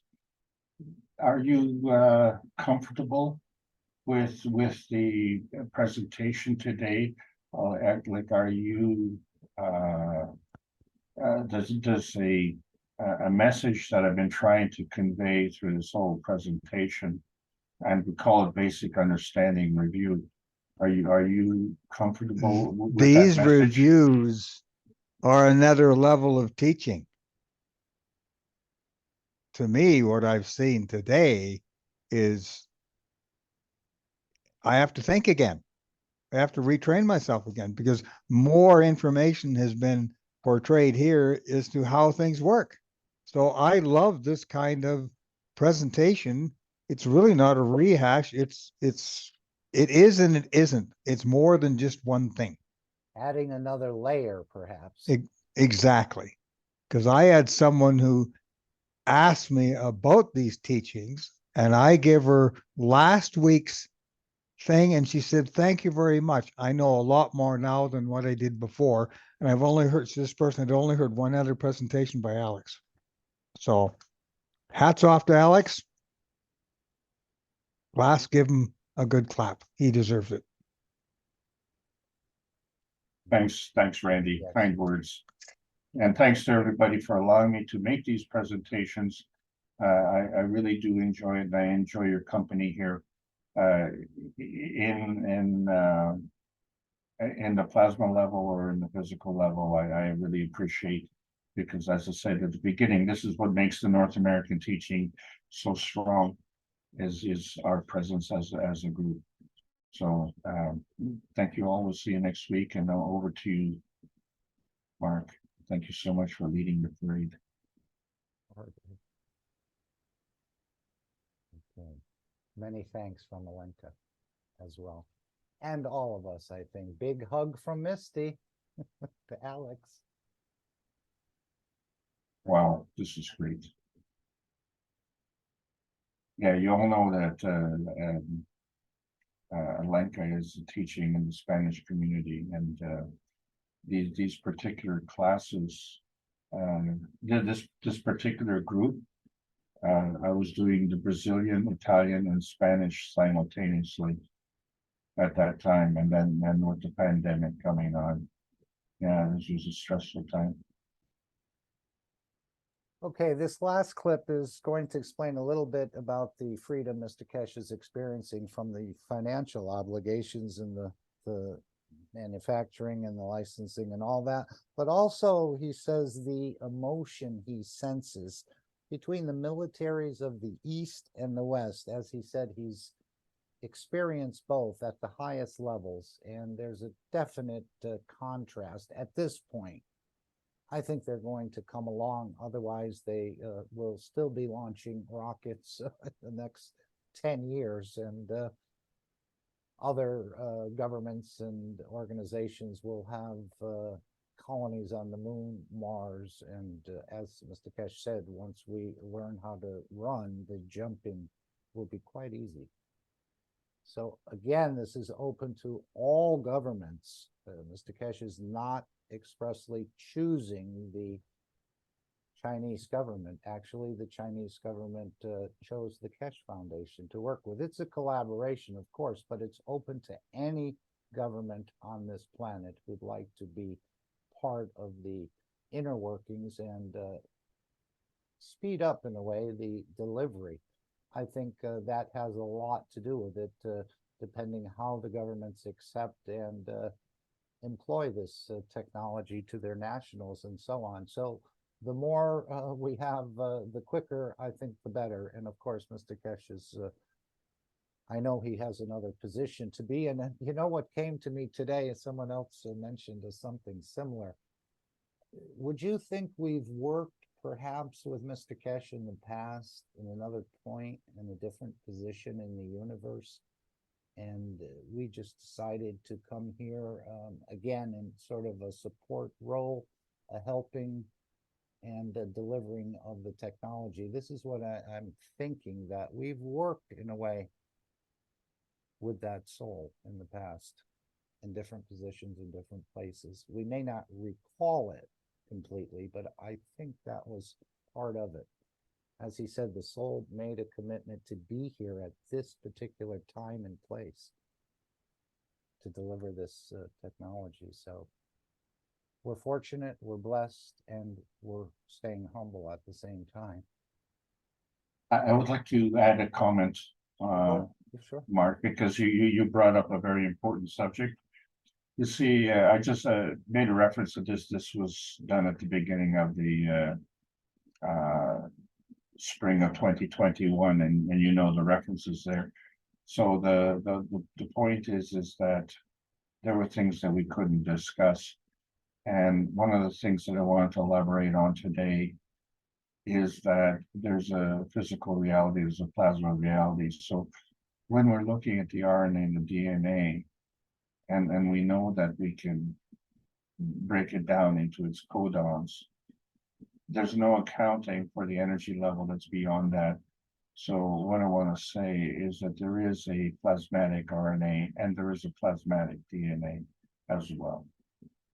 And so there's a relationship between those, and that has to be taken into account. This is one of the reasons that, you know, when we have the antiviral technology, we have it for outer space travel, because we are of a certain genetic makeup, and there are environments out there that are not conducive to this makeup. So we need to be able to deal with it. And that technology was released back in 2019. And fortunately for us, we had that ready, you know, to go. It becomes a very important point when we're discussing growth, whether it be physical, emotional, or soul growth. Thanks, Mark. Thanks for bringing up that subject. I wanted to really pinpoint that as a reference point.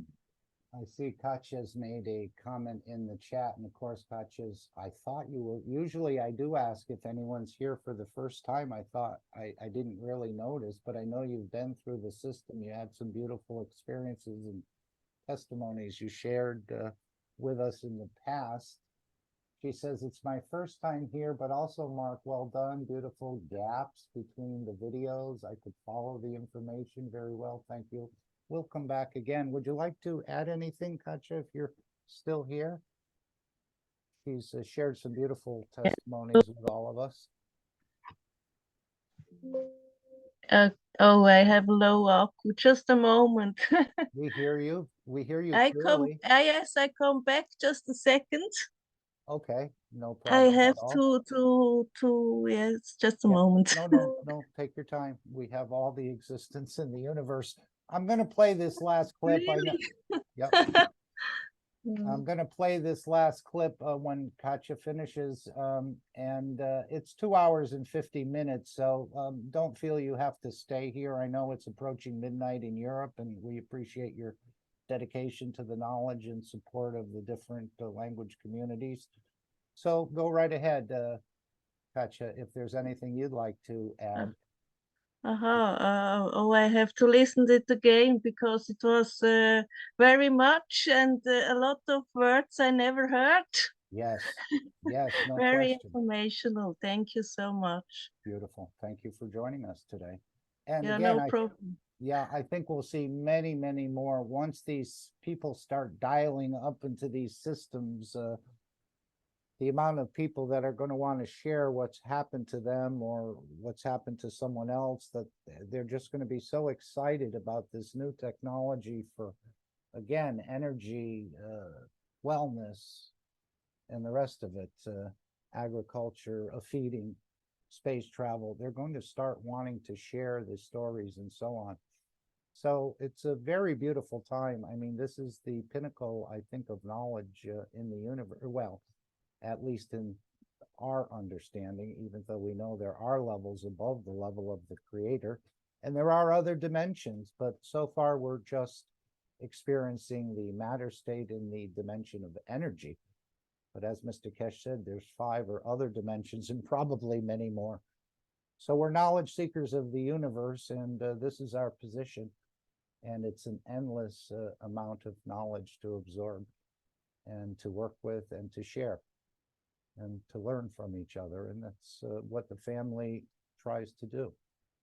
Okay, so I'm going to play this, the final disclaimer, and the meeting will come to an end. Thank you, Dean, for asking this particular question. We're just going to carry on, and I think you come in and ask one more, but Mr. Keshe sort of beautifully concludes this workshop, as he always does.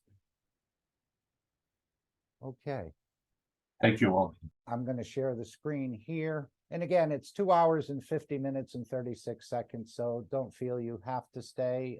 You can always review it on your own. But this is for people who may not catch the Knowledge Seekers Workshop, and for some reason they pick up on this particular recording. But let's continue. And again, just an appetizer to pique your interest in a way in the technology, in the foundation, and being part of delivering the peace to the planet, not only here, but across the universe. So thank you all. Have a wonderful rest of your morning, evening, day, wherever you may be and wherever you may listen to this recording. How did the Chinese landing on the moon go? Did they manage to retrieve the flag? We tell you when it's done. Okay. We tell you. A lot of things with us, with Chinese, is tied up with security and non-disclosure. And today's disclosure, what we disclosed, so we already informed the Chinese. We got public.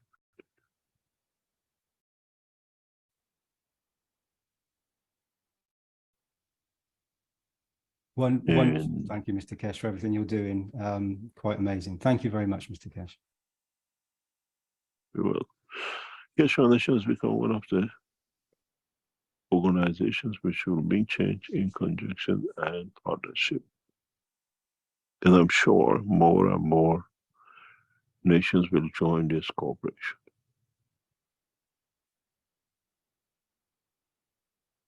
And in the long term, part of the structure is to spread the knowledge to bring peace across humanity through prosperity. And prosperity is when no child sleeps hungry and no man dies in the streets of Washington, frozen to death with cold.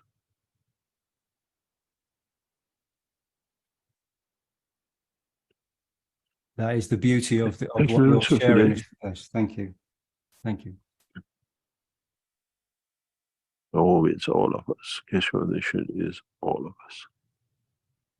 You taking little pictures and being there to share the knowledge on video camera to those who spread gases in the streets of Mexico and Brazil, and the old lady in Shenzhen pouring gas water into the ocean and the sea and the rivers. We all done our parts to where we got today.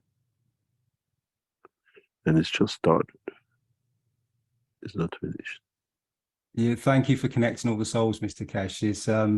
It's when I meet other fellow knowledge seekers, and I see the emotions that it brings in them. And many people, when they first come, it's first of all they come and they always have a problem, an issue with an emotional imbalance in their body that turns into a physical imbalance, and it draws people in, and then you see the plasma start to work with them, and that you see the the emotions start to change.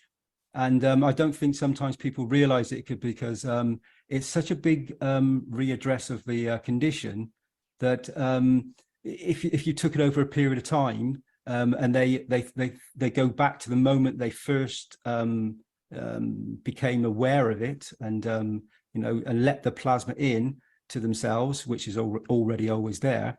But once they do this later on down the line and they look back, it's quite a big difference to their emotional state that's taken place. And it's that initial point where you allow it to happen, where you open up. Thank you very much. We'll see how we'll bring the change. As I said, for years, my problem was creating finances to build up the factories, and we saw the cheating and everything on which went on in the past couple of years around us. Now that burden is gone. I don't have to worry about where and how the factories are run, how the wages are paid. This is guaranteed by a nation. And all for us is to develop new technologies to guarantee prosperity of man. And what I've seen, Chinese have planned, and we've seen in past time, you will see one of the most advanced factories, structures, and what I call the style of work. Mr. Keshe, can I quickly ask another question? Because I think it's an important one, because many people's understanding of China, when I speak to people here, they always say, oh, China. I hear so many things about it in the wrong way. Can you just open up and explain a little bit about why China is going to, why it's going to be such a, the right place for this technology to bloom and to be brought to the world? China, mainly two ways, two things. Their line of thinking is very much in line of us. They don't have a religion. Okay, some are Buddhist, and then we have the others. There's no fanaticism the way we see embedded, except the Muslims in the west of the country, which touch the Islamic world. And so you find a balance in Taoism, Buddhism, and the other part of the upbringing of the nation. Secondly, in the West, we are always been taught to be afraid of something, that with that, they allow us to think how better we are and how more powerful we are. And this is the problem. When you speak to the American military, I've spoken to them many times over the years, they are the superpower. We have the nuclear, we're gonna do this and we're gonna do that. When I sit and talk and eat with the Chinese military, they talk, we don't want war. And we have to create weapons to stop the Americans to their aggression. If we can stop the American weapons, we want peace. That's all we want. And it's totally different. I've sat and I ate with American generals, and I've sat and ate with the Chinese generals, military officers, which is forbidden for civilian to be with. And it's the pleasure to sit with Chinese military. And it brings you into convulsion when I sit with American military. It's all about killing. It's all about superiority. It's all about destruction. It's all about weapon. I sat with them for 3 or 4 hours in Seoul in 2008. And I saw how evil a man can become. And in the past 5, 6 years, I've sat with many Chinese military people.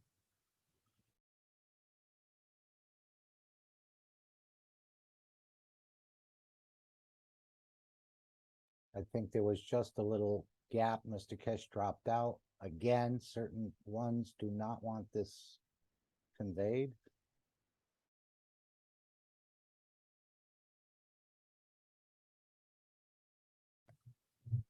You still there, Mr. Keshe? I think we lost you after you said Chinese military people. Yeah.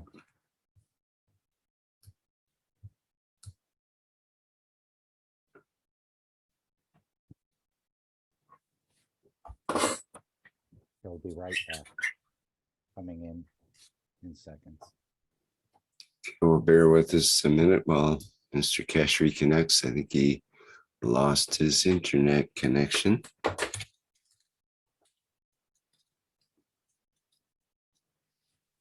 I'm back. Some people don't like us to talk. Can you hear me?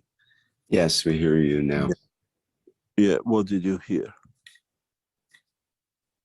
Just when you said Chinese military people, that's when we lost the connection.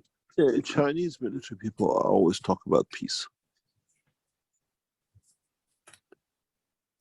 American military people talk about weapons, nuclear, and war. And it's very strange for an Iranian nuclear physicist to sit with both sides. I'm one of the maybe the only one or very few, which could walk the American embassy in Brussels as an Iranian nuclear physicist. I've been to the headquarters of the CIA and American embassy and all sorts. And I've sat with them for many times in South Korea and everywhere else. They always talk about superiority, killing, and this and that, and everybody else is wrong except us and our weapons. When I speak with the Chinese military, it's a pleasure. It's absolute pleasure to work with these people. They talk about peace. We want to stop this war race, weapon race, and spend the money on our nation. But we can't do because the Americans. I said, now we have the technology to stop all their weapons. What's going to happen now? What is going to happen to massive Chinese army? It's going to be a dilemma with them because there's no more enemy. You strip the enemy of his biggest, strongest sword. And then we see the nation is different. Taoism has a strong life in Chinese culture. Whatever I heard in the past before I come to China, when I look at it, it has no meaning. It's the brainwash of Fox. You walk the streets of Beijing or furthest villages, you see cleanliness we don't even see in Switzerland. We see the safety which doesn't exist. In the West, we cannot even think of it. They can't tell us that because they can't give it to us, so they have to make develop China. I lost my phone sitting on the shop front waiting for a bus a few years ago. And I thought, that's it, I lost my phone, it's gone. And within a couple of hours, my phone was back in my hand. It doesn't happen. In Europe, your phone lost, it's gone. They break it up, it's gone. You walk the streets of Beijing, you walk the streets of China at night, it's as good as safe as daytime. And they have to make it. There is poverty here. There's without a doubt there is poverty. It's 1.4 billion. And so much to do. But everything is as much as possible has been brought. Don't forget, you have to change culture and life of billions. In Europe, we still have many children going hungry at night because there is no financial there. It's the same here, the same as Africa, and this has to be changed. But in general, you find humans inside the Chinese culture because they have suffered so much. I have a lot of respect for the Chinese because I understand where they came from and where they're going to, and they're in a transition time. When I came here in 2008-7 for the first time, there was scaffolding, all these things building and building everywhere. When I look at the horizons of Beijing, you hardly see any. If there is, the development has gone, it's finished. And in that process, they have taught their people how to be. You don't see anybody littering in China. It's impossibility. In Italy, littering the high streets and motorways is national sport. You find bed mattresses, cupboards, rubbish bins of the house on the highways of Italy. I lived there 6 years. It's national sport, as I call it. And it's amazing. I haven't become Chinese to say this. I've lived amongst them long enough to see the society and the structure. There are still a lot of faults, there is a lot of things to be done. But in general, there is a lot of fear in the nation. And that fear has come through changes. But that fear stops them doing a lot of wrong things and keeps them on track. You got to understand, before His Excellency President Xi of China comes into power, bribery and all sorts of criminal work was part of the structure of the government itself. And it's taken Xi 10 years plus to change that. From the judges to ministers to street cleaners, were all involved in it. And they put people on the street and built houses on their land because they could make profit. He's put an end to a lot of things. There's a lot of uncertainty, transition, and with it have brought a lot of confidence in the nation. And I remember in July of 2023, in July of 1976, my brother arrived, as he saw, from Tehran into London. And when he sat in the car going from Heathrow Airport home, he said, "Why have I come to live in this village? This is worse than Tehran." And they say, England is a beautiful place. We live in a better lifestyle in Tehran than here. I want to go back. Because they felt us different thing, that the streets of London and Europe are this and that. And where we came from, Tehran, London was a village. And now I see the same thing in China. When you come, you appreciate how beautiful country. There is change, there is transition, but most of the transition is done by the last generation. And you walk the streets of Beijing and other villages, your towns, and I have had the privilege of traveling all of it. And you feel, but you feel safety. You feel good. And it's there, it's part of all the nations have different characteristics. But the nation is going through a transition. It hasn't stopped yet. I think China needs another 50 years to complete this transition. But where it is now is very different. You don't see violence on the street. Impossibility to see violence here. As you know, in London, every night after 8, 10 o'clock, you don't want to walk the streets, even daytime. Drunkenness, violence, beyond imagination. I've been in China 6, 7 years, going and coming, never seen the violence. Car accidents here is very rare, extremely rare. Because in chaos there is order, and in order there is rule.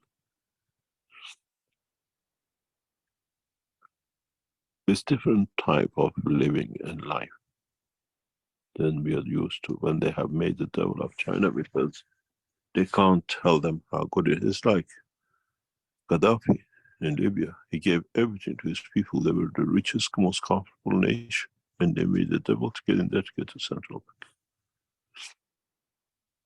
Don't believe what you hear on Fox, because the name goes with it, Fox.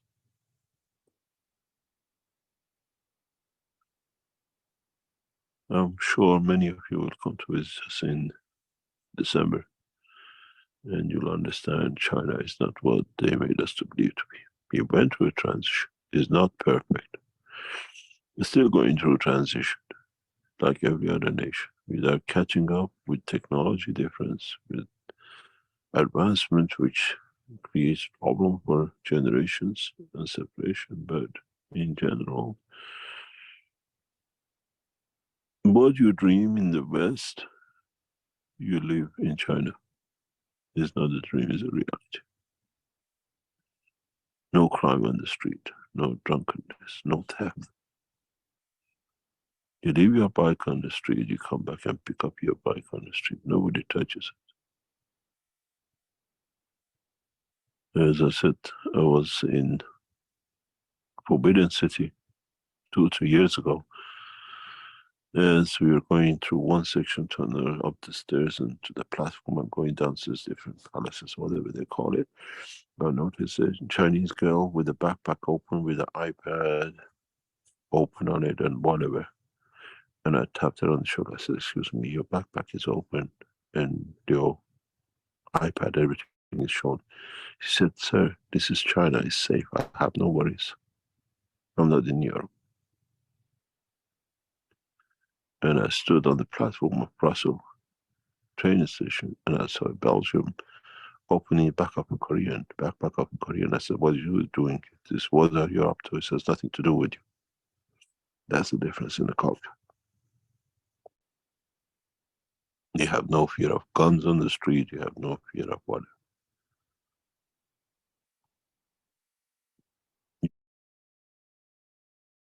Okay, I think we've gotten the complete flavor of the differences. And I want to thank Dean for this beautiful picture. Again, nanocoding by fire, if you're wondering what this was all about, a very simple process, but a beautiful picture as well.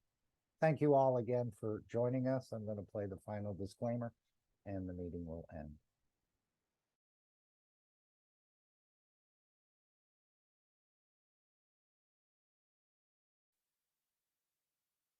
Disclaimer. The information and education material contained herein is meant to promote the general understanding and dialogue of GAN's processing.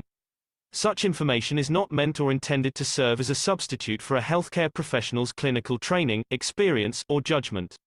For patients and individuals, such information is not to be a substitute for professional medical, therapeutic, or healthcare advice or counseling. For medical issues or concerns, including decisions about medications and other treatments, readers, viewers, listeners should always consult their physician or, in serious cases, seek immediate assistance from emergency personnel.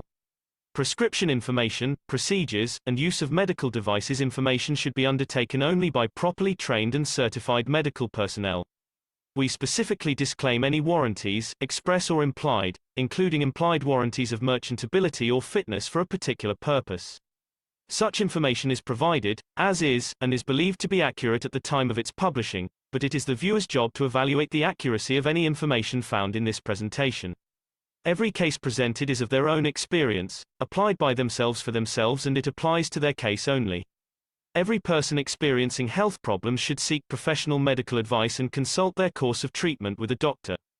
The processes of plasma balancing described herein are a natural process which supports the body but does not replace medical advice or therapies one is already subject to.